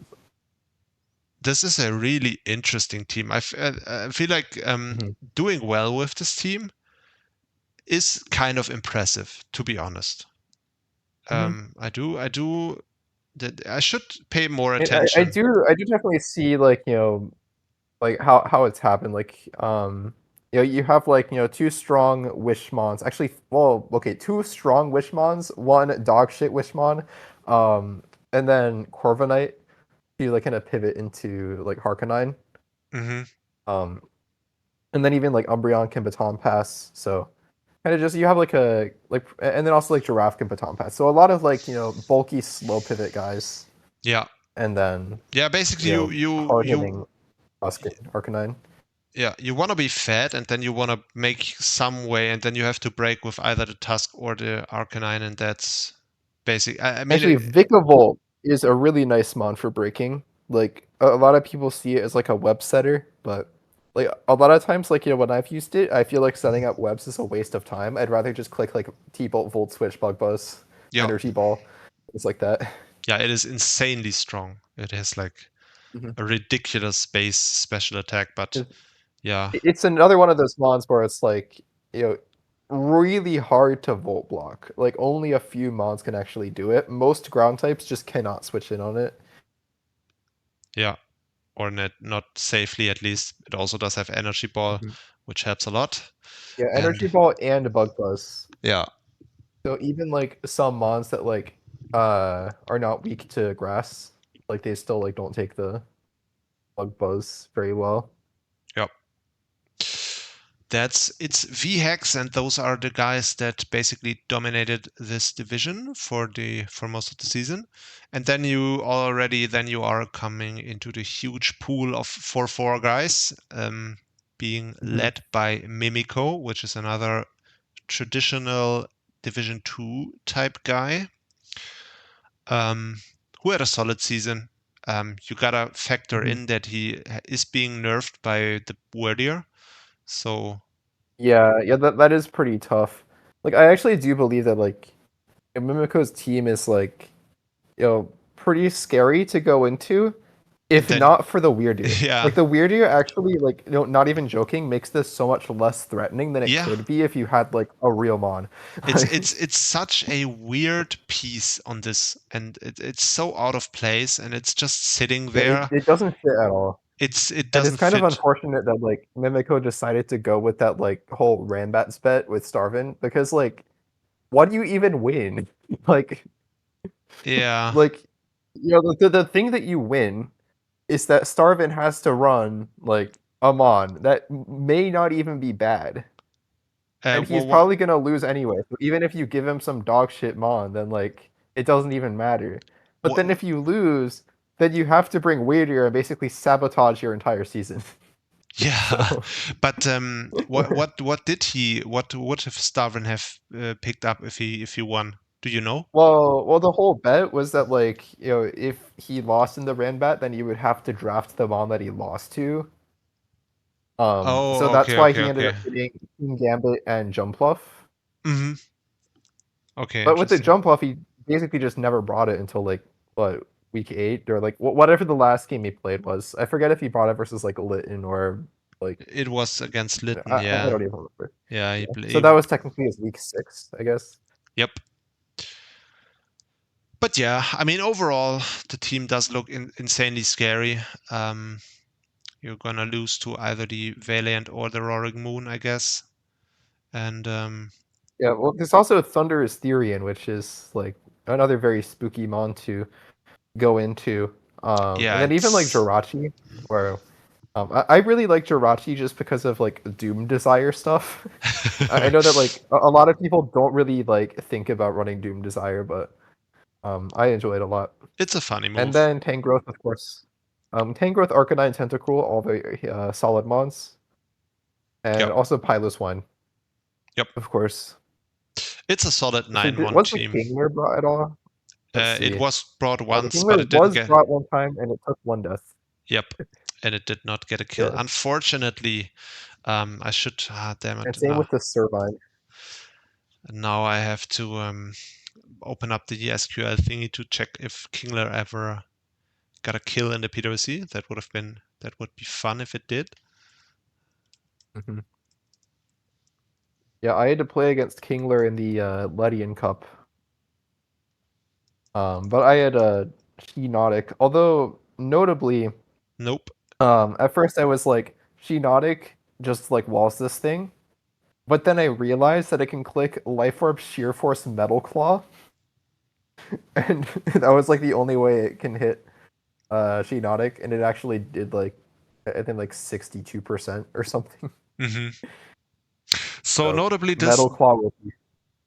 This Kingler match here that Mimiko had was the first ever Kingler match in the PWC. Never got used before. Oh, that's kind of crazy. Yeah, I mean it's. I mean, Kingler isn't a bad mon.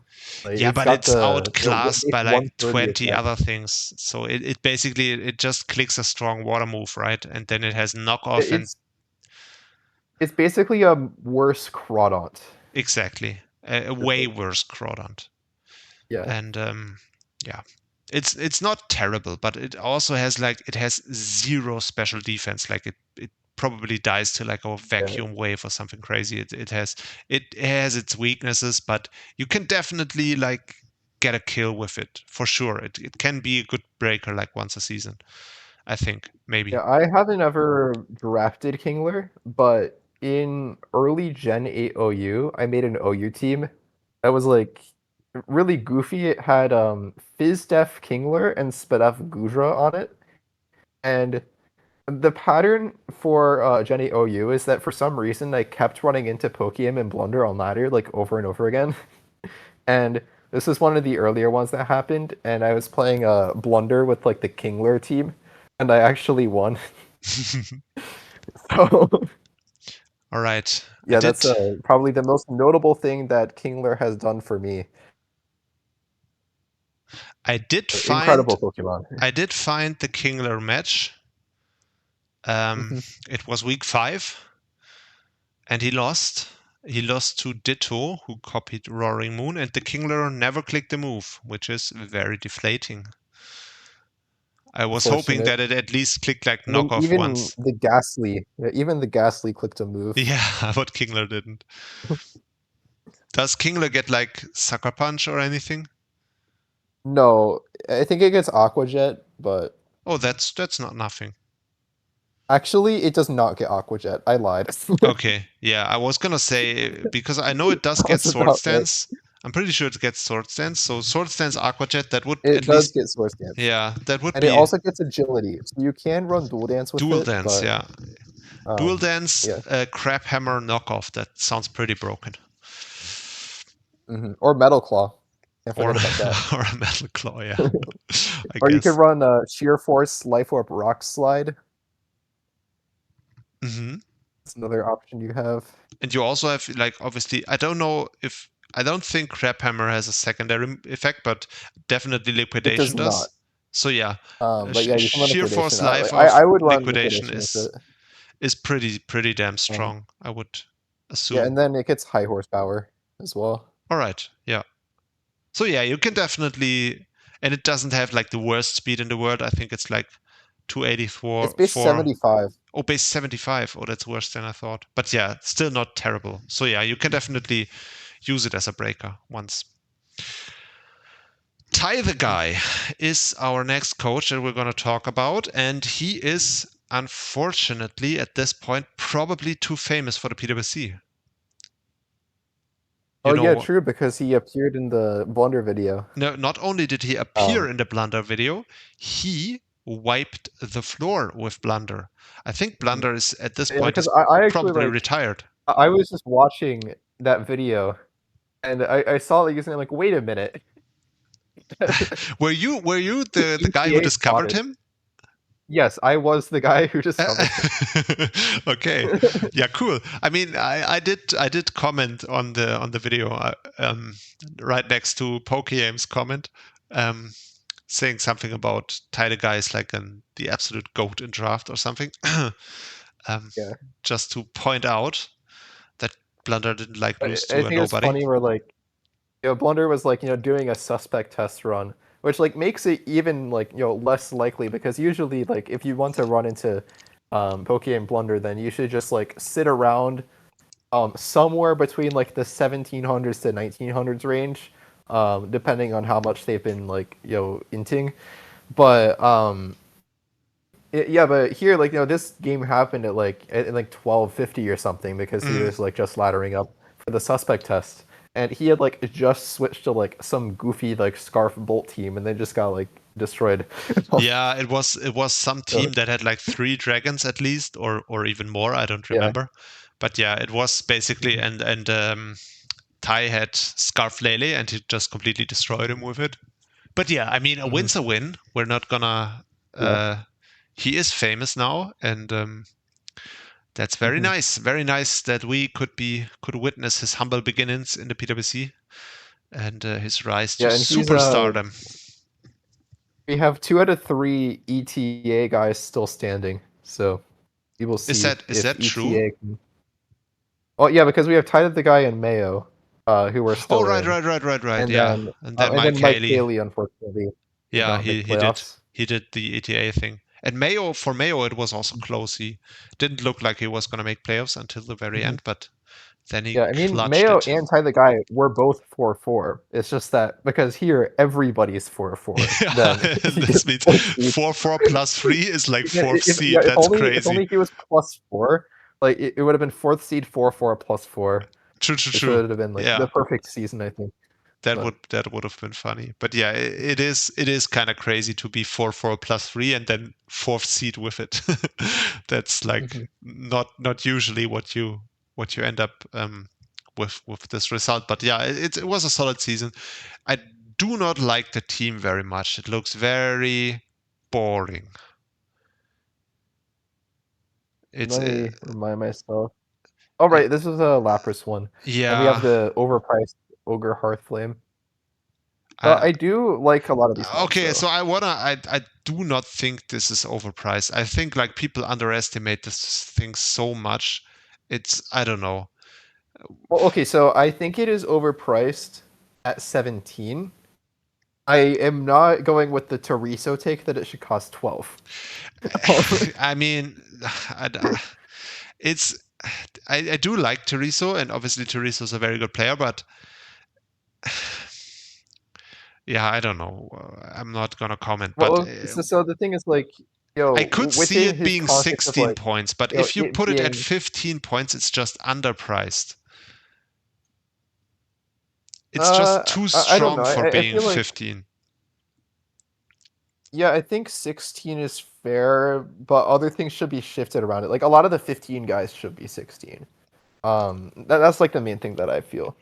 Like Ogre Hearthflame is like on par with like some of the lots of 15s. I mean, like obviously you think that Iron Boulder is bad for some reason, but I'm mostly memeing with that because I said it once and then. But yeah, like Quackleval and stuff like that. But yeah, I do think that it is a lot better in Nat decks in my opinion because obviously it is a very hazard weak mod. Possibly like the only thing more hazard weak than it would be like Zard Y or like Zard X. But yeah, so on Paldea decks because like removing hazards is a lot more difficult, then I do feel that it is like harder to use and should be tiered a little bit lower, but I do think that 12 points is just absolutely insane. Yeah, I mean, even on Paldea decks. These entire takes, the Teriso takes, is like from a completely different environment that allows like Qian Pao and it has, and also it has like Terra Volcarona and stuff. Terra Urshifu single strike. Yeah, exactly. So that's like, you can't really compare the tierings. So yeah, let's just I want to point out, just noticing that he does have Okidogi, and he brought it 5 times. And remember, we were saying before the season that Okidogi never really got used. It got used in 1 game before the season. It didn't ever get a kill. So Taidegai is the first person to ever get kills with Okidogi, which is a nice I mean, fighting stat. poison types are usually like pretty good, so I mean it's like a pretty nice typing. So It's a I very, was kind very of good surprised typing. that nobody had really used Okidogi before, And it's it good also to has see really that. good stats, obviously, and it does have the broken ability. Well, not broken, but very annoying ability. So yeah, especially given the fact that like steel types can't really switch into it as well. So the only answers Also, you would have be, a guard dog, which means that you cannot be phased out, yeah, and you also are like it's basically like defiant if your opponent has an intimidate mod. So yep, very cool there's that. abilities.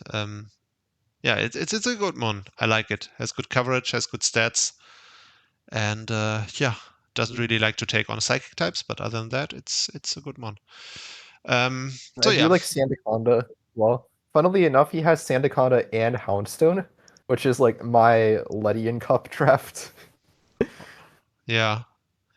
Which, by the way, If you got the Houndstone once, like that's just the pattern of at least like podcast part 2 is that we see, oh yeah, here's a mon. Oh wait, it came to 1 game, it got no kills and died. What is the bet on whether Houndstone clicked to move or not? I mean, it's not. Well, first we gotta find which game it actually came to. Are you looking from week 1 or from week 8? I'm looking backwards. Okay, so I'm looking forward. It was week 1. Was the week Oh, it with was the week 1. Houndstone, and the Houndstone, where is it? It did click like, it clicked a lot of moves. It clicked like 8 moves. It clicked Play Rough, Poltergeist, and Nightshade several times. Wait, actually, I think I remember this game. Yeah, he played Mimico and he won. Yeah, it was a while ago, of course. Yeah, also Morpeko came week 7 and apparently got 2 kills. Oh wow. That is a fraud. Like usually, like I think that Morpeko is a huge fraud. So I'm kind of shocked that it actually got kills. I mean, it's just a Pikachu clone. It's not gonna be amazing. Yeah, But yeah, let's move I on. guess like Aura Wheel is like decently strong, and Yeah, it's and like it what, like also, base 90 to attack or something.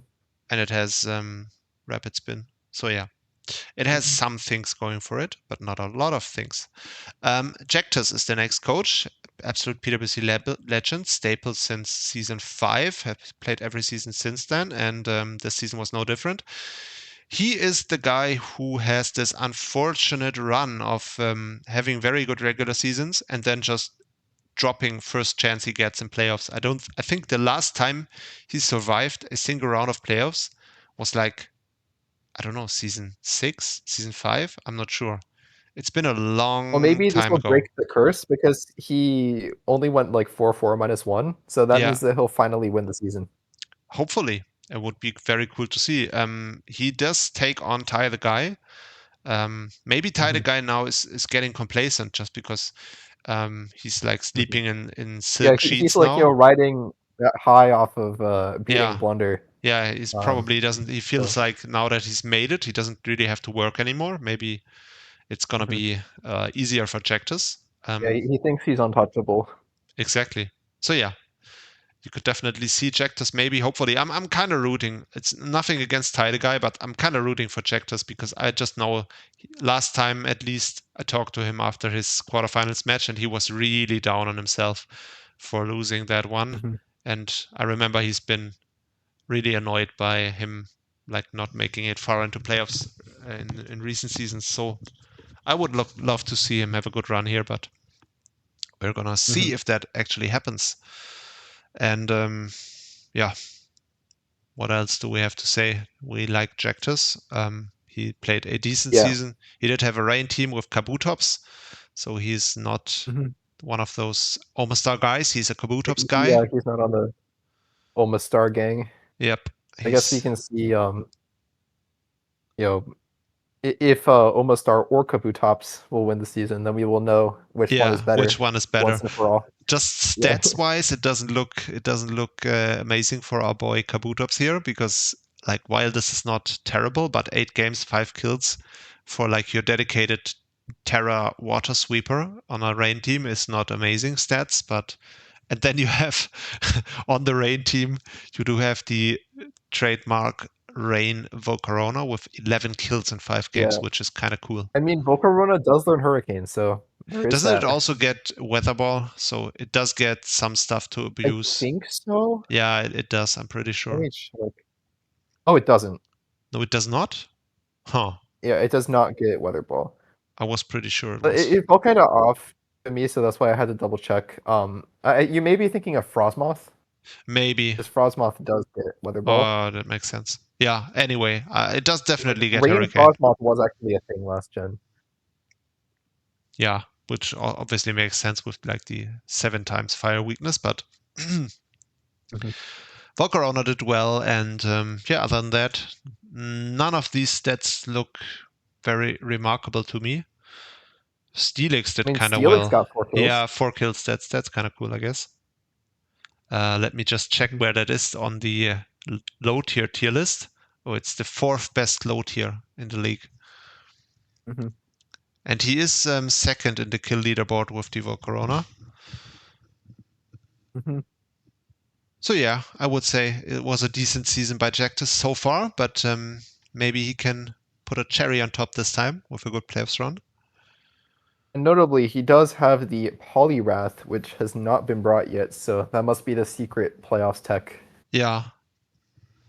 And also he does have a poison fighting type that barely gets brought to any games in Toxic Rogue. Notably, he is a one-time champion of the league, as you can see here on his stats. And the one time he did win the league, it was with Toxic Rogue as his signature back in season 5, which was his first season that he played. So yeah. And here it can't Terra, but you can go for like dry skin black sludge substitute type stuff. Yep. With the rain up. So I mean, back when he had it as a signature, it also couldn't Terra because that was Gen 8. So yeah. Oh, okay. Yeah, that was season 5. So that's been a while ago. All right, that's it for our boy Jactus. Then next up, we do have our Venezuelan guy, Greg Sillo, who has the same record as Jactus. And he does have a very interesting signature in Kangaskhan. 7 games, 7 kills as well. Oh wait, wasn't this right? He was naming all of his mons after like people in the division, and Bummer got hacked by the Kangaskhan that was named after him. Yeah. I forget what week that was. I'm really confused. Camel, look at the stats. The guy has Mega Morwile and Aegislash, and Aegislash was brought 0 times. And Mega Morwile was brought once. Pull up his stats. Huh? Yeah, I don't know what happened there. What? That's crazy. He brought Marowak Alola every time, and like Ditto almost every time, but he never brought Aegislash, and he almost never brought Mega Morwile. What the hell? And it was like, yo, Parapago's coming every time, sure. Yeah, and it but also Pete, but like, why are you bringing Ditto 5 times? Like... And he didn't even trade. Like my first thought was that he must have traded for the Mega Morwile, but he did not. That's really interesting. That's so like, why you spend 19 points on it though? Like, yeah, I don't know. Maybe he's just trying to not reveal his playoff strats, and like for playoffs, he's just gonna pull out the Mega Maw. I don't know. Sub-focus punch. What can we say? He just has that Venezuelan swagger. He doesn't need any high tiers. I don't even need it. Yeah, like, exactly. regular season is free. I'm just not even gonna bring it. I'm gonna bring Ditto 5 times, and then in playoffs, then Yeah, I'm we can trying to find. Mega I'm Mall. trying to find the Mega Mobile game, but he like brought the same team every time. I feel like It was week 8. It was the week first time he 8. brought it was week 8. What the hell? Oh damn it! I just closed the dock. But anyway, let me just Wait, check. and it didn't even click any moves. What the hell? Let me Wait, check the when did it trade. actually die? Let me check the trades to check if we missed this, but no. Wait, so he so on turn 9, he switched it in on what was it? Oh, Terra Ghost and Mr. Rhyme Shadow Ball. Like 67%. Mega evolves, does not click Sucker Punch. Gets outsped and gets hit by Shadow Ball again and dies. What the hell? That's really funny. Biggest value Mega Mall. And obviously the Aegislash, I which mean- is just I mean, clearly he didn't need them, I guess, but like, yeah. yo, if you're gonna spend all those points, then I don't know. Maybe he's got to pull them out in playoffs, right? Yeah, for sure. I mean, and Right. he did really well with Ditto. He even got a passive kill with Ditto, which is kind of rare. And then he did well with Marowak, Lola, and the How Kangaskhan. does Marowak get 4 passive kills? What? What? What the hell? Was has this he all been- like Will-O-Wisp or something? I don't know. Maybe rocks, I guess. I'm not Oh. sure. Interesting. Very interesting. I'm glad we checked out these stats. Yeah, I guess like 2 few rocks. One of these games was also a forfeit loss. So he only played 7 games. Mhm. So yeah, very interesting. Who does he play in playoffs? Oh, he plays Mimikyu. Oh, he plays the Wordier. Ooh, that's looking potentially very nasty for Mimikyu if he has to now actually face Mega Mawile and Aegislash. Mhm. That's looking. Yeah, well, who knows if they'll actually come to the game though. Yeah, true. Although having Aegislash into like Valiant is pretty nice. Yeah, I and also mean, Mega Mawile. Like Valiant doesn't really have a great way of hitting Mega Maw. Like obviously you have like CC, which does like a good amount, but it's not killing from full. And then similarly with Aegislash, like Shadow Ball and Knockoff are super effective coverage, but you're not killing it. Yeah, it's still an Aegislash and it's still really, really, really fat. So that's gonna be tough. Mhm. Right. Then we do have the our 4-way tie here between Savage Raccoon and Asylum GS83 and Barney and SMO. Funny story, for some reason, I always mix up Savage Raccoon and Asylum. I don't know, for some reason in my mind they are the same person. I mean, they have the same record, so maybe they are the same person. They might be the same person. So Asylum has a weird team. He does have Clawwitzer signature. Then he does have the offensive core that I had in Wi-Fi last season with Gouging Fire Weavile. And an Ogrepon Cornerstone, which is pretty strong mod. Yeah, it's the grass rock coverage is pretty good. That's a pretty cool offensive coverage. Yeah, I mean, according to Riso, this thing should cost like 17 points, and then So Ogrepon Hearthstone is he should be serious? like 12 He's points, thinking this should be 17 and no, not 17. Okay, no, okay, I was he gonna wants say. it to be like 15 or something. Okay, but... I'm not one to judge, right? So yeah, Yeah. it's definitely a good mon. I like all the Ogrepons except for the regular one. I like them all. But yeah, I don't really have a ton to say about Asylum. I do like Circuitry. Circuitry? Circuitry is pretty funny. Has he been circing it? Yeah, well, I mean, it seems like it. I mean, it has 8 kills. That's wow. his like the highest number on his team. True. Howitzer is 7, which is I mean, pretty that's decent. expected, right? It's a breaker Yeah. that can Terra, so it's gonna get 1 kill every game on average. That sounds about expected value, I would say. Yeah.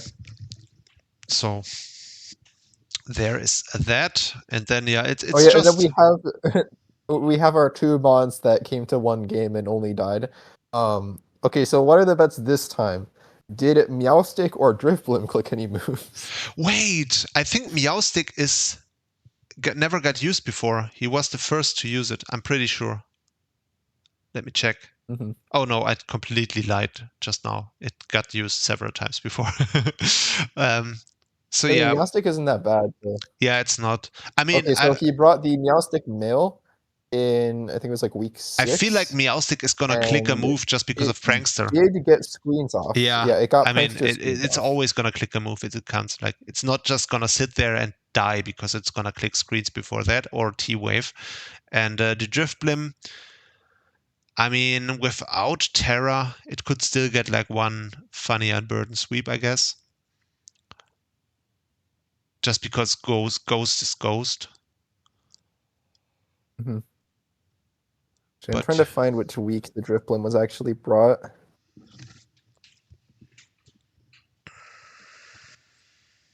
I may have missed it because I was looking for the Meowstick at first. Okay, then it's probably okay. It came week 8. Yeah, it was week 8. Oh yeah, there it is. And it clicked substitute and call mind. Oh wow, it never did anything. 6 times, and it never actually clicked an attacking move. So basically, it got crit probably while trying to set up. Okay, wait. Let me go to turn 25 to see what actually happened here. Okay, so we have Drifblim versus Terra Fairy Claydol. Claydol is at +6 defense, but clicking a store power does not break sub in 1 hit. Drifblim is just CMing up, super greedy, and gets crit on like right after it gets +6. It gets crit. I mean, that was pretty So obvious. I think you definitely should have put a substitute up there because know the Claydol is only doing like 9%. 100%. That was just that's something to learn from, because he would have won the game otherwise also, as well. Yeah, because like you didn't even need +6. You could have just like hit it, unless your only attacking move was like Gust or something. But yeah, I'm not sure. Yeah, very unfortunate. He could have won that. Then he would have had an even better record than he does. But yep, now he's 4-4 -2, and he still made playoffs. So that's no big deal. Then we have yeah, we should probably start with like seed 7 actually. Savage Raccoon, the guy that I always mixed up with Asylum. I watched his week 8 versus SMO. That was a crazy game. That was a very, very close game. It looked like SMO was gonna run away. The Whiscash, which I'm a big Whiscash fan. So yeah, I think it also like did something this match, but it was mostly it got spikes up. So yeah. Exactly, and the spikes were get fogged by the Mandibuzz, but they were really annoying. They got some good value off, very, very much so. And yeah, it looked like he might win this in the end with or bring it back with the Blacephalon, but then it was a clutch Jolteon Focus Sash which saved SMO the game there. I feel like he misplayed it a little bit towards the end. He got a huge lead early with the Archaludon, I remember, and then he just gradually came under fire with these hazards, and yeah, that was definitely preventable. But luckily, SMO did make playoffs, because SMO always has to make playoffs. Otherwise, we are not happy, and he did so. And yeah, SMO's stats are like completely unremarkable. He doesn't really have that one standout kill leader. He got 7 kills with the Ice Q, which is funny. Ice Q is a funny guy. Yeah. Actually, I'm wondering, like, whether he brought like belly drum most weeks or if he No, went for like I the. no, Oh, no. okay, yeah, I he, don't he think did he go did. for the hail. Okay. Yeah, I think he didn't most of the time. Yeah, because in my opinion, belly drum is definitely the like wrong way to use ice. Yeah. And I think you called me a hipster for saying that Veil Ice Cube is good. Yeah, But- that sounds like me. Yeah, he basically I'm just skimming through all his games just now to see what he used, and he basically used hail every week so far, at least. Mhm. Yeah, it's He just actually originally had Hariyama signature, and then dropped it for Ice Cube. yeah, but that which was is- in that must have been in but grace that period. was yeah, that was in Grace because week 1 was Ice Cube. Yeah, Avalanche, Aurora Veil. So yeah, he didn't bring belly drum once. He's probably gonna do it like once in playoffs, just to catch someone off guard. Yeah, maybe. Depends on what the matchup is. Yeah, he's playing the week 8 once again. It's just an immediate rematch.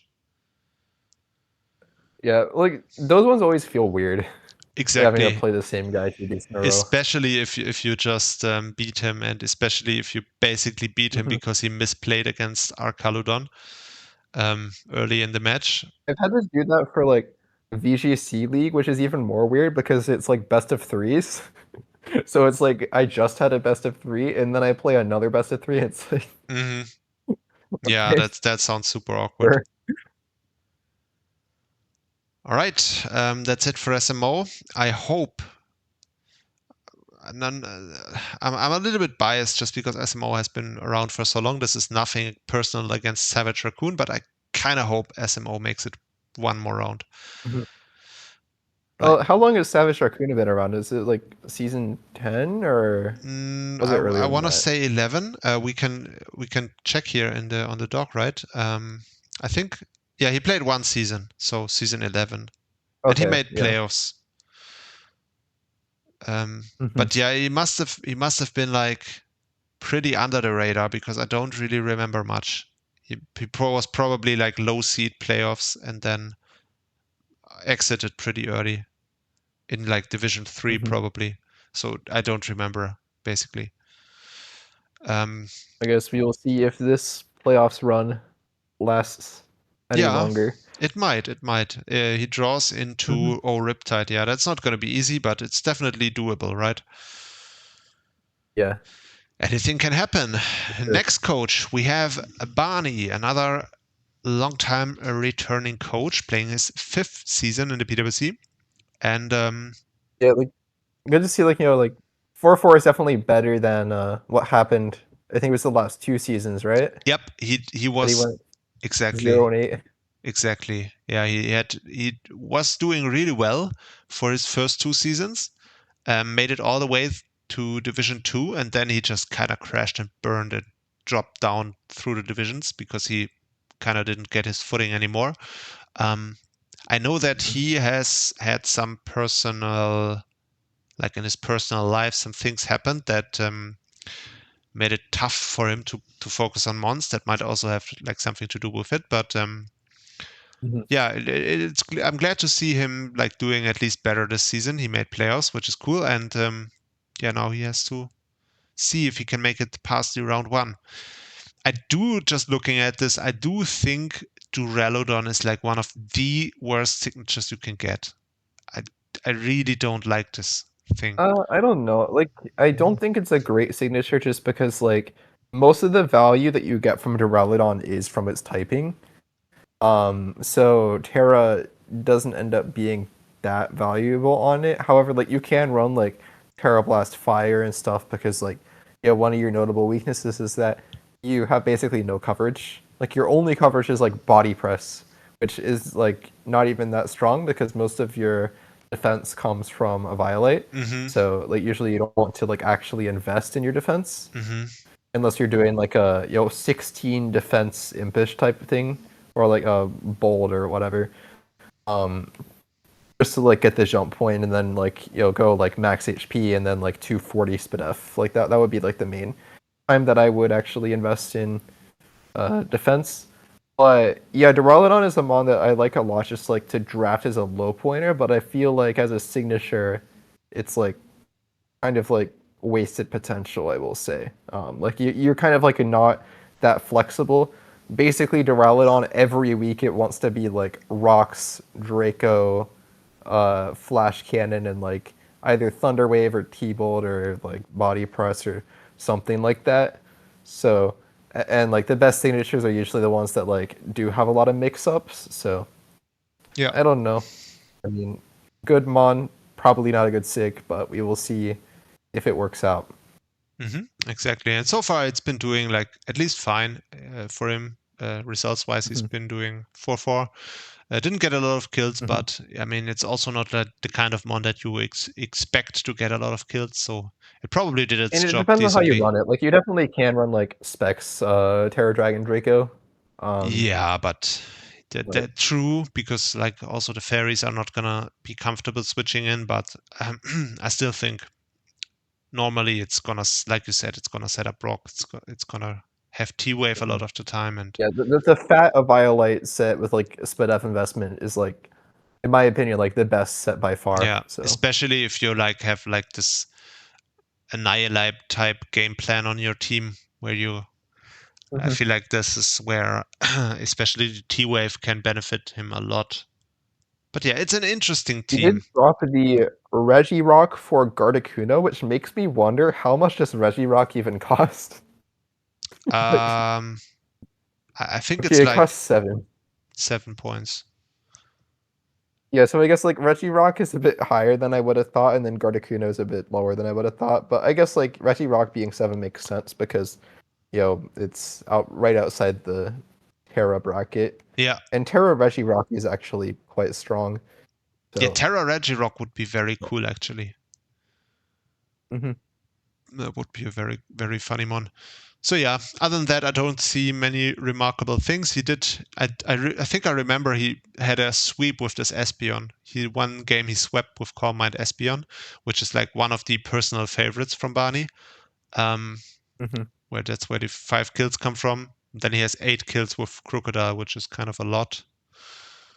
And yeah, looks like a solid season. Hopefully he can finish it off with a strong playoff run as well. And yeah, let's just go into betting mode. Or do we want to like trash talk all the guys who did not make playoffs? We kind of talked about Deadpants. Ooh, bummer. Yeah, that's kind of a shame that Bummer didn't make it. Notice that I didn't say it was a bummer, but yeah, that's fair. yeah. I think the real pattern is that everybody that Starvin thinks will do well. Oh, right. Is, Right. Yeah, that makes even more sense. Yeah, and then you just have like yeah, like if Starvin bets on you, you're cooked. exactly. We do have the last season Division 3 finalist, Jaced Husky, not making playoffs this time, so that's unfortunate. That's probably because Miltank. Yeah, I was gonna say no Miltank in sight here. That's gonna be the problem. Instead, he has the Porygon, which did actually come to 2 games and got 2 kills. Oh wow! I am not sure if those are the first 2 kills that Porygon has gotten. I can check, but probably. But like, it's one of the spawns where like, you know, it's actually a pretty good low tier. So like, usually I would expect it to have some usage, but it seems like in PWC people just like don't ever use low tiers. So nope, it has 0 games least, like, before this. Pointer. Yeah, 0 games, that first time ever been used, and it got 2 kills. That's insane. Let's find those. That's interesting. I'm gonna try. So you're probably starting at week 8, so I'm gonna start at week 1. Week 4 it was brought.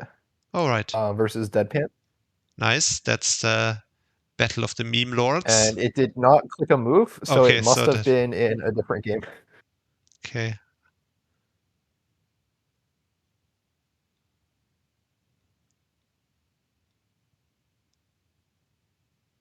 No, so it must have been like late in the season.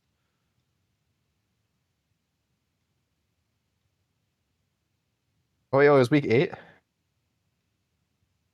Yeah, it was brought week 8. And it clicked try attack 7 times 7 times. and recover 4 times. Okay, so yeah, it actually did something.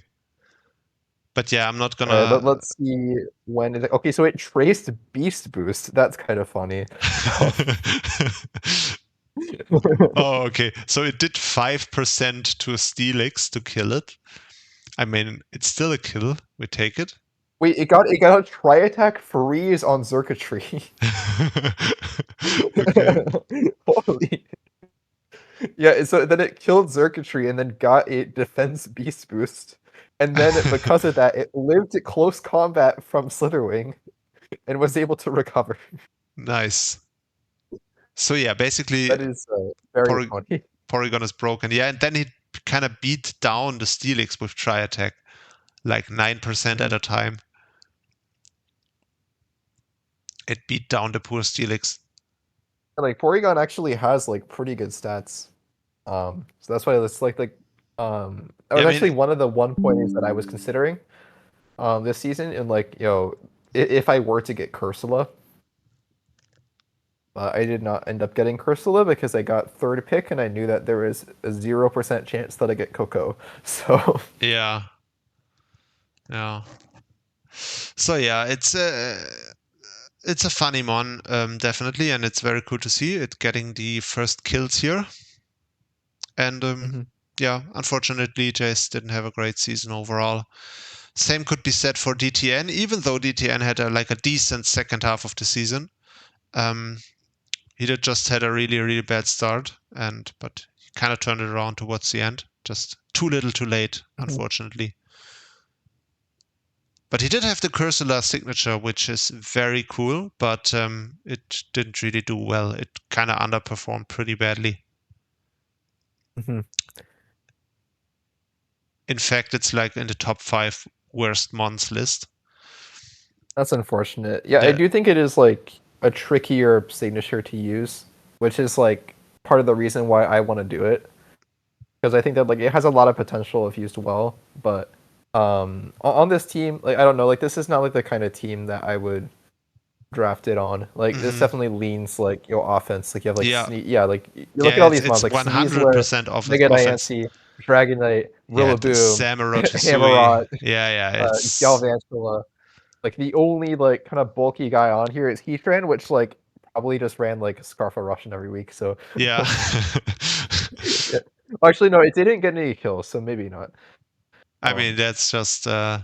So because I would definitely run Cursula on like a kind of like balanced, like pivot oriented team. Like I was planning on getting like, you know, Corviknight, Tangrowth, like that kind of thing. So yeah, and then I was also gonna have the Mega Sharpedo, which I do want to do at some point. Maybe next season. Who knows? Maybe next season, yeah, when you get demoted to Division 2. Yeah, exactly. Right. But I do want to get it with Coco though. I feel like Coco Mega Shark is a really good combo. That sounds hype. This is like just an insanely DTN team. He's famous for using Cursula. He's also famous for using Mega Diancie. He's been doing really well with it. I think like remember when we did like this top 10 mons per coach thingy prior to the season, and for him it was like Mega Diancie was like all the way at the top. Yeah, I mean he's probably been using Mega Diancie since like Gen 4, so yeah, probably one of his, exactly. He was probably the guy who invented it before Nintendo even knew about it. So yeah. Yeah, because the D in DTN actually stands for Diancie. Diancie, exactly. That's like some lesser known lore. Right. So yeah, not a good season. Same could be said for Mike Haley. Very sad, very sad. Even though he had a decent second half to the season, which was just not enough to make up for the really bad first half. And holy shit, if you look at his stats, like every single mon, so almost every mon got a kill, but they all have like only a couple of kills. So very interesting stats I here. mean, your highest is 5. Yeah, that's kind Which is a of tie between Mega Venusaur, Coffagrigus, and and Tornadus. Coffagrigus. Yeah, interesting. Yeah. I guess at least the Coffagrigus would be high in the low tier standings, which it is. It's 3rd behind Ditto. Also, which, we have our token 1 game 1 Deathmon in Squawkabilly. And oh yeah, right. I guess we can just in the as our so bets on whether Squawkabilly did anything. Yeah. I'm going through the weeks.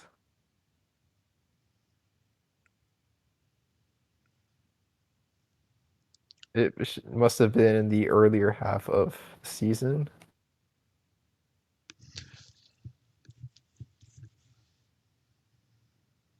Or it should be like week 1 and I was just going backwards. Okay, it was week 2. Okay. He brought the blue Squawkabilly, and it clicked U-turn once and facade once. Oh, and it right. was Flame Orb Guns. Nice, but it did not get a kill, which is unfortunate. I mean, yeah, he did have Actually, let me see how much damage he did. Okay, so it clicked to facade, and it did 17% to Rhydon. Oh, all right, he has a Rhydon. With guts. Yeah, with guts. I mean, like burnt facade. Then, to be fair, Rhydon is it is a Rhydon. So. it is insanely bulky. I noticed when I played Polito Shark the other week, I knew it was bulky, but I really had no concept of how bulky it was.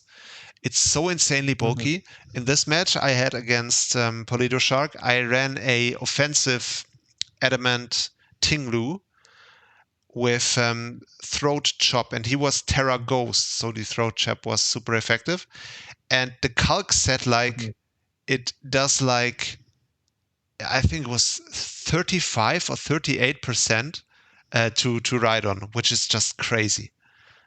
So yeah, the thing about Rhydon for me is that I always forget that it doesn't have solid rock because all of the calcs make it seem like it does. Exactly. That was the exact same thing I was thinking. I was like, oh, I think he's lightning rock in this matchup, lightning rod, so he's probably not solid rock. And then I was like, but it doesn't even get solid rock. yeah, well, what the hell? He's the calc is just like that without solid rock, which is even crazier. Yeah. It's just insanely bulky. So yeah, that's right on. But then again, it doesn't have any special defense to speak of, so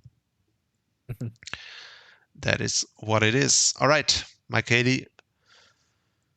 Not a good season. And then Thunder Tinker, our last season's Division 4 champion. Looks like he's gonna go right back down to Division 4, unfortunately, next season. I mean, the Houndoom got 7 kills. Yeah, Houndoom is a very cool signature. But yeah, this team looks kind of awkward, right? With the double Ninetales. That looks kind of memey. Yeah. To begin with.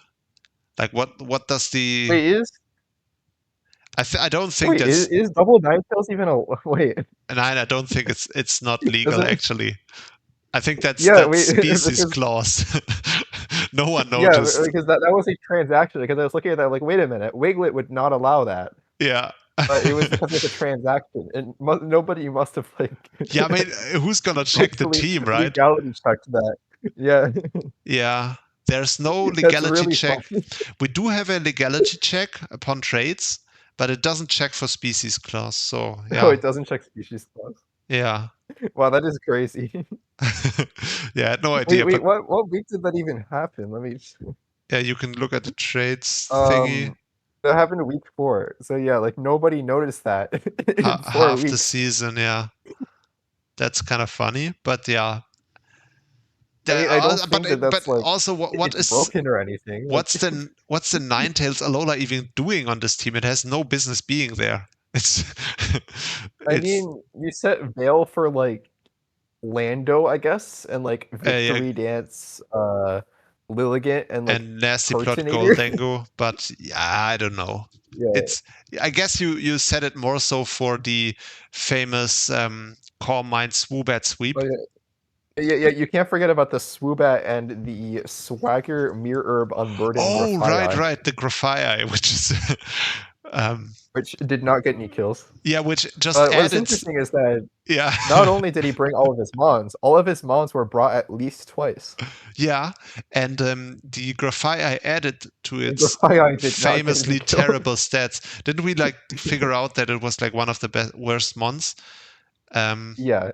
And yeah, now it's Which even absolutely worse. makes sense. Yeah, so before the Yeah. season, it was used in 19 games. It got 1 kill and 17 deaths, and now it is at least 21 games and 19 deaths. So yeah. How many times has it been drafted this season?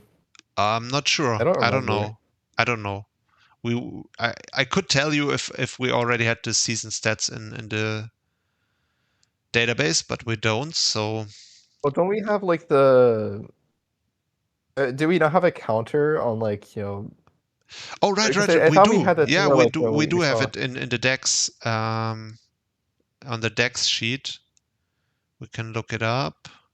All the way on the right, picked up Graphii. There it is. So it got picked up 4 times actually. Interesting. So yeah, 4 people picked it up this season. Maybe it got kills in other divisions. Actually, I guess we can see what the. Do we have the kill stats on this? I don't know. We'll figure it out when we load everything into the database, and we can see if No, we Graphii can- is rated even lower. No, we can. We do have it in. I don't know. I think I didn't hear you for a while because you were just silent for a bit there. Oh, okay. It may Let- be internet. Yeah, maybe. Let me check. We can look for the Graphii here. So Thunder Tinker, it got 0 kills. Then Time Vault picked it up. It had 1 game and 1 death, 0 kills, of course. Then we have Shadow 20454 in the Azure division. 1 game, 0 kills, 0 deaths, however, which is Ooh. impressive. Yeah. And then we have That's the best performance yet. And then we have Ashton, 2 games, 0 kills, 2 deaths. So in total, we do have 6 games, 0 kills, and 5 deaths. Round of applause for So it is definitely Graphii. moving down on That's yeah, another great season for Graphii, as you can tell. It's just one of the GOATs. What can you say?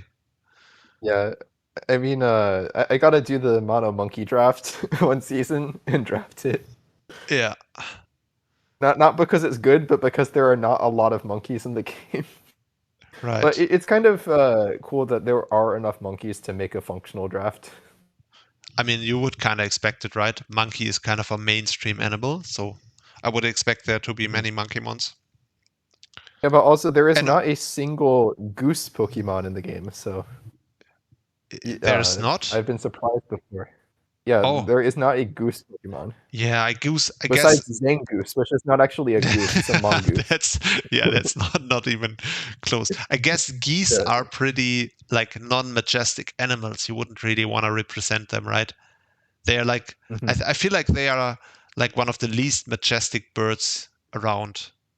Well, you could argue that, but like people see swans as majestic, and you have Swanna, but swans are like basically more angry geese. So they are angry, but they are also like they do have something majestic about them. You can't really argue with that. Like the way their necks are bent, it looks really elegant, and then they also like they do always swim around like on the water, like they think they are something better, like they have this like royal flair about them, and then they will just attack you randomly. So yeah, I don't know. It's funny because where I live, we live in like the suburb of Hamburg, and we live really close to like a lake where there's a lot of ducks and there's also swans, and these guys are like they are such MFers. They are so aggressive, especially if they have like kids. You can't really walk by them because they will just attack you for no reason. They are kind of dangerous little The city guys. where I live, it's like right between two rivers, so you have like a ton of geese and like some swans. But like the UK has like a good amount of swans in general. Main thing is in London, if you go to Hyde Park, there are so many swans there, and people will like always like bring like seeds and stuff to feed them, and it looks like they're like the swans are gonna kill them. Like there's just so many just crowded around. It's like it's like why do you do this? Like I would not want to make myself the target. Yeah. Yeah, definitely. You gotta watch out with swans. But the same thing, I to think be you fair, the definitely same need thing to- is also true for geese, because we also have geese on this lake that I've been talking about, and they also will hiss at you when they have younglings Yeah. with them. So it's Yeah, just when I walk to a campus, there are like so many geese, and like usually they're pretty chill, but like sometimes there'll just be an entire goose blockade on like the path. Yeah. And it's like I gotta like go around it because I don't want to like step over them because then they will like bite my legs. Yeah, So, they are pack animals, and they are like these kind of roaming street gangs that you always got to be a little bit like careful. You don't want to meet them after dark, because that's when they go bad, and then they might like yeah, like if there were Pokemon in real life, I would definitely want to keep something with discharge on me at all times. Yeah, for because sure. that would deal with both the swans and the geese. The swans being 4 times weak, so Yeah.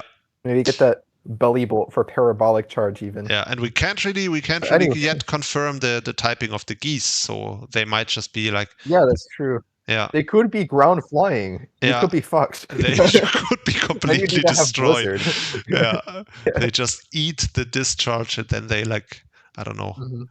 they like dig back at you or something. I don't know. Mhm. But yeah, Yeah, if they're that's going to add like a a funny side regional- note. You never confirmed your typing. Are you weak to ground, or Wait, you mean like me in real you life? personally? Yes, are you weak to ground? Yes or no? I I feel don't I think feel I'd like be you particularly weak to ground.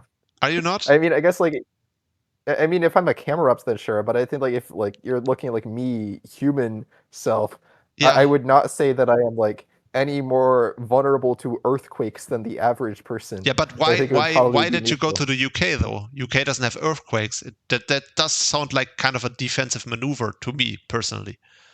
That is true. But then again, like where I was in the States, like I mean, we would have earthquakes like from time to time, but it's not like I lived in like California or something. Hmm. Yeah. I would not want to live in California. Yeah, true. I mean, California is like everything. California, you can't also be weak to fire if you live in California. Yeah, Like, I would say I am weak to fire. I absolutely hate when it's like super hot out. yeah, I mean, like when it's like a dry heat, it's fine. Like, in the desert, it's fine. But if it's hot and humid out, so basically like my worst matchup is Volcanion because Mhm. it's a fire and water type. Mhm. So But you gotta be resistant to water, right? Because you live in the UK, and that's basically where it's yeah, that raining is all the true. time. Yeah, it does rain all the time over here. Yeah. And the forecast is especially unreliable in the city that I live in. Yeah, I Like, mean, the it'll say, forecast is oh, like it's the like forecast here for the next 15 the whole minutes, day. and then then it's gonna shift Yeah, again. but it does actually change like every 10 minutes. Yeah, it's like, crazy. unironically. I've been to the UK before, and it's actually insane. The way the weather changes is crazy. I've never seen something before like this before or since. It really will change like half an hour, and then it could be raining, and then half an hour later, like the sun is out for no reason. It's pretty impressive actually. But yeah, I think Yeah, for sure. we did a nice little job there with the 3rd division, and you know what happens now, right? Now is the time where I have to say, because I have to get up early tomorrow, so I can't really do more. Oh, But okay. maybe we can finish it tomorrow. Maybe we can like actually finish it Yeah. tomorrow. If you are you around tomorrow? Yeah, I'll be free tomorrow. Ah, nice. Okay, so maybe we can start a little bit earlier tomorrow than we did today, and then we can hopefully finish it. Mhm. And then people can Yeah, sounds good. watch it on the weekend. All right, that sounds good indeed. Then see you tomorrow. See ya. All right. So recording is running again. We did leave Cool. off with finishing the Grizzlies division, like you just said, and yeah. Now we can go on with the Berserk division next, where I don't know. Have you been following any of these games that have happened since we last spoke, or not so much? Since the last one, not really. Actually, well, wait, I see that that Time Vault beat Silver, Yes, which is probably the greatest upset that could have happened. that's literally, I think, probably the biggest upset of the season. I mean, it's not like it mattered much because both Silver and Time Vault had nothing to gain or to lose anymore, because I think like Time Vault had no opportunity to make playoffs regardless of result, and Silver was already like confirmed first before the match, but it's still a very big upset. So we should probably check that match out real quick as our opening thingy. Oh yeah. Yeah, I think this is the only one that I've seen. I have not seen it yet, but I just see that Silver lost his Archeops turn 1, which is not ideal, and just gets destroyed by this stack attacker here, which is fun. Yeah, we see air slash Zard X, air slash Dragon Tail. Yeah, these yeah, this is what is the air slash even for? Like, I want to look at Silver's team. Let me think. Okay, there isn't really anything on this team that air slash would be for, except for like some like weird terror on Archeops, I guess. Maybe his plan was to do something with Zard, regular Zard, before it Megat or something. But yeah, interesting start to the match for sure. Unfortunately, the air slash Megazard did not get a kill. It's quite shocking. Yeah, you'd normally expect it. Honestly, I think. Wait, oh my god. He named the. I remember this now. He named the Bibarel Camel's fave. I was just about to make a joke about how the whole reason why he lost is because he brought Bibarel. I did not see the Bibarel come out yet, but I mean, Silver turned it around. Like where I'm at in the match is right now Silver has turned it around. He's now currently in the lead where I am, but yeah, he doesn't really have anything left for this Urshifu, because the Slow King is kind of low now.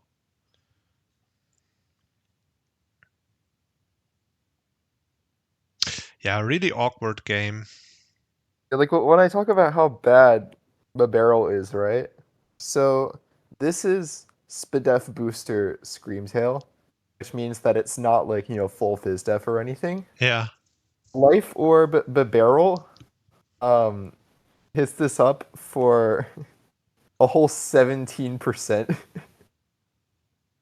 Jet. I mean, honestly, it is Jet. Like, not gonna lie, at first I thought it was Aqua Tail. but 17% is still a little silly in 2. I wonder, had he sword stanced instead of just substituting the first time? I wonder if he could have killed with a +3 Aqua Jet. I don't know what the math is about that. Well, it's at 53%, so it would not kill, or it might have been a roll, but yeah, probably a roll. Man, that was a really, really close match towards the end. Even though Silver messed up the early game, it was looking towards the end like he was going to win it, but then, yeah, very interesting, very cool upset here for Time Vault, and yeah, I'm personally very happy for Time Vault that he got this win, because yeah, it's always good to see him make progress, and I think he was also quite happy about it, which he definitely has every right to be, because like Silver has been Silver has been talked about at one stage in the early season, like he was going to be the next Polido Shark, but yeah, that's been dampened a little bit. I didn't think it was ever that bad. Yeah. But yeah, now we have 4 people at 6 and 2, Mm-hmm. which is kind of cool. Yep. The division also turned out to be way more evenly matched than it had the appearance early season. Also, we also see that one 4-4 person did not make playoffs, which is also a good indication of that. With Talon Anderson. Yeah, we have 4 6 and 2s and 4 2 and 6s. Yeah. Yeah, it's really hard to tell. I feel like who's gonna make this this championship run, because the Phantom 31,415. I've barely ever seen him play because he like did all his matches in like week 1, and then we haven't really seen him play since. But yeah, he did play a good regular season, and he has a really interesting team at the very least. So a really weird team. He has a rain team without any real rain sweeper. There's this random Politoed on there. We have talked about this one, just like all of like the type overlap and stuff. I mean, Yeah. maybe it's working for him, so who am I to judge? But we do see the 4 15 pointers, which I think is a good way to draft in this, because there are so many 15 pointers that are like honestly better than all of the 16 pointers. So 4 15 pointers. Oh, right, here is King Gambit as well. So yeah, really, really top heavy team, this one. And then these kind of random low tiers. And obviously we do have the for Phantom we do have the absolute overperforming mon of the season in Cartana, which has got 21 kills. I think that's like, it's very I thought you were rare. gonna say Trico. Trico. The Trico is the reason why. I mean, did Trico ever get a match? Oh yes, it did actually. Yeah, it's continuing the theme from last part. It came to 1 game, but it did not die, so it is doing better than like 80% of the low tier drafts. Yeah, I mean, if it didn't die and it got off a move, then I will be impressed. Let's check out if we can find it.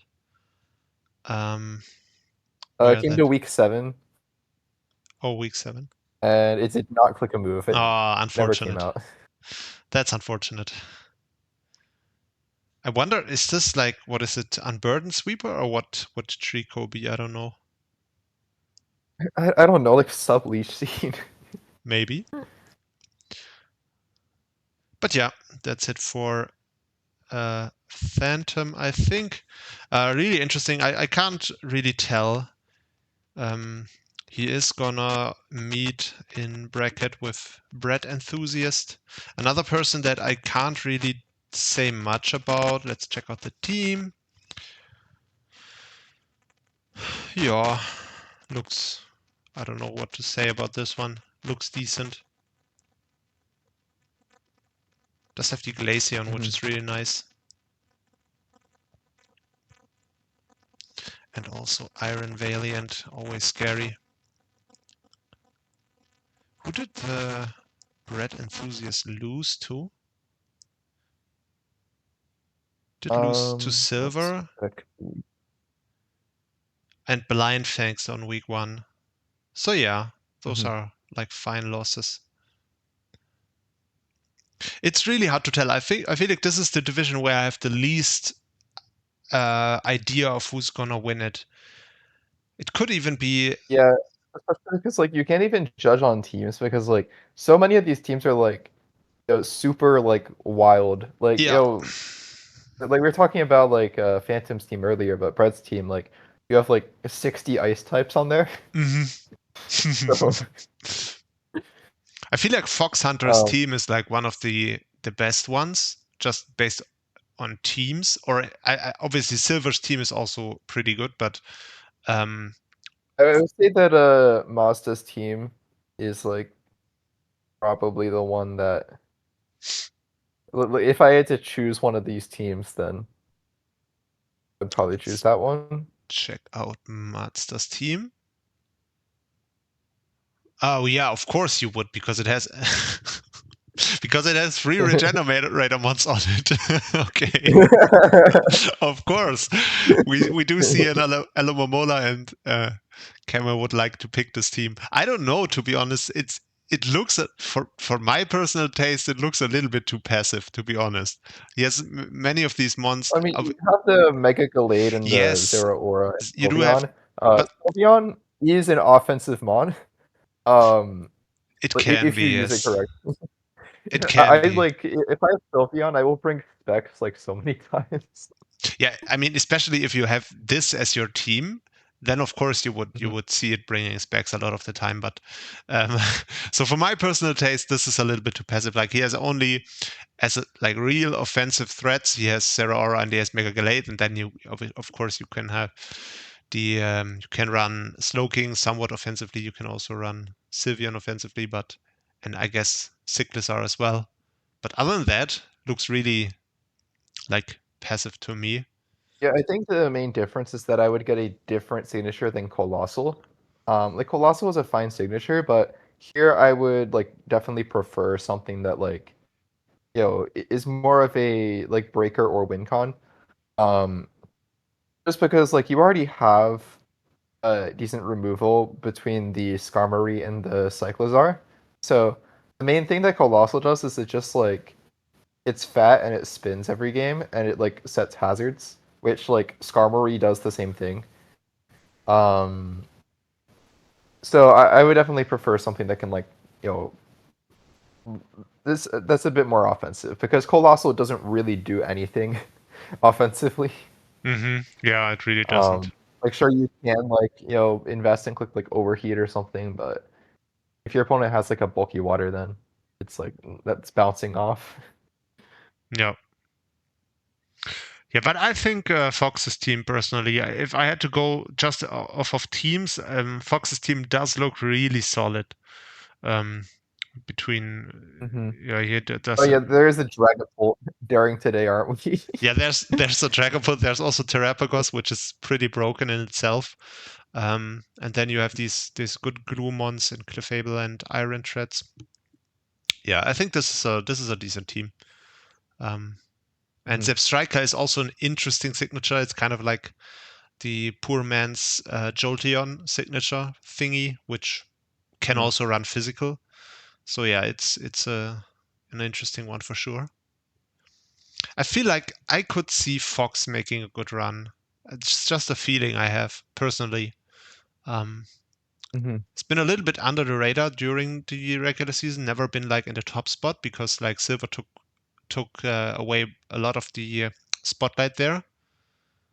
But yeah, I feel like Fox could be dangerous. And he's also like meeting with Silver in bracket, assuming everything goes according to seeding. Yeah, like I guess I can see how a team like this would like really work in this division, especially because like it's really difficult to deal with like the offense on this team between like Terra's Abstrika, which you can't really block that reliably, and then Dragapult, of course, and then Terrapagos can just sweep. But like the main thing I see with this team is that like there's a lot of like fake bulk here, where the Clefable is bulky but not like blanket check bulky, so you usually want to pair it with like other fat things, so it isn't like responsible for like walling out everything. But then you have like Iron Treads was like can be AV, but you don't really want to like invest full bulk into it since like it doesn't have recovery and stuff. Rotom Heat isn't that bulky, but it's kind of bulky. Shaman is like pretty decent though. And the same with like like Araquanid, Hariyama, like Muck, or like they all have like natural bulk to them, but they don't have any recovery. So basically, like if you wanna like play defensively, then your Clefable has to be like wish passing over time, which like it probably like doesn't really want to do. So I think like you definitely like are kind of forced into like going pretty offensive with this, but I do think that this team can do that very well. So yeah, it's just it's up to whoever he faces in playoffs to figure out a way to deal with that. Right.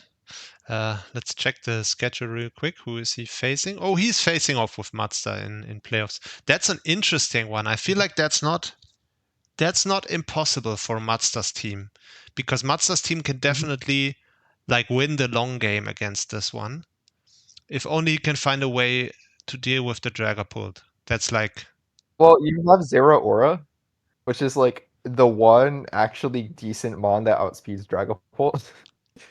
And yeah, then true, but the defensive. Alamamala is a pretty good pull answer usually. Yeah, Sylveon, of course, is like, And Sylveon as well, yeah. because you can't Between those two, substitute on it. That's like the main thing. You would have to be like protect, disable or something as a pull to deal with the Sylveon. even the auto, if you run like AV with like Alluring Voice plus like some other move to like break sub, Mm-hmm. and even sub disable doesn't beat you. Mm-hmm. Especially since in net decks you can actually run knockoff on the Alo. Right. Yeah. I feel like this is not a bad matchup for Mazda, at least on first glance. So yeah, I could see Mazda going through here, which would I think it's be a pretty good matchup actually, because when I was talking about like the fake bulk earlier, what on this team actually switches into Mega Gallade? Like, there's actually nothing. Let me check again. Dealing with my slow computer. I want to go back to the team, please. There Like, we you go. basically have to like get the read right and go clef on like close combat, which like even then if it gets chipped down, then you're gonna be in P-Jab range. Or you make the baller play of going Pult on close combat. Yeah, he doesn't really have a switch in. That's true. But that's just like Mega Gallade is just like that. The bigger problem But is it's not just the Gallade thing. It's like anything that just like has like above a certain level of just like raw power and like okay coverage, you're gonna like struggle to switch into something like that. Mm-hmm. Yeah, I can see that. So you definitely have to like keep tempo offensively to like not actually let it click any buttons. Yep. Because you do have like Dragapult, Zebstrika that outspeed it. So Exactly. Yeah, I mean he does have all of these guys can also pivot, right? Between Rotom, Treads, Clefable, even Shaman has Baton Pass, I think at least. it's like every mod on both sides can pivot. That's the funny part. No, Thingy has Besides like Skarmory. I guess. Skarmory can't pivot. Skarmory is like really annoying for that reason. It always stops all your momentum. But Skarmory and the Colossal are like the two that can't. yeah. Yeah, like you said, Colossal looks a little bit out of place on this team. But yeah, it would be cool to see Mazda go far, but it would also be cool, of course, to see Fox go far. So I'm kind of impartial on that. Then we have Blind Fangs. Blind Fangs texted me the other day. It's not exactly clear if he's gonna finish the season, sadly, at this point. Looks like he might not actually finish the season. Which would be a shame, but of course people can only play when they can play, and yeah, he's not currently feeling like he might be in the mood to play it out. I will say this is another team where, looking at Blind Fangs' team, apart from him playing a decent season, which kind of took a little bit, he had this slump in the mid season, but other than that, he did really well. This is another team that looks really, really strong. If only there was not this word here as the signature. Exactly. Yeah. No, unironically, this is not even to trash, like to go along with the meme. This is just honestly what I think. It could be so much. It's the exact same for Mimico's team. Like I wasn't even memeing. Yeah. Like on both of these, it's like this team would be super scary if not for the fact that like one of your slots is like taken up by the deer. Yeah, exactly. Yeah, it's a shame because otherwise this team looks really, really strong. Like it could use. I mean, yeah. No, it just looks really strong. There's not really much missing here, but word here is just so awkward. to fit on a team, and this team is no different. But yeah, even though I feel like with this team you can get around the weakness of having to bring the Weirdier, because it's just really solid after that. And he did really well with the Mega Scizor. That's remarkable. 15 kills in 8 matches. That's pretty good. I guess this is the best record that Weirder has across all of the Deers, right? Possibly. Or did Mimico do better with it? We could check. We did the same thing for. Because I think Starvin's went 2 and 8. Okay, wait. Okay, Weirdier. So. Oh, Mimico's did better. Mimico's went 4 kills, 5 deaths. Okay, yeah. So we have for the Legion who did 3 kills, 7 deaths. Then we had Mimico, like you said, 4 kills, 5 deaths, which is not even that bad. Blind so Fates, that's the best one. Yeah. Oh yeah, Starvin is the worst one. But I mean, that's expected. I'm literally trying to not rip into Starvin, but that's what you said, right? I didn't say that. I'm not responsible. Yeah, that's what I said. Right. I will stand by. I'm glad I got here in time for the pig slander. Oh, we do have the protagonist himself with us, Mr. Grimes. Yeah. So what's your take on Weirdier? Do you like it? Are you a fan? I don't think it's as good as Rigoref, but I don't hate it.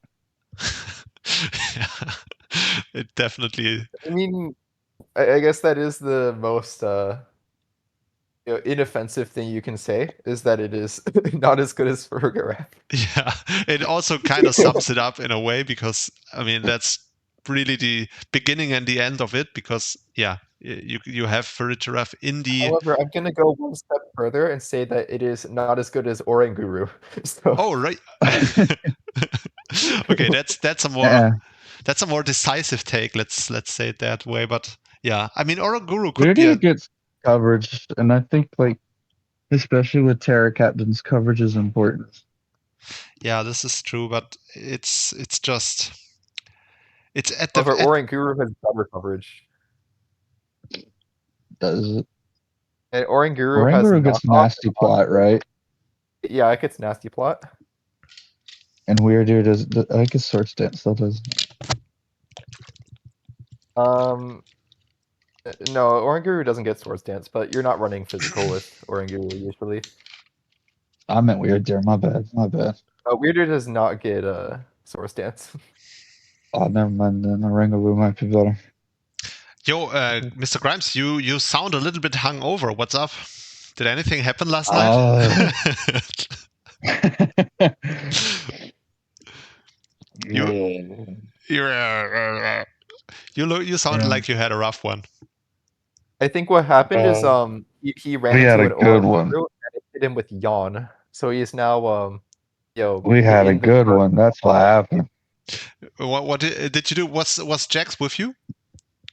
Yeah, he was. He was actually. Okay, nice. And what did you do? Or can you not tell on the air? Remember, there are children listening, like tiny, cute, adorable children. We can cut out this part and put it in adult topics. Right, exactly. we should have like adult topics. This is why my idea of PWC after dark wouldn't be a bad thing. Okay. We can have the uncensored version. Yeah. But it's actually kind of funny to hear your voice sounds completely changed. It's actually, I don't know, funny. All right, we should move on, and we should just skip the Skeptor bird, because Skeptor bird also doesn't really show up in the PWC. What are we doing, if you don't mind my asking? We are talking about Berserk Division. It's the Pogcast. We are doing Pogcast right now. And we are in Berserk Division. And we are just about to talk about your boy Timmy that you pushed so hard. Actually, we are going to talk about Timmy versus Jax versus your boy. So first of all, Jax has to play Timmy within the next, like, 36 hours. Do you think he will be able, or should we Let me look at the matchup real quick. Put in filler while I look at the matchup. Yeah, so my filler was going to be if you think that Jax will be physically able to play the match after whatever you guys did last night. You would have to recover by Sunday evening. Put in more filler. I mean, if your hangover lasts that long, then like, is it a skill issue at that point? No, for real though. I've had hangovers that lasted well over 2 days. Did you guys never have that? I've had like hangovers. Oh man, one time I got that long. One time I got like the first time I ever got high. It took me it took me about 2 days to come down. Okay. And the funniest part was I fell asleep at like 3 in the morning and woke up at 5 p.m. the next day. Holy shit. I literally slept for 14 hours. Okay. That sounds like, I don't know, basically what I would do in the hospital probably. Yeah, crazy. So the first time I ever got drunk, I think I got really drunk because I didn't know how to handle it, and I don't really have a good like natural restraint in that. So I just keep on drinking, and that's what I did. And I didn't recover for like at least 3 days, and I haven't drinking vodka like for 2 years after, because that was like we drank vodka. It's like the most horrible drink in the world, to me at least. So yeah, it can be rough for sure. But yeah, it would be a shame if Jax was unable to play the match. Are you crying? Yeah, I mean, wait, what? No. It sounded like you might be crying. I'm nasally. Right. But yeah, it's Jax versus Timmy. Yeah, looking at the matchup, in my opinion, Timmy has a pretty good matchup this week. I mean, with the Iron Bundle, I give it like whatever you think the matchup spread is, you gotta multiply that by 0.8. I don't know if he can pick his moments with it. I think it goes pretty well here. That's what I mean. I think it works 80% of the time. But I really think you keep saying that about Iron Bundle, but I feel like you never click Hydro Pump with it anyway. Usually you only click Freeze Dry. Yeah, Freeze Dry looks good here. It depends on like whether in the matchup you have to click like Hydro Pump to make progress. Here, does it get any other water cover? Is doing like a whole 3% of that, so you do kind of have to click pump. I mean, assuming. Well, yeah, the Jirachi would have to be the switch in, right? So yeah, you kind of have to. It's like unless your opponent drafted an entire team that's weak to ice, then you are going to have to click pump to make progress. I mean, a lot of switches in on it pretty well, doesn't it? If you can kill the thing that like actually takes the ice moves, then you can just click Freeze Dry and Ice Beam. But right, but in this case, he doesn't really have to click Hydro Pump, in my opinion, because he can just flip turn, and then if he really goes into Jirachi, it doesn't really matter if he goes into Jirachi or Serendipity, which are the two options he has. That means just a free hit with Ursaluna, and getting free hits with Ursaluna is not ideal because no one really switches into it, and yeah, Jax also doesn't switch into it. Yeah, his only immunity to headlong rush is Torn Teeth. Like Serendipity obviously doesn't really touch it at all. But Jirachi can hit it with Grass Knot, so if you let it get chipped at all, then you're just gonna be in range. Yeah, actually, true. Not sure like how much bulk Jirachi can just run Rindo Berry. Like a run. Because like if you can like put some investment on. Actually, I want to see how much like no investment Grass Knot does to Luna. Probably does a good amount. It's definitely 120 baseball or so. Yeah, so it's a 2-hit KO if you're like no investment Jirachi into max HP Luna. Yeah. I really like 2-hit KO bundling after. Arceluna together in this matchup, though. Yeah, they are very strong. Like And I said. think even bringing Abomasnow and Beartic could even be good, too.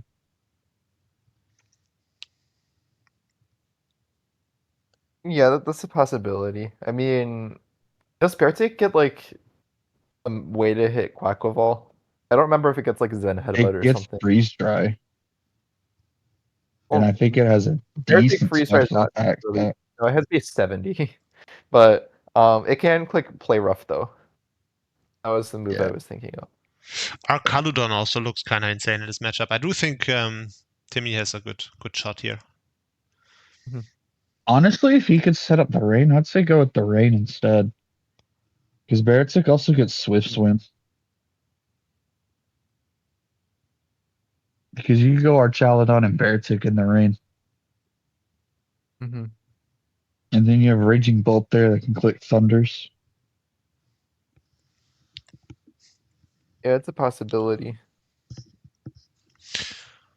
Alrighty, And as that's it for And I Timmy. his think I would immunities. probably bring like just the top 6 though. As Yeah. the main thing I was thinking of is like, if you disguise Zoroark as bundle, then if he tries to go Jirachi, then it just gets blown up, and then you might just lose the game on the spot. True. That's true. Yeah, it's in my opinion, it looks really good for Timmy this matchup. And then he would. What I would do is bring Soundproof Mega Abomasnow and not Mega Evolve it. So he thinks the Zoroark is in when the snow doesn't go up. And the Abomasnow is actually in, and he hits it with like, I don't know, Woodhammer or something. Yeah, and then not only that, but you are immune to Boom Burst and Chatter from Chatot. Oh yeah, that thing does just wall the chat up. So then you can die to Heat Wave instead. Right. If it brings it. If he brings it, it even remembers that Abomasnow gets soundproof, and then he's just choice locked into something that he's immune to and has to switch. Yeah, that is true. If it He's, is Chatot, that would be an immunity. yeah, but he also has Zoroark, obviously, as at least one immunity. So yeah, there's definitely a strong argument to bring the top 6. The top 6 in itself, it doesn't really look like a bad team either way. It's also like it gets glued together quite well by the Farigiraf. So yeah, I'm not Timmy's team looks kind of fine to me anyway. Timmy. And Wolfpack for life is the last coach that we're really going to talk about. I hate this team because it's a sand team. A sand team without Zapdos is not a good team.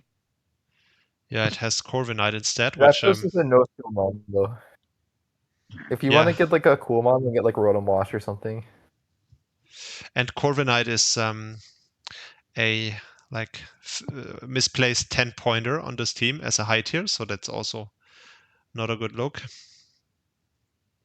But yeah, I don't really know what to say about Wolfpack. Wolfpack has been completely under the radar for me.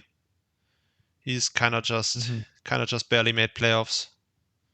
Didn't really Story of my life.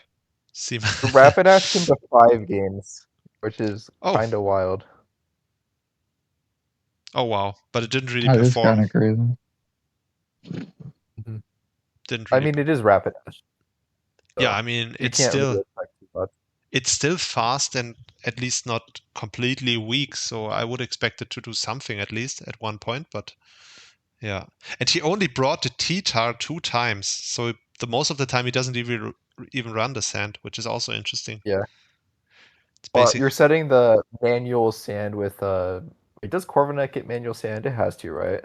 I'm not sure. Does. Yeah, I'm not sure. It does not.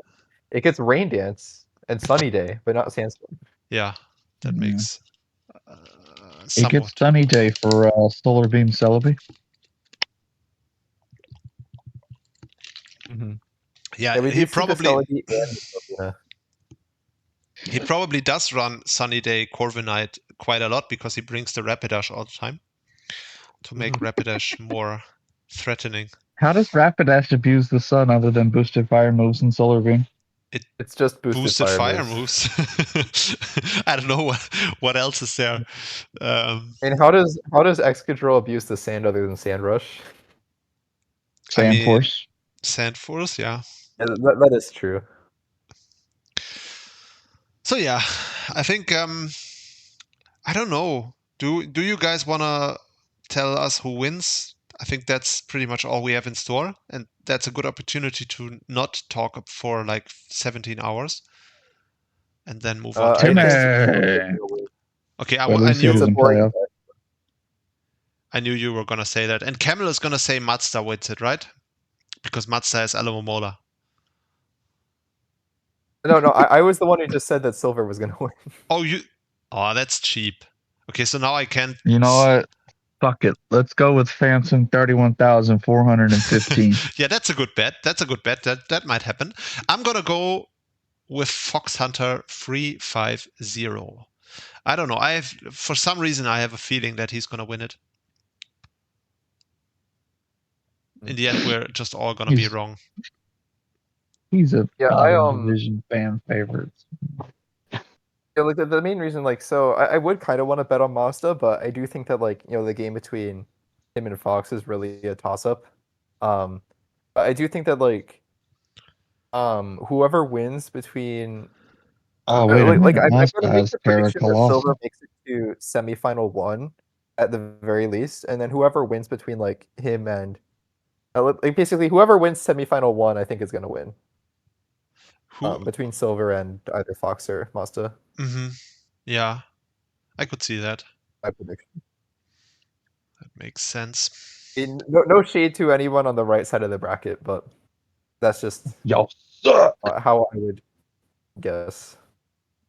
Yeah, I definitely agree that everyone on the right side of the bracket is complete trash. So with that, yeah, that's exactly what I said. I mean, I was paraphrasing, but that's what you meant, right? You're just way too diplomatic to say it like that. Yeah, basically. That red enthusiast. All right, I just opened the Azure Division doc. We're gonna talk about the pile now. And yeah, I mean, everybody's gonna be skipping to this part anyway, so. Yeah, but we don't have to talk about it for too long because there has been a pile cast. They kind of took matters into their own hands and just made their own podcast out of this. Yeah, that's true. And yeah, but we can say that the pile basically was like the main attraction of the season. Everyone really only cared about the pile. The other divisions aren't really that important. And yeah, we do have one of the 2 unbeaten coaches that are still left at this point in Vias. Here sitting at the top. And I don't really know how he did it, to be honest. Team doesn't even really, if I remember correctly, doesn't really appear that broken. Oh, it's a sand team. Oh god, it's another sand team with Lapras, just like Wolfpack. Interesting. Yeah, except this one has Dracozolt, which I much prefer Dracozolt sand to drill sand. Yeah, I can definitely I can see why. That's yeah, this is very similar, right? The other team also had Corviknight. It has Lapras, Corviknight, Titar. That's quite a lot of overlap here. Is Corviknight like a sand staple nowadays? Has there been like a YouTuber that ran sand Corviknight or something?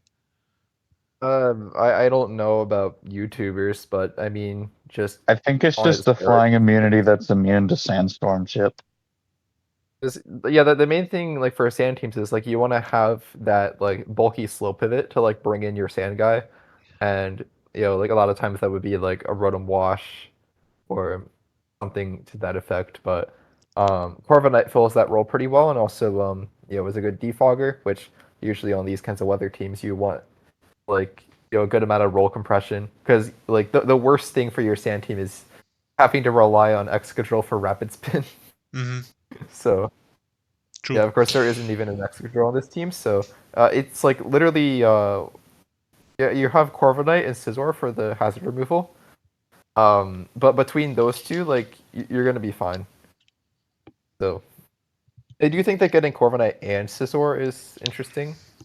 But I mean, they both got a bunch of kills, so clearly they've both been seeing good amount of play.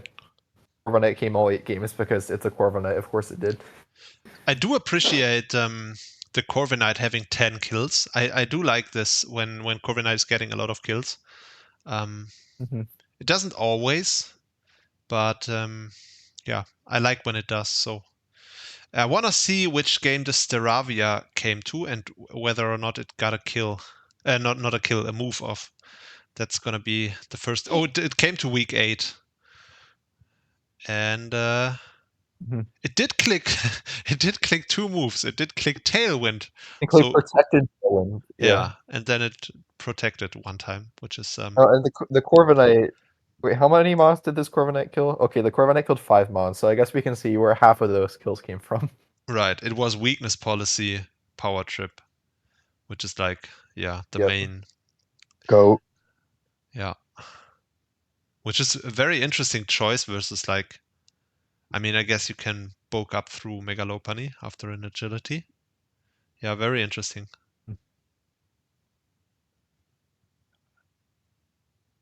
This really is an interesting choice because, like, for example, if you can't really pull it off versus Victini, and but it probably got You do triggered. have the screens though. You do have what? You do have the screens on the Screamtail. Oh, true. Yeah, that could work. All right, interesting. But yeah, I mean, I did see one of Zios's games lately live. That was the one versus Shadow Numbers, where they were number 1 versus number 2. And yeah, he did have a great comeback in that game with the agility. Was it agility? Or whatever Scizor gets as a setup move. No, it wasn't agility. It was Trailblaze, right? And he didn't have bullet punch, and that was a great sweep. When was that? Was week 7 maybe?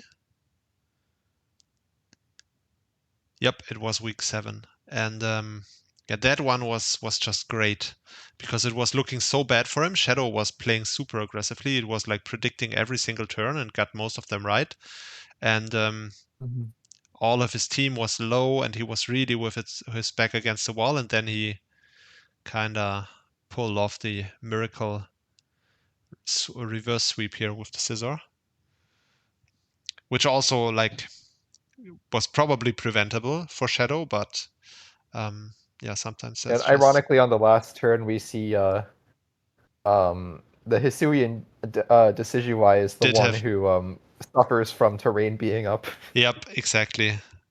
Yeah, he could have prevented that for sure. Most of all, of course, if had he just initially stayed in with the Lele and just sacked that first of all, but that's also like a little bit of hindsight because if like the Scizor has roost and then it can just sword stance up indefinitely. But yeah, it's unfortunate for Shadow, but a great sweep for Vias. That was really something. Never seen a Trailblaze Scizor sweep before. But yeah, I don't think, even though the record is kind of insane, 8-0 plus 33, that's a lot. But somehow I don't feel like Vias is like completely overpowered for this division. It's not like he's like a Smurf or anything. I could easily see him get upset in playoffs. Yeah, that is true. He's got to overcome Smurf allegations by losing. Right. But yeah. I mean, you can't really like Smurf in this division though. Like you have a lot of like strong players in here. Yeah, exactly.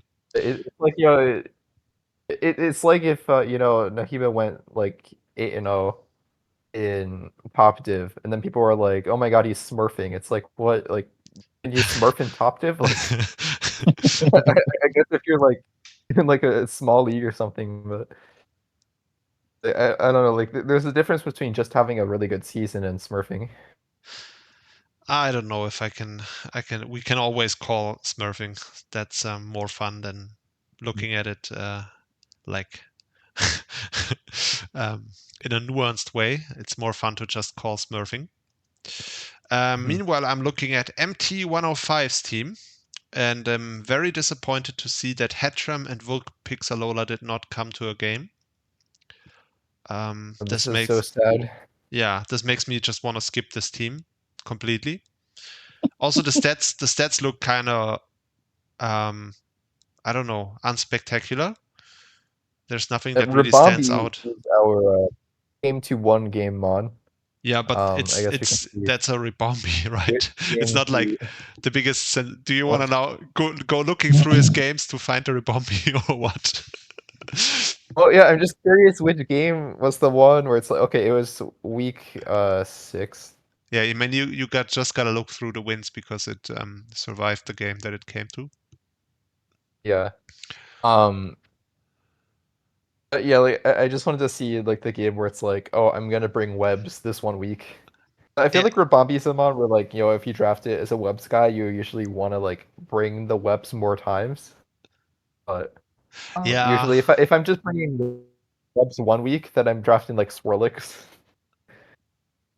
Yeah, but it did Also, click. Rabambi like isn't just confined to webs though. But you Right. can run QD on it.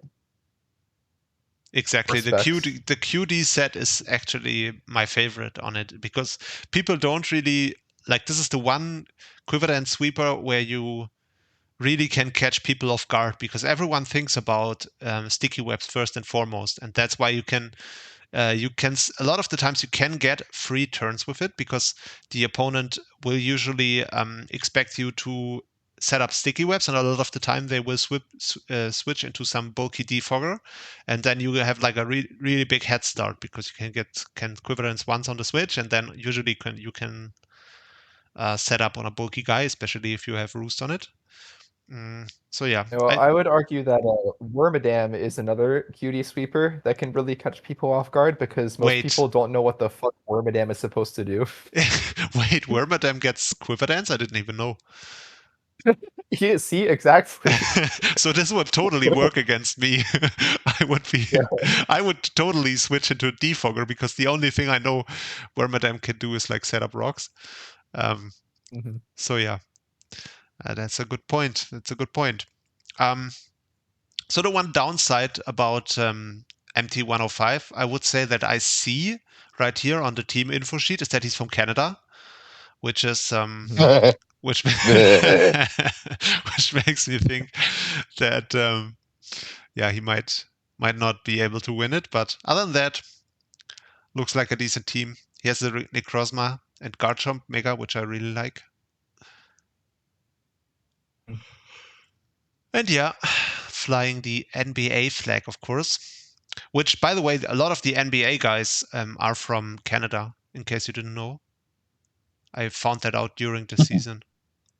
Yeah. Also, this is the second NBA guy to have both Primarina and Jeezing. All right. Yeah, that's clearly an NBA thing. Might be an NBA thing, or it might be a Canada thing. It might be both. I'm thinking if there are any other commonalities with Hanahima's team, but I don't think so. It's just a Primarina and the The only other one is that we have 2 low tiers which are never coming to a game. Right. Yeah. I've seen leagues run the rule that you have to bring every mon at least once, or else you get disqualified from playoffs. Like if you finish the regular season without every mon having been used at least once, you are not eligible for playoffs. Maybe we should do that. I don't know about that, like, because then it like just rewards the people who got an easy schedule even more. Because you can just like run a bunch of mons on the 1 week that you know you're gonna win. But the other thing is that like if we did do something like that, then we would have to like decrease it to like 10 mon rosters or Or have we like just a variable like 9 to 11. or we just keep the 'Cause 11-mon roster I do and feel like 11 is too much, regardless. nah, I don't. I disagree. I think I like the. So what does that mean if you make like week 7 trades and Uh, just like draft a whole new team? I don't know. I don't know. We're not gonna do that rule, but I'm not sure if like the brings carry over to the new ones. I'm not sure. I don't know if you have to bring only each slot once. But yeah, Mhm. we should move Yeah, on the to thing the. I feel with the 11 draft length though is that like, with the signature always coming and you have 5 like variable team slots, so you're really incentivized to like kind of go more top heavy. So that's why you have so many teams where it's like you just like draft 2 1-pointers and have an effectively 9-mon draft and then you just never bring the 1-pointers. Yeah, Or if you do bring it, then it's because your season was already good and you like just want to be funny. Or right. there's like some like a niche matchup where Sporelix is actually the right bring. Or a silver with Mudkip, which is like the one match. It was just a mandatory bring for him. Yeah, or like if you really like Rapidash for some reason. Actually, I think the explanation is that he's just the leader of the Pokemon fan club. Yeah, like the chairman of the fan club. Because you know how he like goes on and on about his Rapidash. I think we actually just found him. IRL. I'm not sure who you're talking about right now. You know, in Gen 1, when you get the bike voucher in Vermilion City, and you have to talk to the chairman of the Pokemon fan club, and he's like, would you like to hear me talk about my Rapidash? And then he just like goes on and on about like his Rapidash and like has all these like adjectives and stuff. And then he's like, oh, look at the time. Here's a bike voucher. So Wolfpack is actually just that guy in real life. Okay. I just want to point out that you know way more about Gen 1 than me because shameless plug, Camel just developed some sort of Gen 1 ROM hack. So I had no idea about this interaction, but yeah, if you say so, I believe that's a thing. Also, Yeah, actually, in my ROM hack, instead of giving you the bike voucher, he gives you a portable item PC. Because Gen 1 has limited bag size, so you'd always just run out of space. insane. Gen 1 really was, yeah, it's really astounding that it developed into what it is today, hype-wise, if you consider how bad these games actually were. But yeah, guys, I'm staring at Benja Boy's team and like fiddling around on the screen for the last like 5 minutes. And I feel like every team in this league has Mega Scizor. I feel like every time we look at a team right now, it has Mega Scizor, and a lot of them have Iron Bundle as well.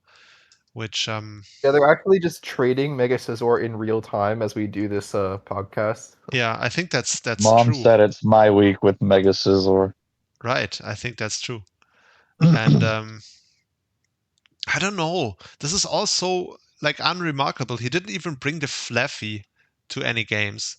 What are we gonna talk about here? Are we gonna talk about the fact that Benja Boy is actually from Holland? Because that's all I usually talk about when I mention Benja Boy. Yeah, we need to get new material. Right. But the other thing is that like the stats on this team, like there isn't a single mon above 7, which is like kind of crazy. Yeah. I guess just because it's like really well spread out. Like you have 7 on Scizor, 6 on Cornerstone, 5 on Bundle, and then 4 on Pert and Crobat. Yeah, every mon that got used got a kill for Benja Boy. And it's got to be said that he started the season, or he didn't start it, he traded in Grace, but initially he had Corsola Galar as his signature, which might be the worst choice you can make. Like we talked about how what's the Garganacl pre-evo? I would say like in my opinion, Knuckle Stack is worse. Yeah, and it's a they're toss-up. basically like the same thing. Yeah. Where it's like you have a fat mon where basically all it does is like click rocks and then click like either wisp or salt cure or Yeah, nightshade, like whatever your not really that threatening move of choice is. exactly. And then you heal off, and then you're running a violet every week. It's like, it does the exact same thing, so your opponent doesn't really have to worry that much. It's like, okay, sure, it's gonna be like a different typing. Like it's a similar thing with like Diplin as well. Except I would say Diplin is a bit better in my opinion. Just because like, it's like kind of just better since it has like sticky hold and like the raw bulk is better. Like sure, it doesn't have rocks, so it's kind of like lacking in utility.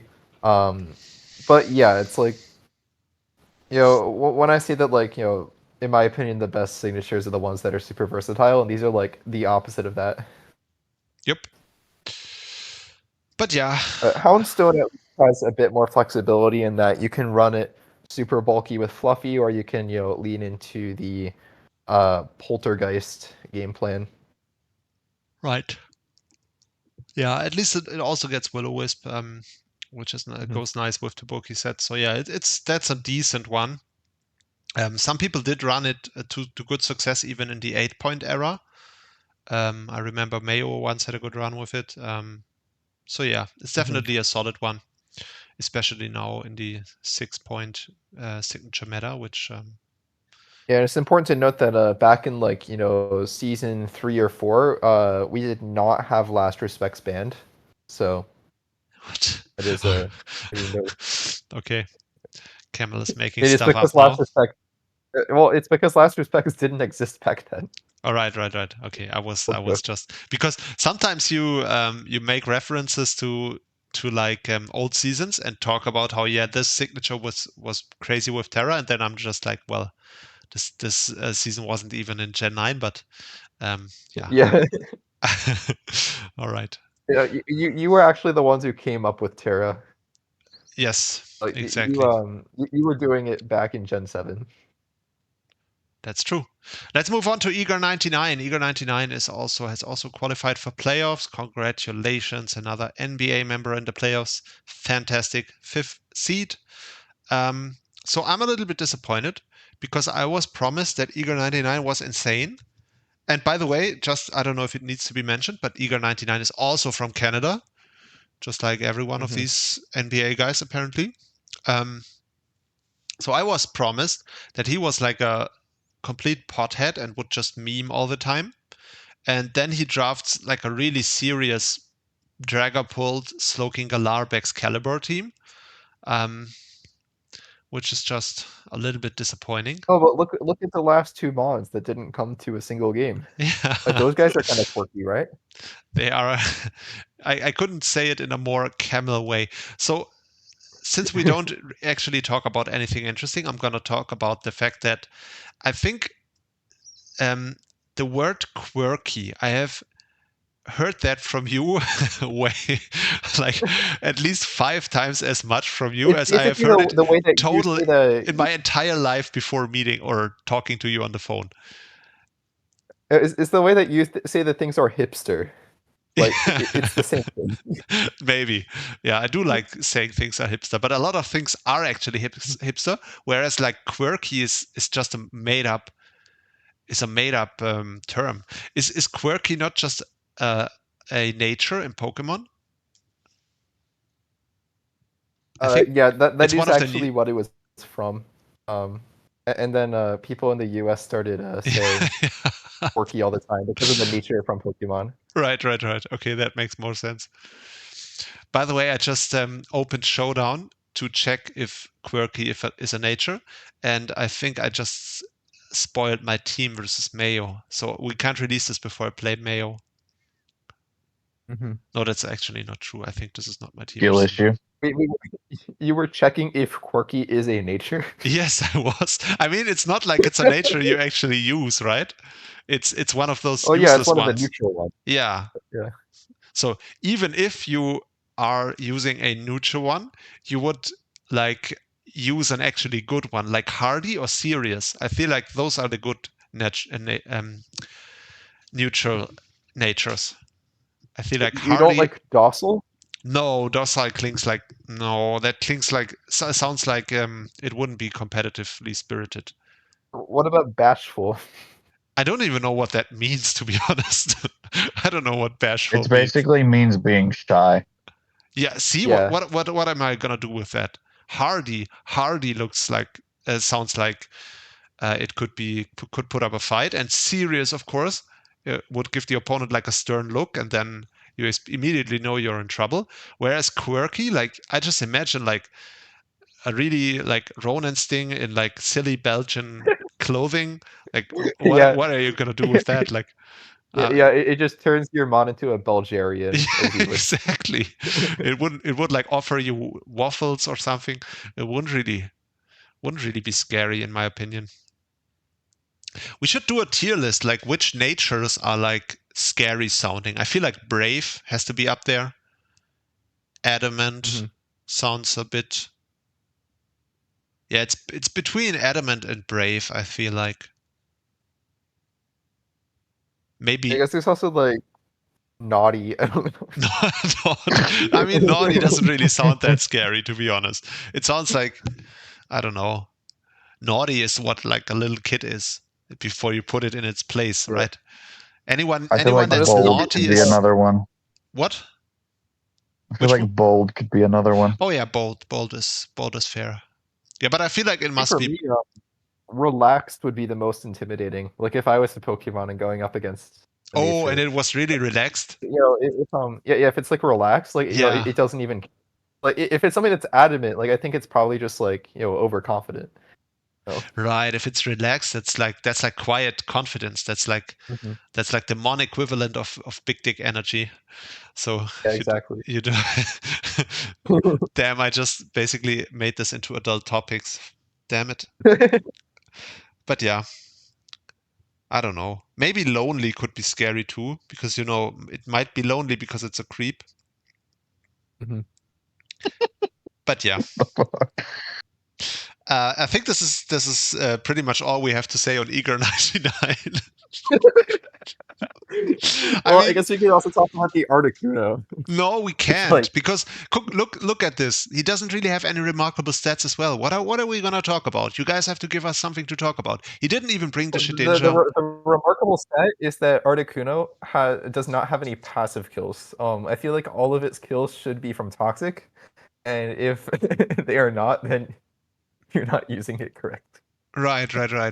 So he didn't use How it. many passive kills does Kung Fu Panda even have? I feel like it's not that many, despite like it just being toxic every time.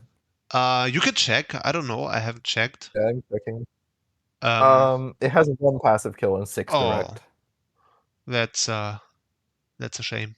So it got all the chip with the toxic, and then other stuff finished it off. Right.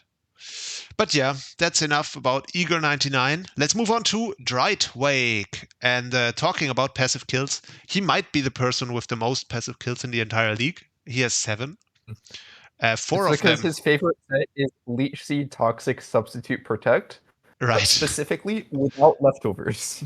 Yeah, of course, Like, because you're not allowed to bring leftovers on the set because as everybody knows, leftovers plus sub protect is like anti-synergy.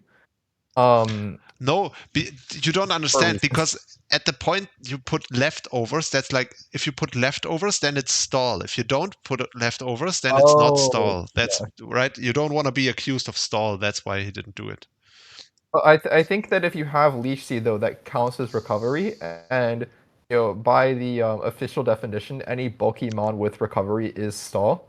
So I think on the Sceptile you might be fine because Sceptile is not known for being bulky, but I think if you just bring Celesteela at all, then it's considered stall. So Right. you're not really. That makes sense. Oh. Yeah, I do feel like I don't know. That's a lot of passive kills. But other than that, I don't know really what to say about this team. It's I mean, Sceptile got 12 kills. Yeah, but that's also kind of expected, right? I mean, if you're the Terra captain with Unburden. Like, Because you do have to be playing it well. Like, sure, you can say like, oh, it's like an unburden sweeper, but look at Grafai, right? Like, sure, Grafai is an unburden sweeper, but it never gets any kills. Yeah, So I but feel like Sceptile Grafai, Signature is the type of mon where like if you use it well, then it's going to get like all of your kills. If not, then it's going to get like 0 kills, and you're gonna go like 0-8. right. Um, I do Unless feel like the like, rest of your team like really compensates for it. But Mega Lop getting 9th isn't a bad second place. yep. Does Grafai, by the way, is it within the Terra range? I'm not even sure. Or is it like 7 points? Let's check. It's 7. Oh yeah, I was gonna say, because with Terra I could see it even being useful, because then you have like 2 abilities to prep It's for. still kind of fraudulent.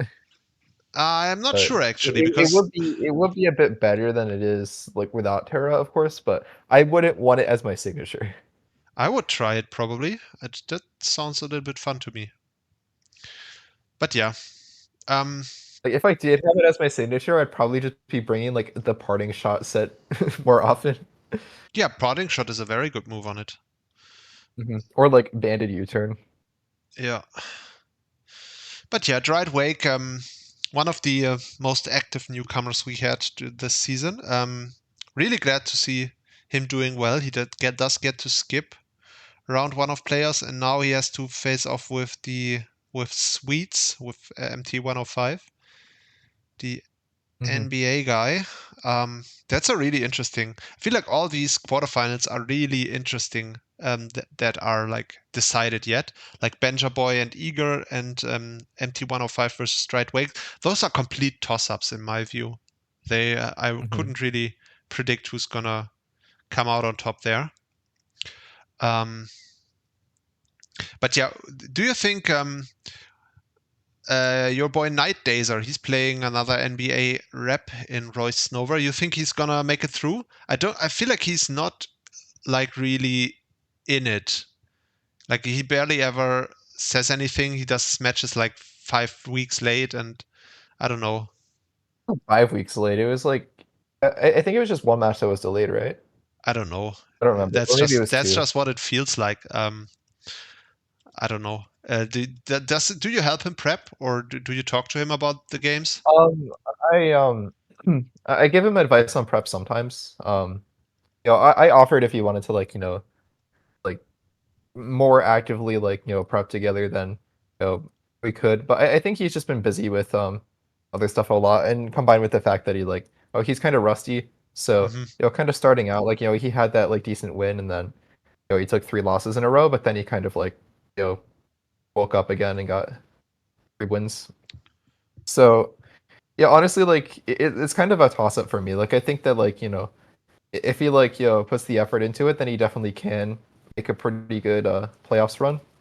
But you will have to see. Hmm. I haven't looked at the matchup too much though. Yeah, me neither. But Like there is the ride on, which is kind of tough because with like lightning rod, if you go like Terra Poison or something, then that's like probably one of the best Coco answers you could have. And also like Pikachu, of course, but Pikachu can get the knockoff on the ride on. Actually, I forget if they've played each other or not. I feel like they have, but I don't remember what week that would have been. I don't know. Oh, that was week 1, and that was the game that he won.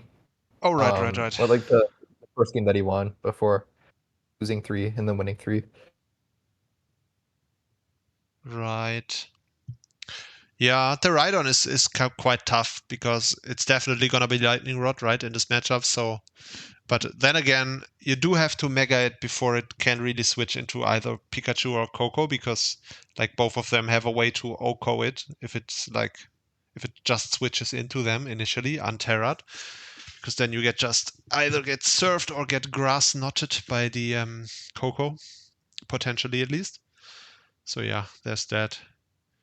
Oh yeah, what was funny is this was like I was watching this replay again, and this was a tech that he had thought of, but he ran Power Swap Coco to steal the +2 off the SERP. Okay. Didn't even know power Yeah, and swap. then and because of that, he was able to get like 60% off onto the ride-on with Gleam.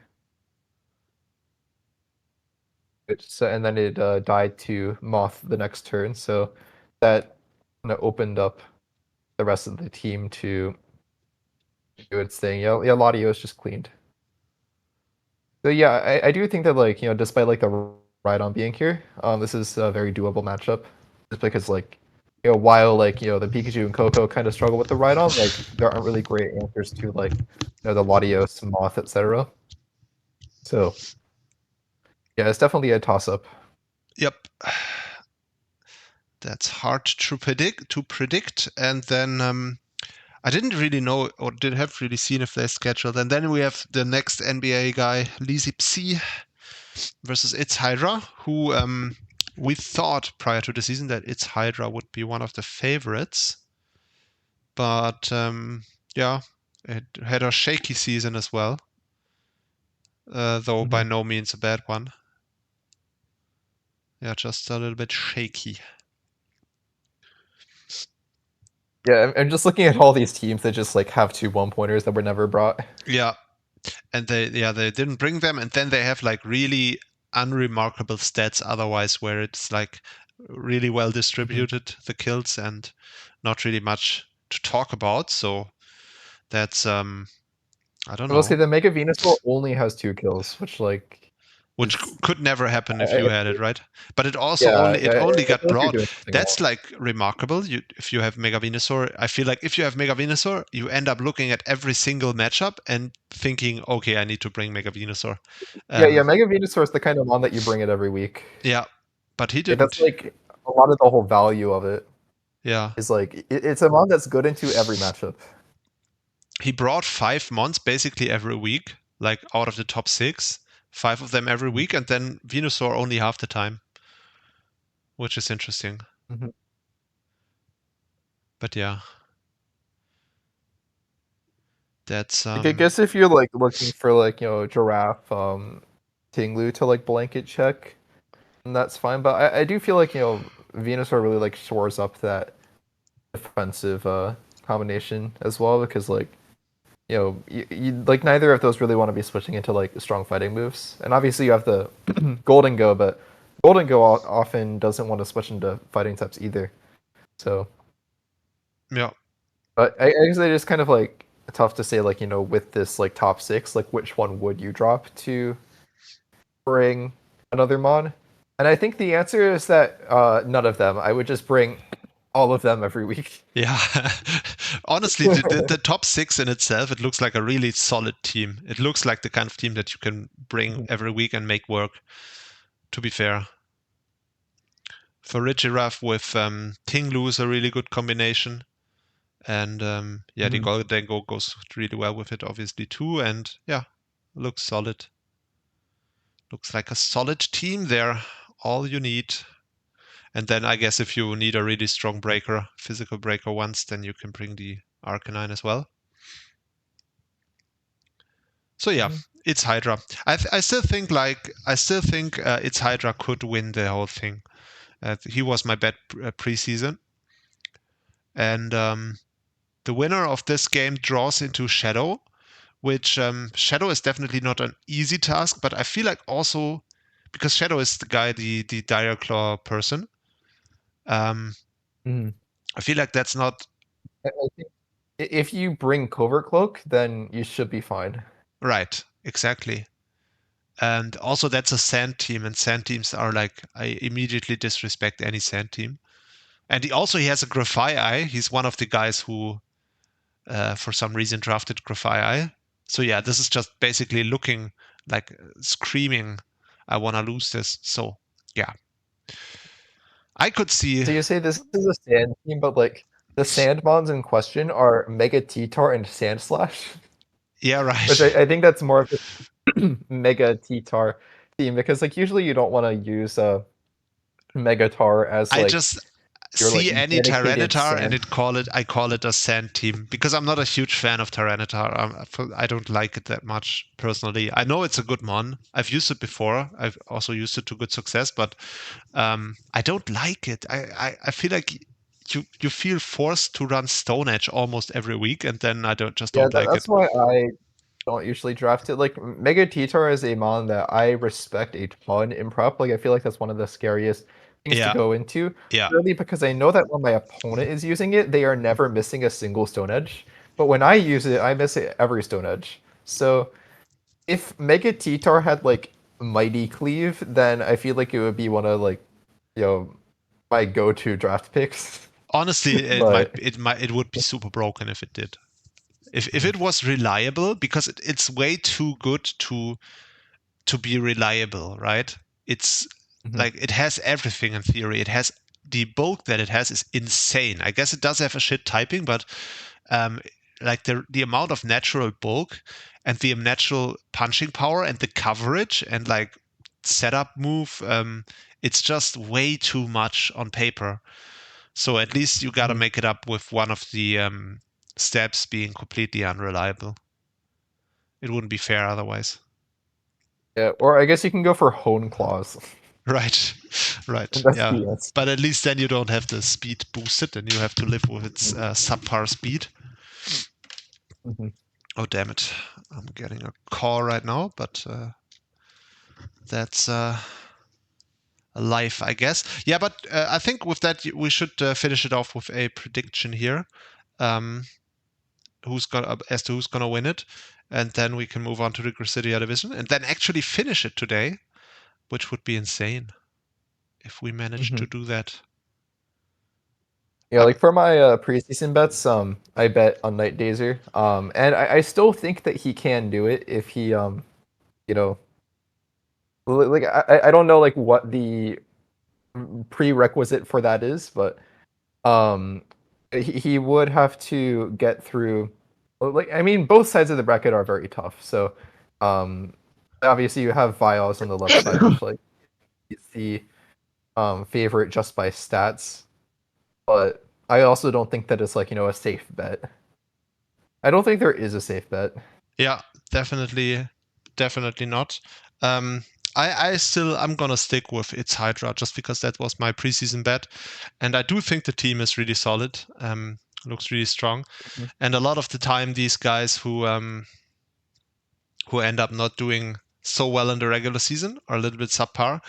They do have the ability to like go all out in playoffs. Hopefully, at least that's the case for its Hydra. And if that is the case, then I think he can definitely make a good run. But the correct answer is to bet on Dwight Wake because his profile picture is a crab turtle. I mean, Dwight Wake is like, it would be cool if Dwight Wake won it because he's like one of the cool, yeah. like one of the most active new members we have. So I would definitely be happy for him. I really want to see the mono sub leech toxic protect in finals. In finals, yeah.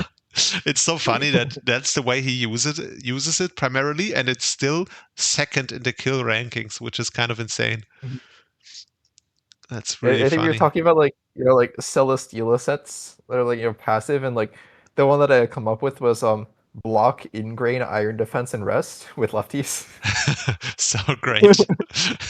And then you just make your opponent leave because they just don't want to deal with it. Exactly. They just don't want to waste all day. Yeah. Did you just PP stall? Yeah. Do you remember Prof, the German player who was in PWC earlier? Who crit me with like he had Scarf Gardevoir. He traced my Grimnay on Spectriate, and then he crit my Chiyu, and then I got swept. Yeah, okay. So anyway, he when I met him, he was like in the PWC even before me, and he was like one of the first people I met in draft, and I came to hate him because he's from Bavaria. But That's fair. Back in the day, he one game he ran a Mega Altaria, and he didn't have a single attacking move on it, and he also didn't have any way to do passive damage. It was just simply, it was like refresh, Cotton Guard, Roost, and one other move that I don't remember, but it was just there to sit there, and I And I asked him, "Yo, what was the The point of last that?" week was like Frog. Yeah, no, I don't even think it was any way to support the team. And I was talking to him, yo, what's the point of this set? And he couldn't even tell me. He just, I don't know what was going through his mind. That dude is like, that The is last something week was like else. agility. I wish I still, damn it, I wish I still had that set. I But thought yeah. you were gonna say the last move was like ominous wind. No, that would be funny at least, but Because it's like, oh yeah, the whole point is that like you set up so you can try to get the Omni boosts, but then you just click it 8 times, don't get the Omni boosts, and then you're just out of attacks. no, I think it was different. It was just out of attacks from the get-go. Yeah. But yeah, it's but yeah, that's enough for the Azure division. Let's move on to Gracidia division. Or I don't know, Mr. Grimes, are you still around? Or did you? No, he left. Okay, he might have just died from the hangover. Yeah, probably. Yeah, that's a big RIP to Mr. Grimes. And let's move on to the Gracidia division, our favorite pile. I feel like Sep Stolen is the most under the radar division winner this season. Yeah, I just want to say, so we had the 4-4 division with Grisius, and then we had the 6-2 division with Berserk, and now this is the 5-3 division. Right, yeah. And I think that's the only division where you can have a 4-4 record and a really positive differential and still miss playoffs. I think that's not a thing in any other division except for this one. Yeah, because like you said, we have so many 5-3 guys and no one really dominated this division. And yeah, this means that Sep Stolen is our regular season winner. And so earlier I said that everyone seems to have Mega Scissor and Iron Bundle, and now it looks like everyone has Mega Lopunny and Celesteela as a core. It's true. And then wait, I forget, didn't Drightwake have the Nidoqueen? Not sure. Or He was might that have. another I somehow I feel like Lilia has Nidoqueen, but I'm not sure. Yeah, he does have the Nidoqueen. So Okay. basically you have the Nidoking on this team. Yeah. And yeah, that's another parallel. But yeah, that's a really, really solid team overall. The Guzzlord looks a little bit awkward, but it's not a terrible signature, and it also has the benefit of being super funny. And then you have like the top 3. I like these mons, or I'm not a fan of Mega Lopunny, but it's not like, it doesn't take a genius to understand what it does. But between Mew and Celesteela and Nidoking, I'm really a fan of this. I'm a fan of this draft. And yeah, he did really well with it. He even went. And my Milotic is definitely one of like the most solid bulky waters in my opinion. Yep, I'm a huge Milotic fan. Always have been. It used to be one of my go-tos. The only reason I don't draft Milotic anymore is because I did it so much in the past that it became a little bit boring. Yeah, honestly, it's the same for me. Like back in Gen 8, I would draft Milotic in like every league. Yeah, but same now for me. In Gen 9, I just like don't really do it that often. But usually in Gen 9, I want to like get waters that I haven't used in a while. It's just that in this league, I like kept getting up with Alomomola. No, what you mean is you want to draft a water that you haven't used in a while, and that's how you end up with Alomomola every single time. Yeah, exactly. It's like I don't even like want to end up with Alomomola. Yeah. Like for the Wi-Fi division, like I like took over a team. Yeah.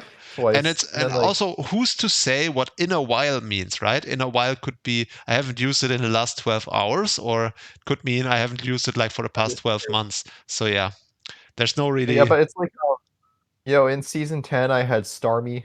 In season 9 I had Feeny. So those like the main ones. In like ETA I had. I'm trying to remember what one it was. You didn't have Alomomola because in ETA I did have it. Yeah, no, I know that I didn't have. Well, I'm pulling up the doc. I know that I had a Gorobus on the team, but I don't think that was the. Oh, right, it was Crawdaunt. Right, so I basically didn't have a bulky water in Right. ETA. Mm. I got Crawdaunt because I had made a joke about getting it round 2, and then I got it round 2. Yeah. But yeah, I like this team. At least the top 6 or 7, the top 7. And then you also have Yeah, like I this. think Grimmsnarl is pretty cool though. Like, Yeah, everybody thinks Grimmsnarl. it's just Screen Sky, but No, honestly, the it's best set is not. It's Rest bulk up. Up. Yeah, bulk Yeah. up is amazing. I've never used it, but I think it's amazing. I want to use it one day. I think you can get a lot of value out of it if you use it correctly, because Yeah, I've used it before, and it is also it pretty good. does have just priority parting shot is a huge deal as well. It's a really interesting mon, and I feel like you can use it way better than just having screens with it. Personally, but yeah, I'm a big fan of this team overall, Seb Stolin's team. I could see him going far, even though I feel like when we talk about who's winning this, we talk a lot about the Spaniards because like there are so many of them.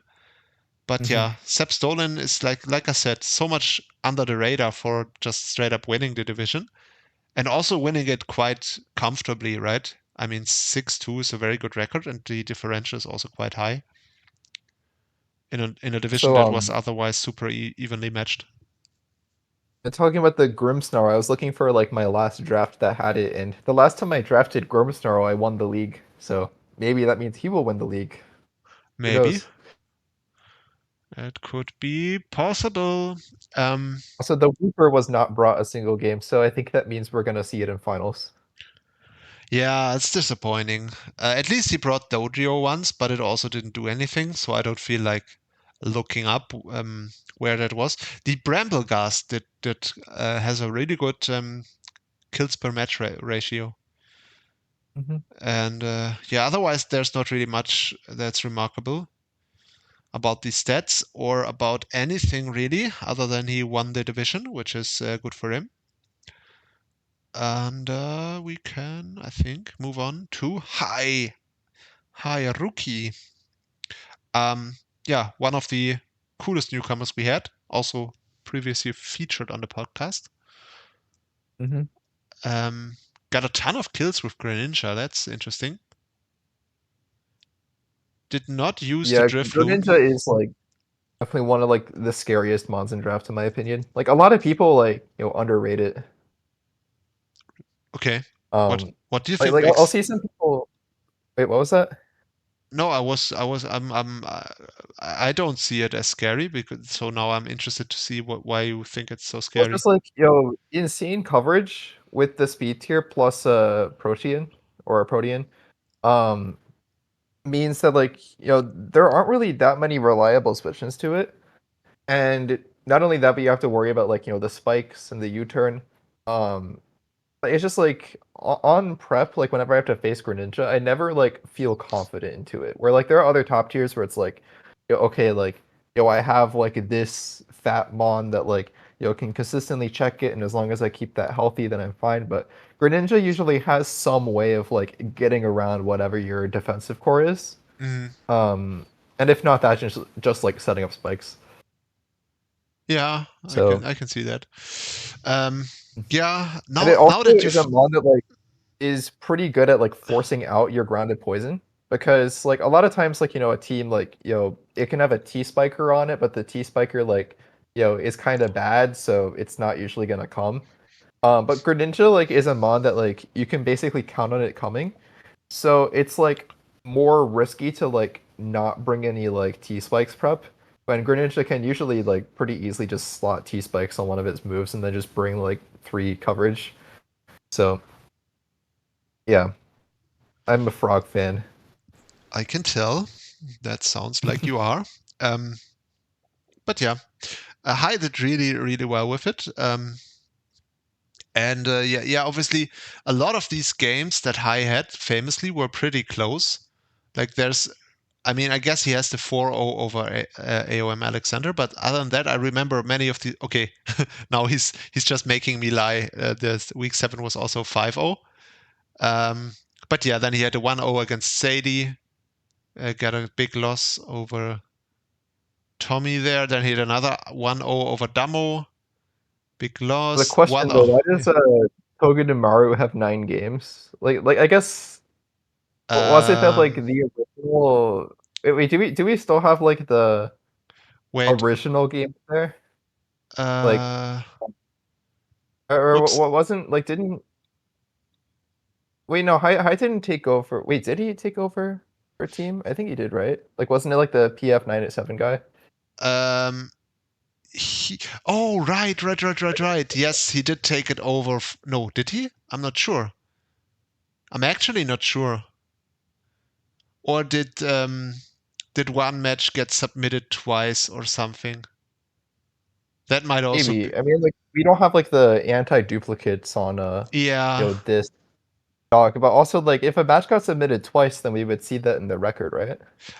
I'm not like I don't off the top of my head. I would have to check the formulas what checks for I'm what. gonna check the But doc real quick. my guess would be that some game got submitted twice, or I don't know. What else could explain it? There's not really another explanation for it.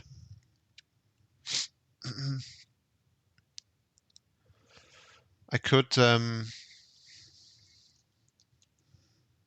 Yeah, it looks like one game did get submitted twice. yeah. So I guess I can remove that one.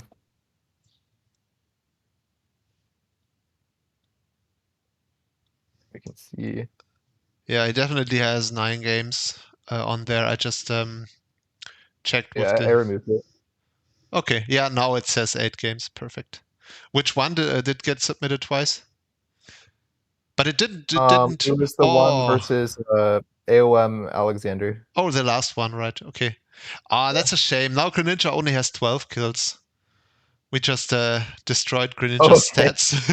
Yeah, that You know what's funny? I'm pretty good hit. already working on like the season 13 doc, and for that I submitted into the Hall of Fame thingy. I submitted like which mon won the most the kill leader spot in each division. and I wrote Greninja, high rookie Greninja for Cressedia division, which now is just fake news because actually Palafin won it. It's actually Palafin, yeah. Yeah, but I don't want Palafin to be the winner because I hate Palafin. So maybe I'm just gonna and Yeah, maybe we can just like give Greninja like 4 kills. Like. so yeah. That's a really good thing that starting now we have the duplicate check because that was always gonna happen. Some game was gonna get submitted twice, and yeah. So seeing that the win-loss record didn't get changed by it, I probably built in some prevention for it against it being counted, but apparently I didn't for the mon stats. So yeah, that's why that happened there, I guess. But yeah, Hayaruki did really well.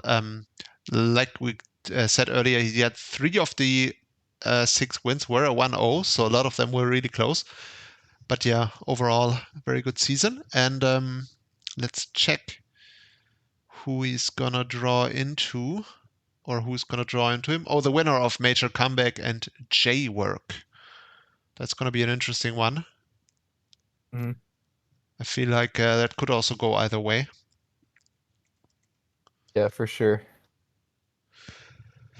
Next up, we got Ipimochi. So the thing I know about Ipimochi is that, so first of all, that's a really funny team name. That's like top 5 team names in the league. Euro Yampers. That's funny. And I think last time we talked about Iron Boulder being a fraud.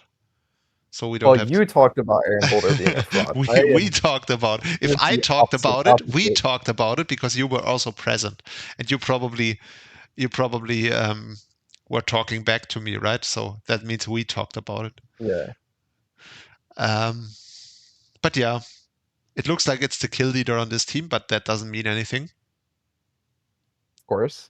And he did bring the Chimeco, which is just straight up street cred for him. I'm gonna try to find the Chimeco game. It's probably one of the losses. I think I have some memory of us talking about the Chimeco Oh, did on we? like a previous episode. Oh, it was but- actually one of the wins that he brought it, because it's not in the losses. But yeah, if we have already talked about it, we don't have to do it again. It's just It was week 3, oh, okay. and it had the Yawn and Trick Room. Oh, nice. So at least it did do something. Mhm. And it didn't die. So that's good. It's better than most. Right. So yeah, Hippimochi, I don't know. A lot of people think like he might be one of the favorites to win it, mostly because he Yeah, I also think he's one of my favorites. yeah, he had a really good week 1. I remember that, the 6-0 over Max. But I feel like one of the absolute favorites to win it, we haven't talked about him yet, but is Max 101. He is, I have him on my list as one of the absolute top favorites that no one is really talking about. The reason being that we know that he's like super young. He's like 14, and he just started. And I feel like if you're that young, you're probably going to be a really quick learner a lot of the time. A lot of these guys are really quick learners. And you can also see the progression within the season even. He didn't start off that great, and then towards the end, he really built some momentum. And the team looks decent. Well, the thing about his team is that it's basically a Huma's team, except with a Mega Venusaur on it. That's true. Yeah, it's really similar. Obviously, the Tauros is It's also like different. Huma's team, except it doesn't have like 5 water types. True. Yeah. Yeah, but yeah, the team looks really solid, and I feel like Max is a really big threat. So like if I were on this bracket, I would hate to play against Max. He is playing Jealous and Enjoyer week 1. So yeah, I feel like this is my personal opinion. Max is a big one to look out for. And then obviously we have like 20 million Spaniards in this division. I feel like it's gonna be between Max 101 or Tommy. Tommy is also one I have on my list. Because he also has a really solid team. And a really easy to play team as well. I feel like this team kind of plays itself. It has the cheap Coco Bundle core, and then basically some fat things that really synergize well and pivot between Porygon 2 and Gliscor. Yeah, really simple stuff. Although it is kind of tough because like Tommy has to play Lilia this round, and I would give the matchup to Lilia in this one. So maybe. Let me guess, that's because, of course you would, because she has Regenerator mods. She has Tornadus Therian, which is basically camelConvention the mon, and then she also has the slow roll. This is complete. What I'm saying right now is completely true. This is 100% factual. If like Camel, if you ever like morphed into a mon, you would definitely come out with like a huge cloudy white mustache, and basically you turn out immediately. That's what you would do, and you would get Regenerator. So I would be Drampa with Regenerator. No, you wouldn't. You would be Tornadus Therian. Or if you were like, as soon as you would be like underwater, you would morph into a Lamomola. You would be one of those two. Yeah, when you said cloudy white mustache, I just immediately thought of Drampa, which is like... No, I was looking at Tornadus Therian. But yeah, actually for this matchup, it's not the Regenerator mons. No, not at all, not at all. It has nothing to do with it, guys. Matchup, into like Kartana, but what I really mean is that, you have this like, Coco, like I would say Coco Future Mons, but like the only Future Mon here is Bundle, which is a fraud. But you do have like the like Porygon 2 and stuff, and like, but mainly like with Coco. Like one of the big things with the matchup is like, how easily can it like volt switch around, and here you have Iron Treads, Ting Lu, and Lantern. Right. Like, I don't think the Lantern even needs to come. Like usually Lantern's like a really good Coco answer, but this matchup is such that like I wouldn't even like expect like Lantern. No, Lantern is a waste. It's a wasted slot. I wouldn't bring Yeah, one. because the other two ground types are just so like good into it. Yeah. And even if we didn't have those two, Terra Ground Articuno also just fucks up Coco. Yeah, So- but I was gonna say Lilia can't really afford to run Terra Ground Articuno because she's gonna have to be obviously, like, she has to be doesn't at some Terra type that deals with the Iron Bundle, because that's the only switch, and she doesn't really switch into Iron Bundle otherwise, unless she wants to like run Spidef Alchemy or something, which is not really something I would advise. But yeah, Iron Bundle looks like a big problem. I was gonna say is Kuno is like a really good bundle answer because is. like you have the natural special bulk to take it on, And you and can not be only frozen. that, but you have pressure. So with pressure, it can only Hydro Pump 4 times. Yeah. And that like really like puts it on a timer for like how it can actually get progress. And you could even run it in a way where you start off the game, you just run bulky heavy duty boots, and you start off the game not terraing at all because the initial typing is actually really good against bundle, or good enough, let's say. And then you could like save the terra for later in the game when you run into a situation where you have to terra against like Coco. So yeah, the Articuno looks really good. The bundle itself, like I feel like the like scariest bundle like breaking wise would be if it's specs with special attack booster, and then the Coco is just U-turn. So Yeah. you U-turn on Tinglu or Treads, Yeah. and then bring in the bundle and go for like that. Yeah, freeze Hydro dry. Pump. No, you don't even need to go for Hydro Pump. You can just nothing really comes in on freeze dry. If you're like specs with the boost, I don't think Articuno switches into. Articuno definitely takes that. It might not take Ice Beam, but freeze dry. I'm not sure. If you're specs and with booster, you would have to be like max Spidef to take it. I'm pretty sure. Well, you're gonna be max Spidef anyway because you like need it. But I'm not sure if you need like, because Articuno is really bulky on the special side. Yeah, you don't even need the max Spidef in order to take two specs torque drive freeze dries. Really? If you are max Spidef, then Okay. it's doing 38.3 to 45.4. Mm-hmm. So yeah, that's really good. Yeah, Articuno is a really good bundle answer. So yeah, maybe Lilia does have a good matchup here. I mean, it would be kind of hyped to see Lilia doing well, even though that would mean my bet being like, that would ruin my bets for Gracidia. So that would be a problem for me. So I'm kind of torn on this one. Haha, get it? Torn? Yeah, true. Like, because Lilia also had torn. For the bets, like originally, my bet would have been Hippie Mochi.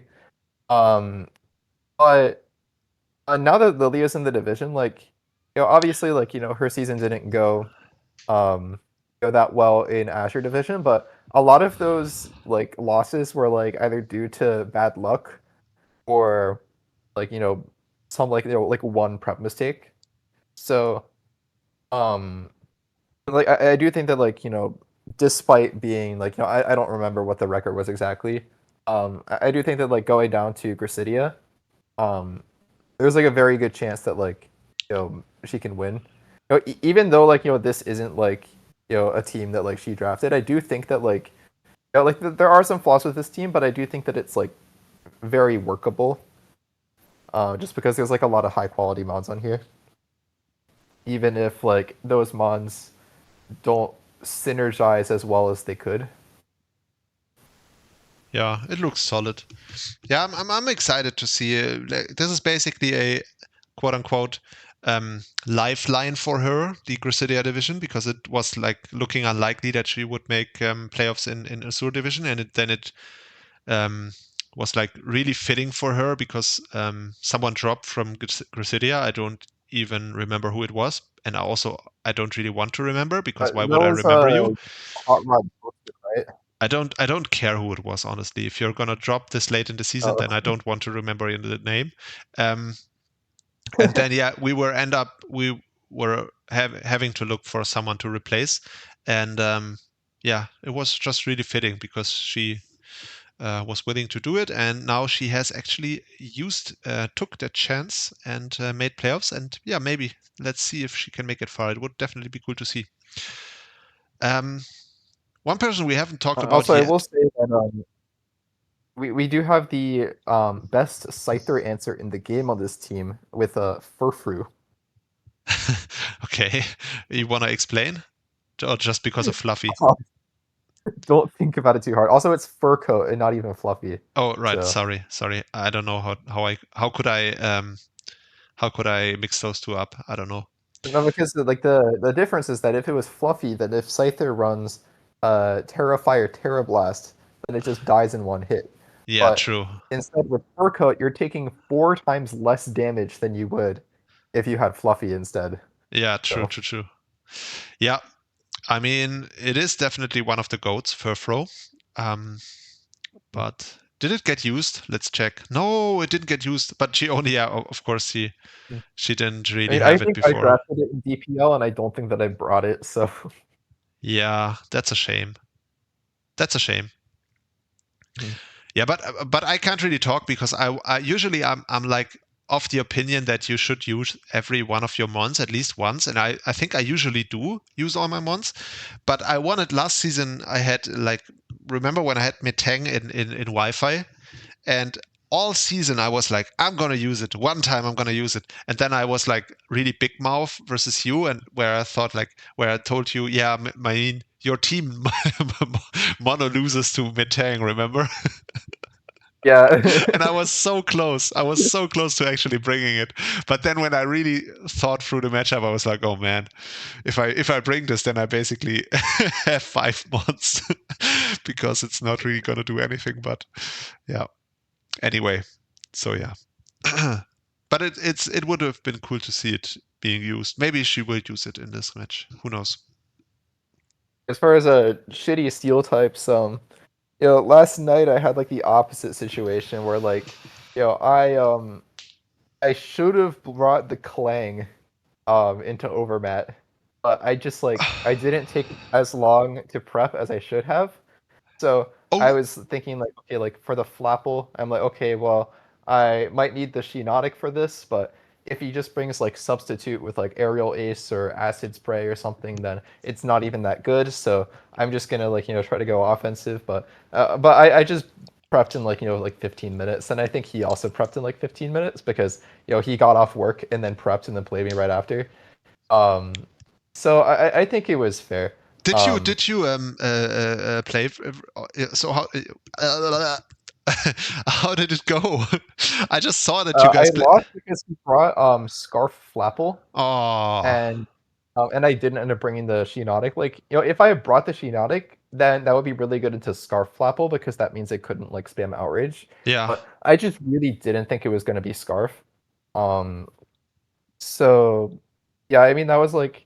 I guess it's the battle of the 15-minute prep, right? I feel like if we both like actually took it seriously, then we would have arrived at different team conclusions. But yeah, but also it really sucked because like I got first seed in early bird division. Yeah. And then for my reward, I had to play him round 1. It's like the number 1 NBA coach you have to play for getting first seed.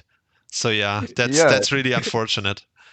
So the number 10 PWC player had to play the number 1 NBA guy on first round. That's unfortunate. Wait, am I number 10? Yeah, I just made that up to make you mad or something. Oh, okay. I don't know.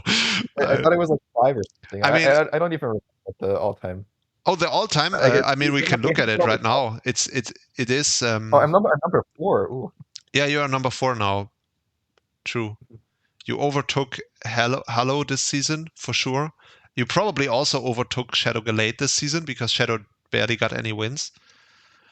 So yeah, you are number 4 now. And I'm about to be overtaken by Ronansting because Ronansting plays 1 million divisions. Yeah, that's true. But yeah, that's something I'm gonna have to live with. We have not yet talked about the Jellicent Enjoyer who sits in 4th seed. Who basically made waves this season with only 2 mons. If you look at the stats, it's really interesting. So there's only 2 mons that got kills, basically. It's the Masquerain and the Aerodactyl Mega, which is really like unconventional, let's say. Those Yeah, aren't well, really. we say unconventional, but I just want to highlight the Belgium over here. So that is actually that's, what you would yeah, expect. expected. Right. Totally quirky. Those are quirky stats. Yeah, really interesting. And then you also like he has this really evenly distributed team, like tiers wise. Like the lowest low tier is Turtonator, and after that there's already the Jellicent. So yeah, he has a lot of mid tiers on his draft. Mhm. Which goes to show that you can do well with a not top heavy team.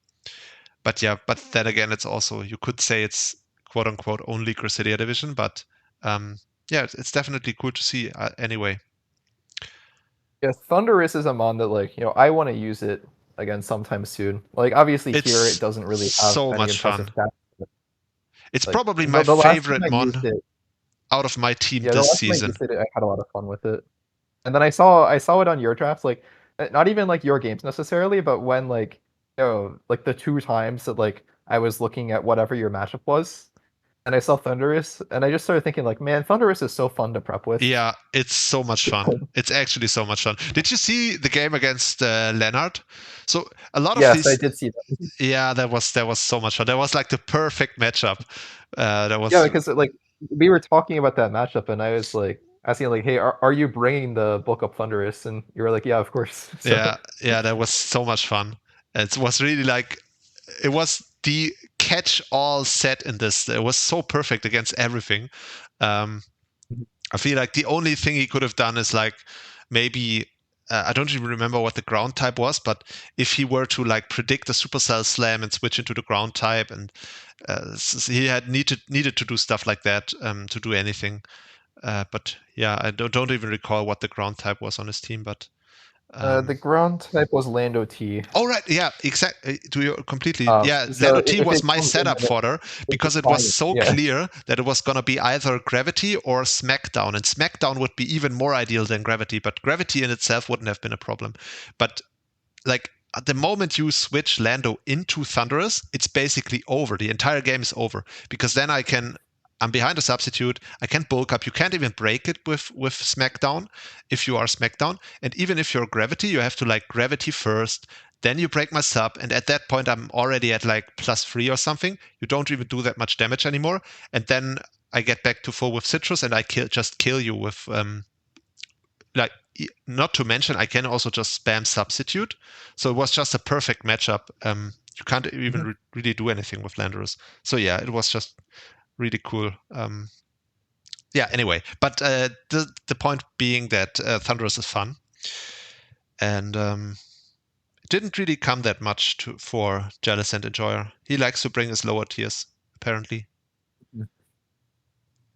Or mid tiers, I guess. Although, yeah, like Jellicent is like, I guess.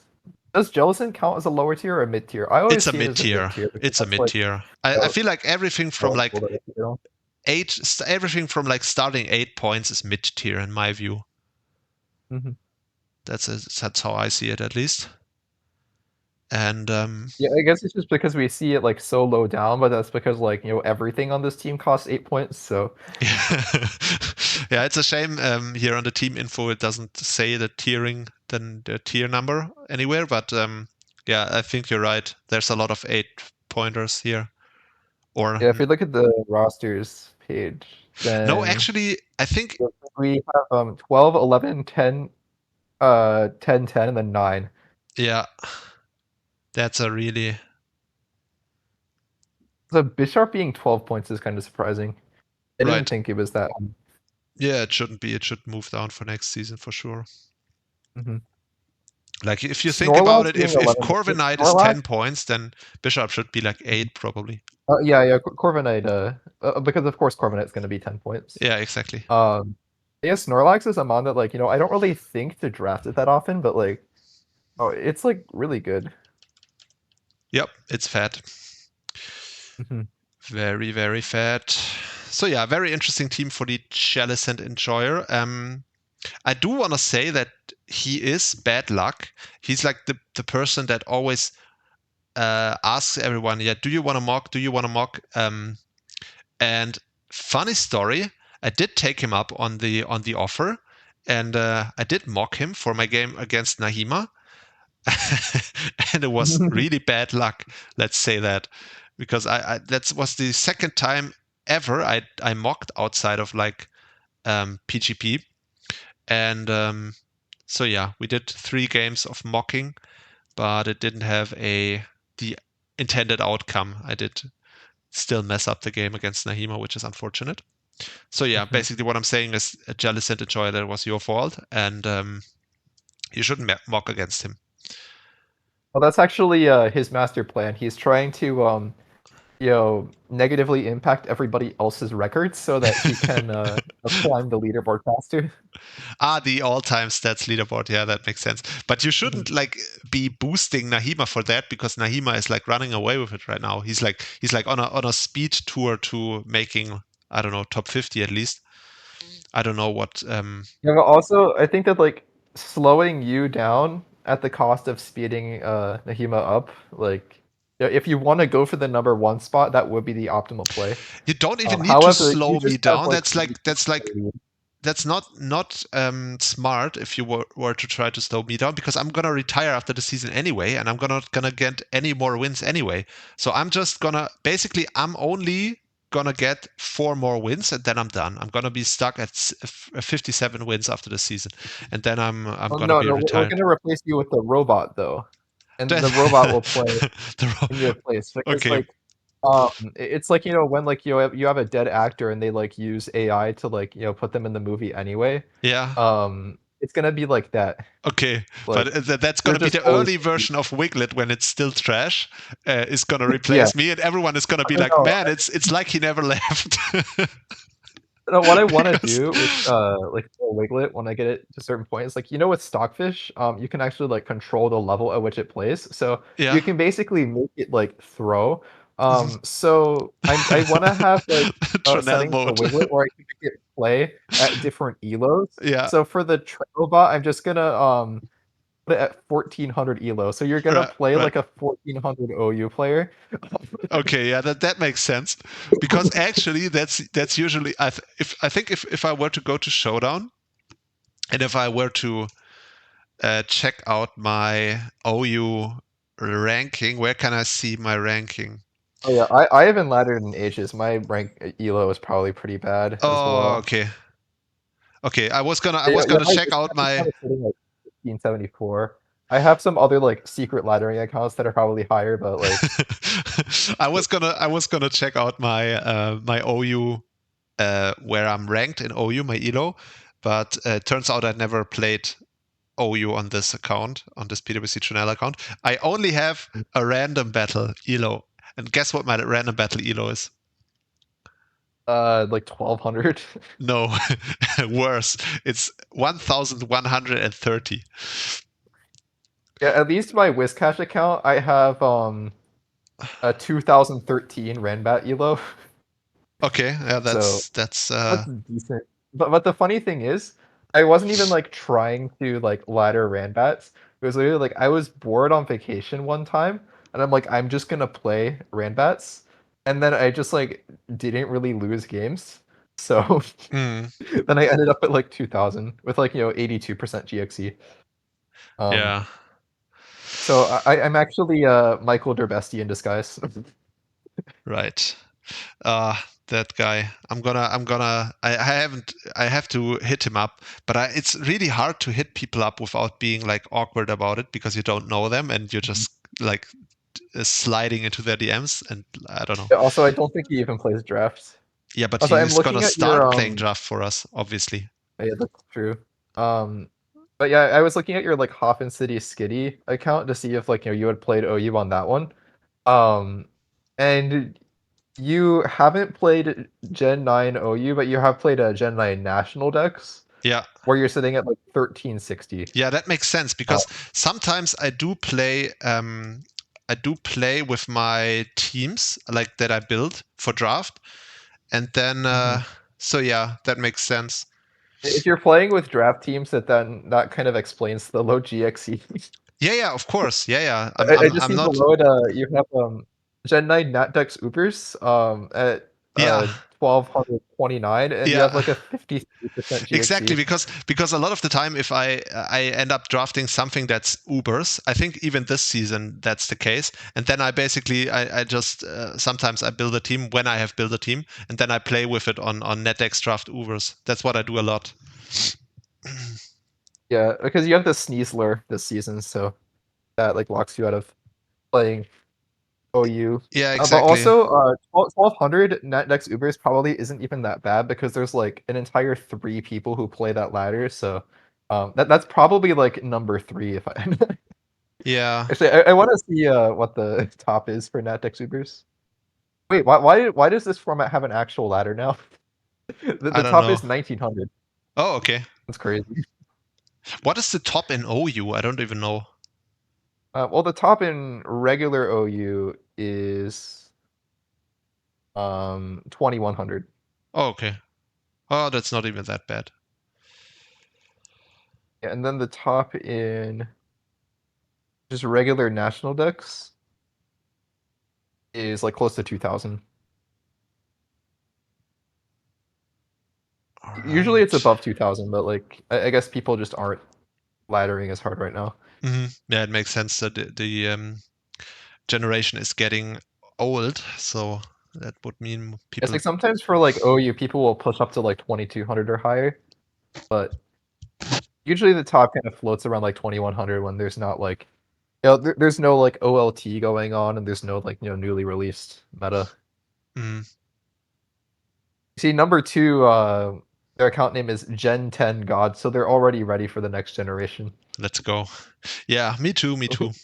Maybe next year. I do want them to take their time with it. I know you are the same, because I feel like whenever we can get them to not rush it like completely, we should be very happy about that. Just Yeah, I'm still keeping my expectations low, but I do think that this is like the best course of action if we do want to get like an actually decent game out of it. So yeah. I always care about more about like the competitive ramifications than like the actual game. But if I am getting the actual game, then I'd rather it be like somewhat enjoyable. Mm-hmm. So Yeah, like, true. Same. Scarlet and Violet flaws aside, I did actually have a good time with it. Mostly because Sword and Shield was so dog shit that my standards were like couldn't go any lower. So Yeah, Sword and Shield was so bad that I didn't even play the next ones. I didn't even play Scarlet and Violet. I have like, I don't know, probably like 3 hours playing time on Scarlet and Violet, and literally every single minute of those 3 hours was me playing Season 11 Wi-Fi.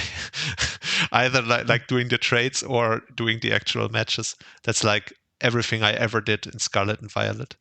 I was just not going to buy Sword and Shield, but one of my friends was starting up a Wi-Fi VGC league and asked if I wanted to like co-run it with him, and I'm like, okay, well I guess I gotta get the game now. Yeah. So yeah, I just played through it so that I could like do Wi-Fi battles, and in doing so, I dodged every single optional fight in the game, and I was still over leveled for every fight except for the champion. Yeah, that's Which is ridiculous. Yeah, like, how is your level curve this bad? Like, even Gen 2 isn't that bad, okay? Yeah, it's they just made them way too easy, the games. I mean, it's not like for a like competitive player, it's never gonna be hard, the games, but you should still Yeah, there's a difference between, like, obviously it's not gonna be hard, but there are games where, like, if you handicap yourself, then it can be interesting. Like, my best example of this is, like, Legends Arceus, where I basically just rushed through the story because I was thinking, okay, if I like take all the time to like catch all the Pokemon and stuff, I'm gonna be way over leveled by the end of this. So I just want to go through the story so I can be as under leveled as possible and make it more interesting. And that actually like ended up really paying off for the Volo fight because all of his mons were like 68 and then the cheating Giratina was 70.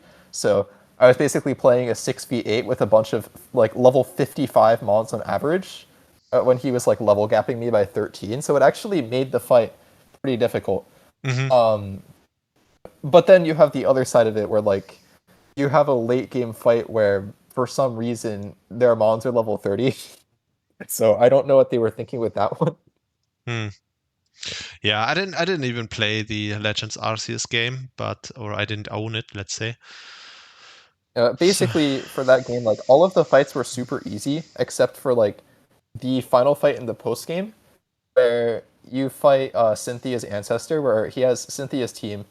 But then after you beat him, then he summons Giratina at level 70, and then when you kill the Giratina, then it like looks like it's gonna die, but then it fakes you out, heals back to full HP, and turns into Origin mode. Okay. It's effectively a 6v8. And in the battle system for those games, it's kind of different because like if you kill one of his mons, then he can bring something out and then just immediately kill you back. Oh, okay. So they basically they get like a first there's hit a lot then. more trading. There's a lot more trading going on. Like basically how the battle system works is like each move has like a certain amount of like tempo or something, and like you can use like strong style to like hit harder but have like less tempo, and then use like swift style or like, rapid style or whatever, Urshifu rapid strike to hit not as hard but get more tempo. So true. if you have enough tempo, you can like attack like 2 times in a row. But if you like don't have enough, then like your opponent can hit you 2 times in a row, and like it's actually like an interesting like take on the existing battle system, which is why I'm like a little concerned for like ZA, because like that one is like completely different. Like honestly, like the ZA battle system is more similar to like the whole like things in Legends Arceus where like you as the trainer have to like dodge roll out of the way of their like the mon's attacks. It's more so like that, which like sure they could make it interesting, but I'm worried that they're just gonna make it way too easy, and it's just gonna be like baby first Dark Souls or something. Okay. I don't know. I gotta ask, my mom did play Legends Arceus.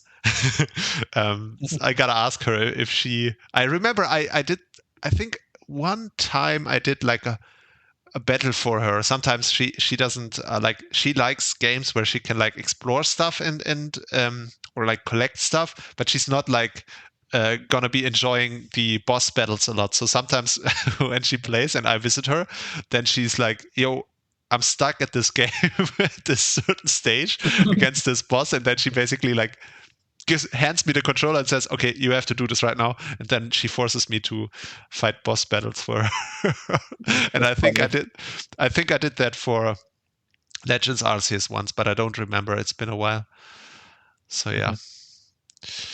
Anyway, I'm sure she's gonna get the new Legends Arceus game, Legends CA. I'm pretty sure she's gonna get that too. The real question is whether we are finally going to get Floette Eternal released. Yeah, I was gonna say the question is whether in season 13 my mom is gonna join in like Berserk Division. That would be awesome. That would be the funniest thing. Oh man, I should ask her, but the problem is, man, that would be so funny. Would it be amazing if my mom got a PWC title? But God. No, she can't. I mean, she knows the type matchups now, and I tried. You could help her team though. Yeah, that would be so funny. But I don't want my mom to. I don't want my mom to be on the server, and I don't know. That sounds like it could be a bad idea, especially if she comes into my server and then she's gonna call me and then she's. I did see this channel, Adult Topics. I wondered if I should click on it. That sounds like it could be a suboptimal idea. Oh well. We gotta have an off-season event where it's like, you know how they have bring your parent to school day or whatever. Yeah. It's like a bring your parent to prep day where like it's a team thing. You have to like play on call. Nice. That honestly, if we ever did that, I probably would be completely broken, because my mom, as opposed to everyone else's mom, at least she knows something, right?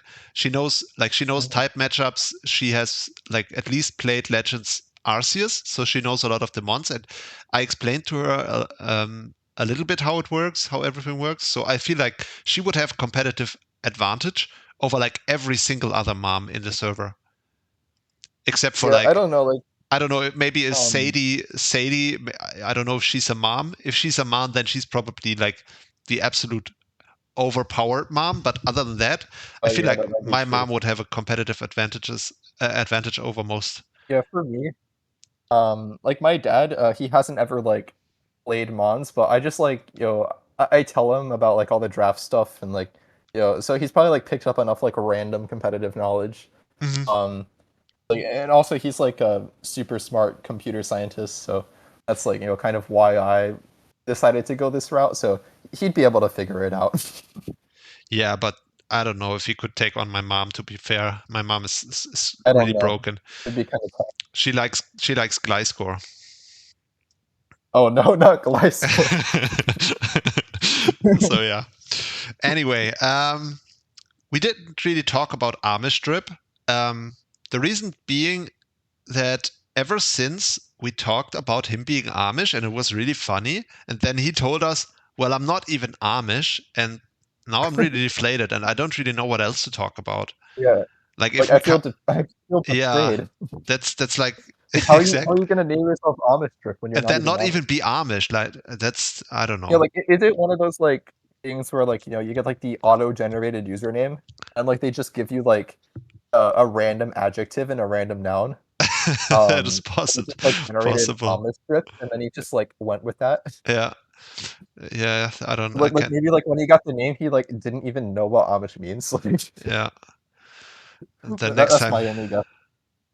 possibly. I mean it is I guess the question is what is the most Amish mon on this team?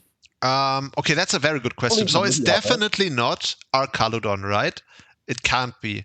It can also Well, not really Caledon be. is the elite. How do you call Amish. yourself Amish Drip and then you have like 2 electric type mons on your team? Mhm. That in itself is like really fraudulent. I feel like a machine like type thing like Aggron is not really Amish as well. Like none of these mons really scream Amish to me. Yeah, well, Aggron like is debatable because like it's not like electricity; it's just like metal. So you could say like how much people use like a lot more like manual tools and stuff. But also like Aggron doesn't really give that vibe. Like I I would feel say like it's Virizion probably. Aggron has like a little bit of Transformer vibes to me at least. It looks like it. Yeah, that's true. So that doesn't really scream Amish to me. I guess Obviously. it could be Screamtail because Amish people were all living in like the 1600s, and Screamtail is from the 1600s. So, Oh, is um, that so? Okay. Like I said, mhm. I didn't play Scarlet and Violet, so I don't know the story Oh yeah, behind like these. the whole like the paradox mons is like you in Scarlet you have all the mons from like like prehistoric mons. So like that's All why like right. Raging Bolt, Walking Wake, Gouging Fire, and stuff are all based on like dinosaurs. Um, And then on the other side, you have like all of like the future paradox, like the iron whatever, Yeah. or they're all robots, because it's implied that like in the far future in the Pokemon universe, like humans and Pokemon go extinct, and it's all just robots. Okay. So Okay. So yeah, I feel like it definitely has to be Screamtail in that case. That makes the most sense. I mean, you could argue, I don't know, is Pelipper. Like I feel like Amish don't really they live like in the Midwest, right? I don't even know. yeah, because I think that like like back when like the like Amish people like their origins like there were still dinosaurs around, so that's why I think that Screamtail would be the most accurate. Actually, I just discovered he doesn't even have 2 electric types. He has 3 electric types. He Yeah, also has this the is the electric, which also, by the way, it came to a game and it got like it got a kill even. So that's kind of crazy. You got a Uh, massive kill, no less. yeah. Okay. We are Really gonna quick. have to find this electric game for sure. Maybe that's something we can talk about. Also, we could talk about the fact that he got 15 kills with Palafin and nothing else, pretty much. But I feel like that's a little bit expected at least because it's stupid Palafin. Mhm. I'm having trouble finding the electric game. I don't find it. I must have overlooked it. It was week 6. Oh, week 6. Okay. And it did in fact click toxic. Yeah, I was gonna I say think that's that is probably the only way that Electric even could get a passive kill. yeah. To be fair, Actually, no, maybe I think it might get like a wrap or something. Let me check.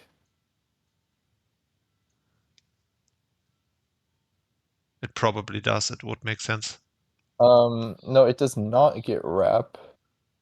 It does get bind though. So yeah, I guess bind would be the other way that it could get a passive kill. But yeah, he was also playing against the execute guys, so that makes sense that he would bring electric that week to kind of even it. So both guys play with 5 months. Although Electric, if you look at Electric stats, they're actually pretty good with a Violet. So I would say that like even like with bringing Electric, it's still like probably 5 times better than Execute. Yeah, I was gonna say I was gonna check out Execute's stats, but I just accidentally Execute closed. does have base 80 defense. It's like you wouldn't really expect. Yeah, but does it have a kill is my question. It does have 4 kills even. So yeah, Execute had its stats saved this season. It probably never got used before this, but it probably will never be used after. And yeah, now it has 4 kills in 8 games. That's not too bad actually. It's kind of unfortunate that Damu didn't use Skrelp. Skrelp would have been another funny bring. And also, I like how he has 60 across the board. I like how he chose to select Execute as the signature Damu, and then other than that, he drafted this super top heavy team and never brought his other low tiers. So yeah, it's like you have like the OU ladder guy where they bring like Pikachu and then 5 OU mons. Yeah, fair. Like this team, except instead of drafting Pikachu, you got an actually funny mon. Execute. Right. Yeah, Execute is indeed funny, and yeah. Although Probopass, like honestly, Probopass is a mod where like I usually give it more respect in prep than the person who actually drafted it. Yeah, I mean it has like its 2 uses. From my experience, I have just like trapped a bunch of people's like steel types with Probopass. Yes, like, of course you can do it. Yeah. Probopass on their radar.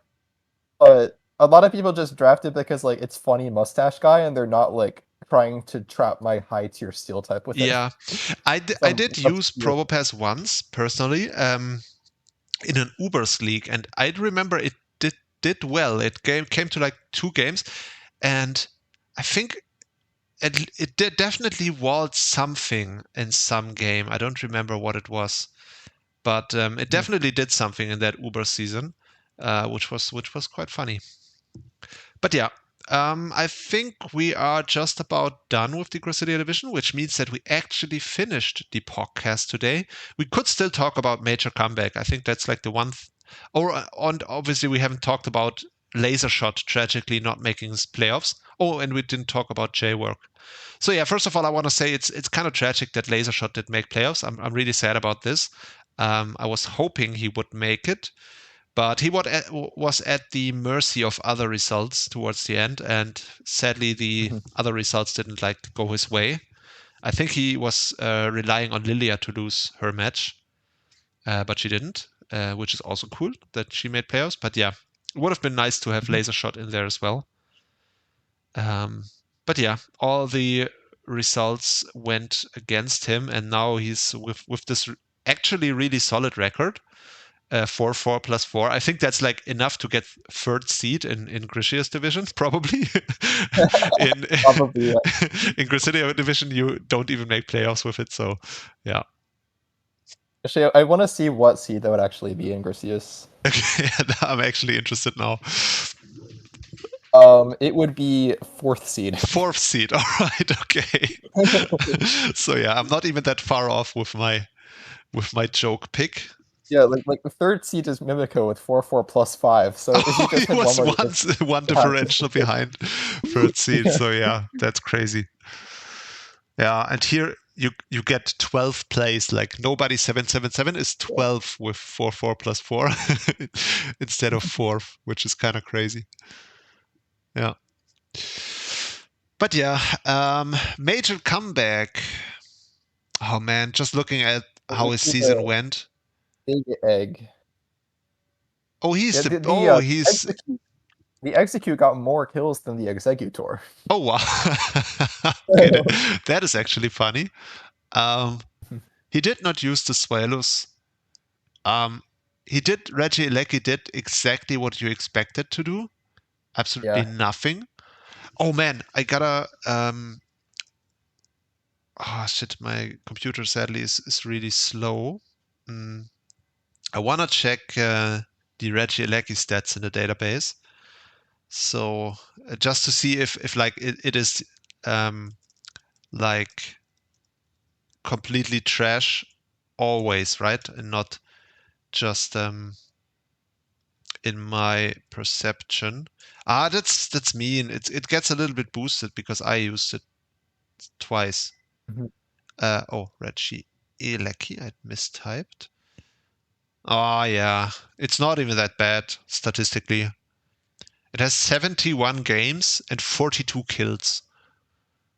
That's a lot better than I expected. Yeah, that's actually a lot better than I expected. But I know I used it in because I always used to hate on it, and then one season I decided to use it and try to make it work, and then I used it in the season 8 off season, the one I won, and I got like 7 kills or so with it.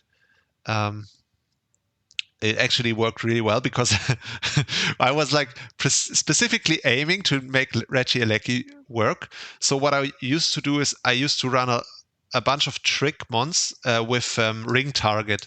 And then I remember one game I had a Togekiss on the team and the opponent had like the Clodsire. And I knew, okay, so Clodsire is definitely going to be the switch in for Togekiss. So I just like ring targeted it and then was Specs Reggie Elecki, and then obviously then when you can like ring target the ground type, then it's actually broken. But yeah. So that means it's actually doing statistically it's better than I thought it would be. But yeah, this season it was trash.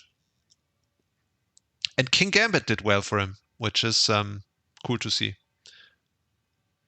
I do like when people can make King Gambit work. I guess you really didn't like Starvin's season then? I mean, now you're What baiting were me. stats? You're baiting me to trash Starvin again. I'm not gonna do it. Like Starvin had. That's what people watch this for, though. Yeah, I mean Starvin. Like you have to judge him by Starvin standards. So it did get 4 kills, so I guess that's like above average. Yeah. Starvin. Okay. So yeah, I mean Starvin is he didn't have a good season, but it is the second place in kills because you have Valiant with 8 and then Gambit with 4 and then everything else like you had like a Weirdier, Vaporeon, and Vikavolt with 2 and then there's like a bunch of 1s. Okay. Yeah, that really is not a lot of kills for an entire season, right? I feel like besides the Valiant, this King Gambit got like the amount of kills that the rest of his team combined. Yeah. So yeah, I think there's not really much to talk about also for Major Comeback. So let's just look at the last person. Let's look at Jay Work, who didn't. Oof. Yeah, and they play each other, so I guess you can see what the matchup. So like. Jay Work, first of all, he did make 5 trades. He's like one of the few people who actually like maxed out his trades.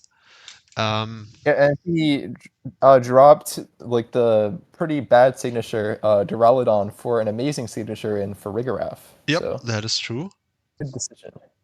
He did get a lot of kills with Iron Moth. I feel like Iron Moth is one of those mons that doesn't actually end up doing that much, like in actuality, even though a lot of times when people draft it, it ends up not even coming to a lot of games. Like, for example, notably, Nahima, do you know how many times he brought the Iron Moth? I don't know, like 4? Yeah, that's what you would think, right? He brought it exactly 0 times. He didn't bring it a single time. He didn't bring it a single time. If I'm not like completely high right now, I feel like I would look I this. mean, I guess he was busy bringing like his 5 water types every week, so Exactly. You wouldn't wanna like not enough room. yeah, exactly. Which is really interesting. I feel like on this team, on Nahima's team, it's just there to be like the obligatory. Yeah, that's really funny. Like, looking at the stats, so Rotom, Fan, Dragapult, Great Tusk, Hisuian, Samurott, and Primarina all came to 8 games. Yeah. And then for the last spot, Metagross came to 4 games, and Jeezing came to the other 4 games. So yeah, and Ironmoth is just there. And Yeah, Iron Moth, Arboliva, Slowpoke, and Prinplup all didn't get any games. yeah. So yeah, for J-Work here, he did get a lot of success with Ironmoth, which is good to see. But other than that, didn't really do anything with the low tiers. Doesn't have any notable low tiers.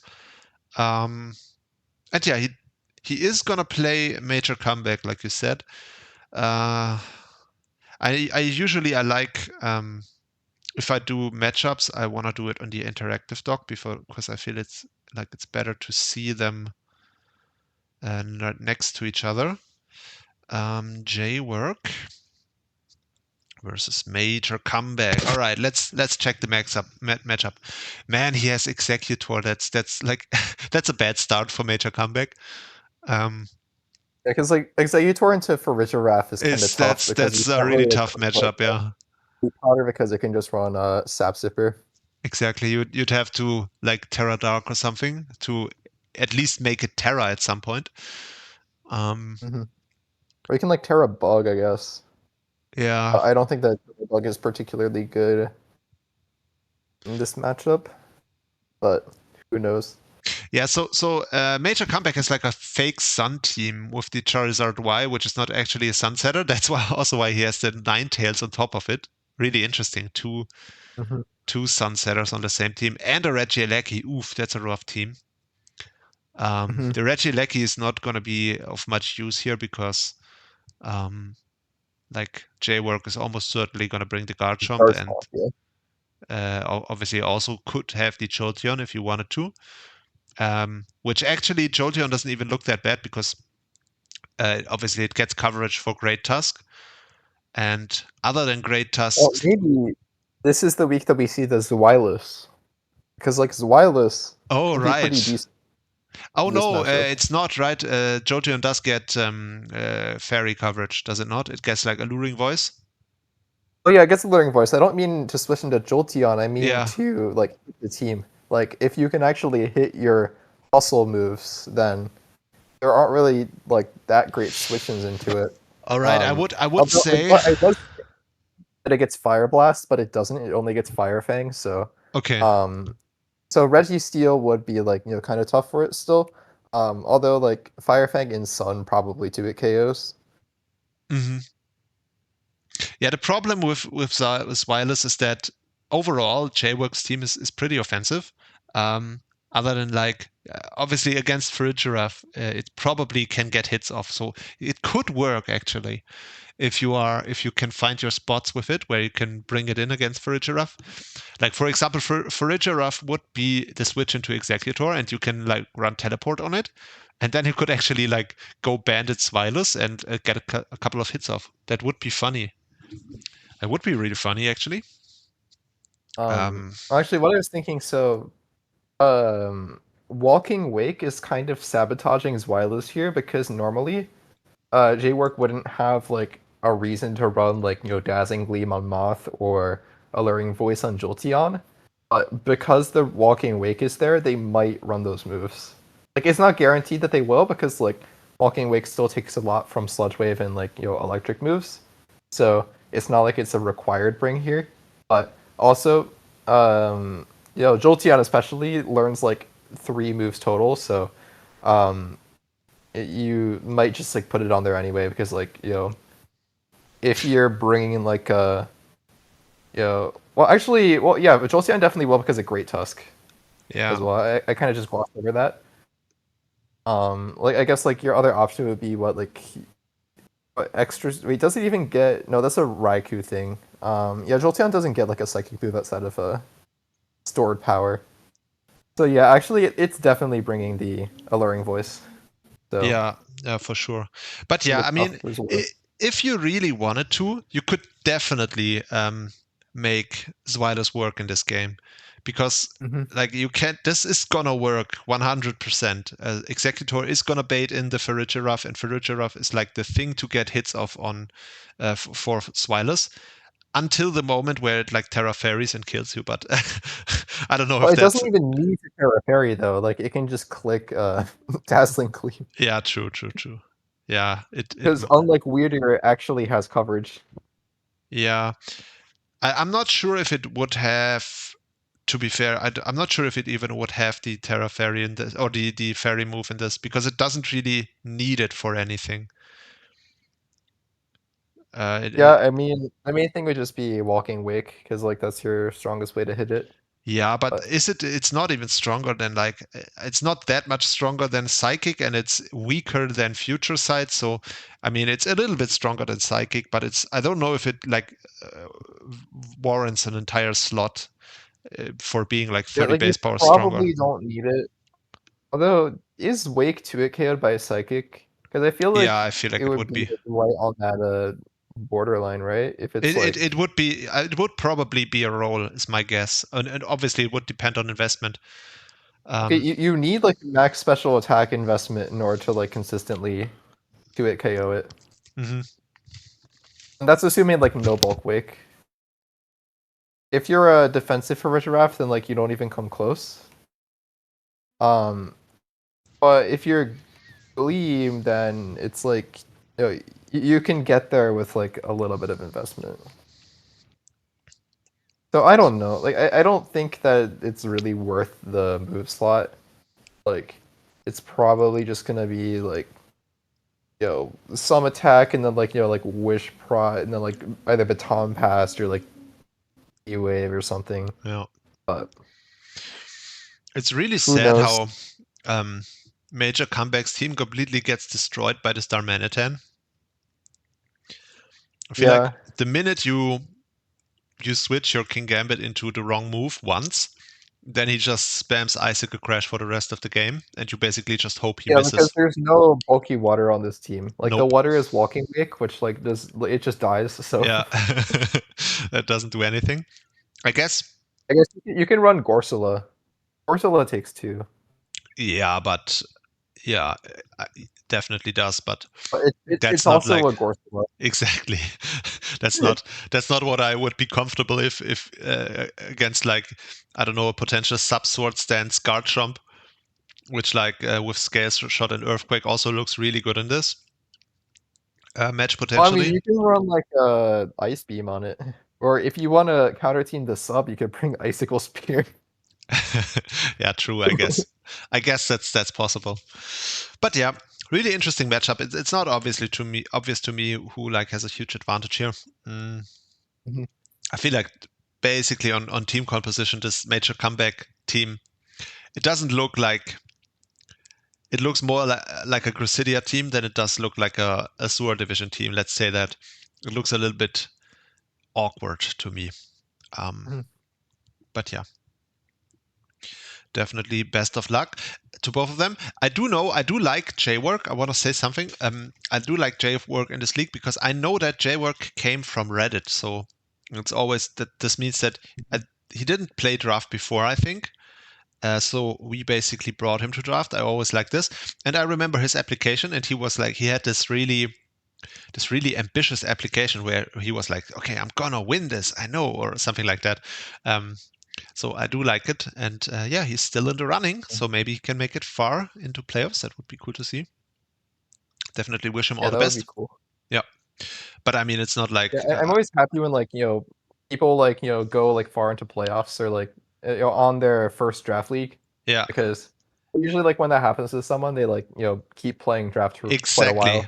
Exactly, yeah, and it's always really valuable to have like people that are new to draft and you be their first league, because that also usually means that these people will be coming back for quite a long time. I know that that's like a lot of the people who who are like veterans by now started out exactly this way. Like for example, SMO, Scary Monsters Over Heaven. He was one of those guys. He like saw a random ad and he never played draft before, and he was like this totally random guy who just popped up, and he just kept returning because he had a lot of fun with it. And yeah, I like this stories like this. So maybe J-Work can be like step into SMO's footsteps,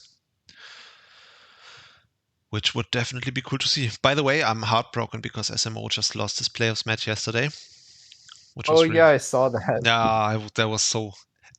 Yeah, Unironically, I didn't watch the game yet, but I did see the result. don't watch it. I haven't watched it yet either because, unironically, Oh, it was a 1-0, yeah. Yeah, it was really close. Unironically, I was so nervous for this match that I couldn't watch it. I like actually when I like root for someone in this league, it's like supporting a sports team for me. I like really get into it, and then I actually get nervous for the matches. And SMO is one of those. SMO is one of those guys where when he plays, I really get nervous. I just want him to win so bad. I'm really invested. I'm invested in the SMO brand, in the SMO stock. I'm watching the game right now. The Art Shalidon was getting chipped down by Rocky Helmet Vileplume. Unfortunate. It did get a kill off on Hitmonchan though.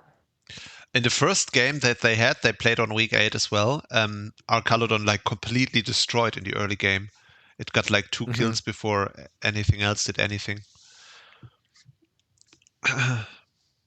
Yeah, I do remember that. So it getting removed pretty early is a big difference this time. For sure. But yeah, this Blacephalon's looking kind of scary here.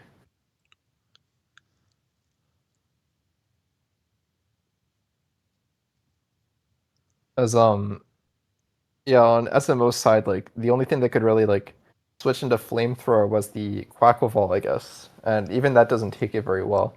And then like Mandibuzz.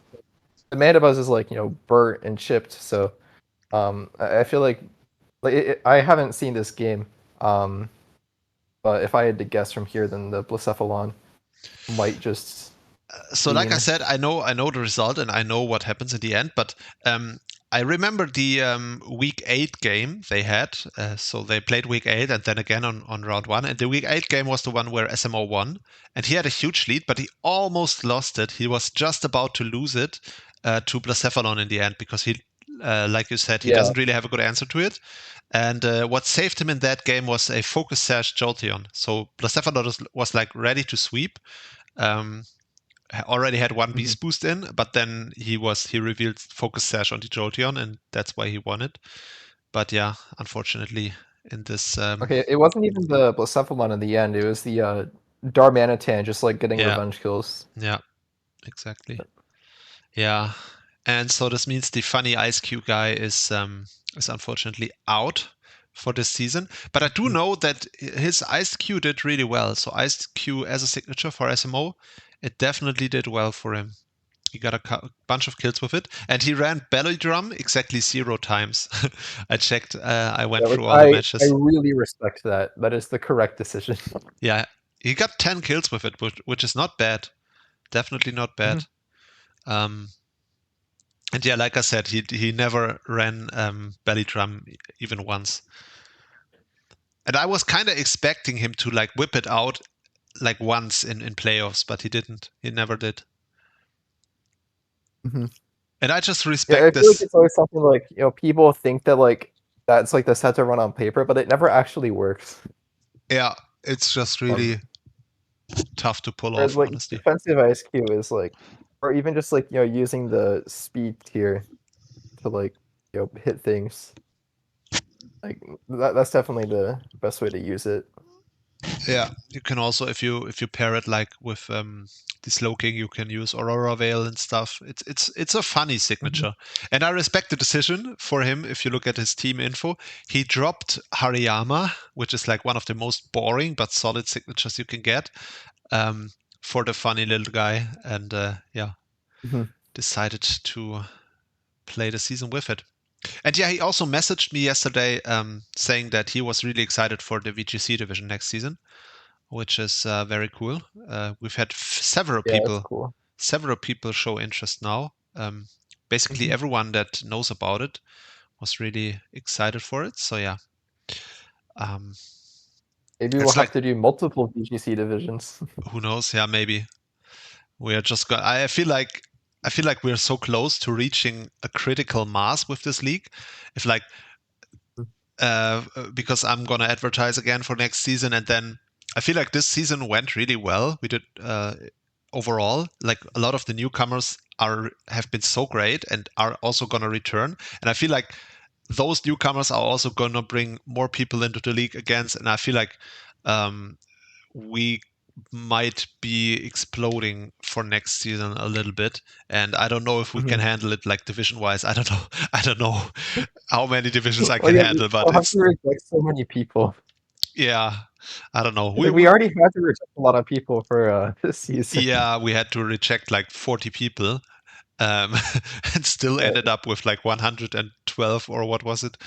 And then next season there's going to be like 800 applications. I'm like, yeah, we're gonna see. I don't know, especially if we like open up for VGC as well, which probably is gonna like give us more next new season players. we're going to run 12 more divisions. Oh man, it's gonna be chaos. We're But going to yeah. have one division for every type in the game. That'll be the theme. Yeah. Oh wait, we're going to do like Z moves, right? We can just have Don't spoil every everything. division. I already spoiled it. Yeah. Anyway, no one is gonna watch up to this point anyway, so no one is gonna hear it. But yes, Z moves are gonna be the theme. It's not like it would be that big of a spoiler because it's not like people know what the names actually are. Yeah, true. But I feel like all of these little things are just like nice surprises usually, but it's not like, I mean, it's not that important, right? It's just a nice little thing. Yeah. So yeah. Anyway, yo, Camel, I think we did it. I think we finally. It only took us like 3 weeks, but we finally got the Pogcast completed. Yeah, I know. I'm surprised that we actually finished this by the time that the season. Yeah, I wonder how long it's gonna be if I like cut everything together. It's definitely gonna be the longest one, but I don't know how long exactly. I think it's like probably close to 8 hours if I had to guess, 7 or 8 hours. But yeah, I think we should end it with this. Yeah. All right. Thank you so much for joining, guys. If you listened all the way to the end, like if you listened all the way through and up until the very end, to the point where you like now know that the next season naming theme is gonna be Z moves. First of all, I want you to say it in the comments, like I watched to the end and I know what the naming theme is gonna be. That's point one. And point two, I want to say, what the hell is wrong with you? Please don't tell me you watched through 8 hours of the podcast. Okay. So yeah, with that, guys. Wait, so if you get to the end, say that you know what the naming theme is, but don't say what it is. Say that it's incense. Okay. Don't say that it's incense. Say that it's incense. Yeah, and it's complete trash. Yeah. But yeah, guys, for those of you who are still in the playoff running, good luck. Have fun to all of you. I hope all of you win your divisions, every single one of you. And yeah, except for if you are in Sacred Division, then I just hope you lose because I want to win that. And yeah, true. And yeah, with that, we are going to end it. Thank you guys for watching. Bye.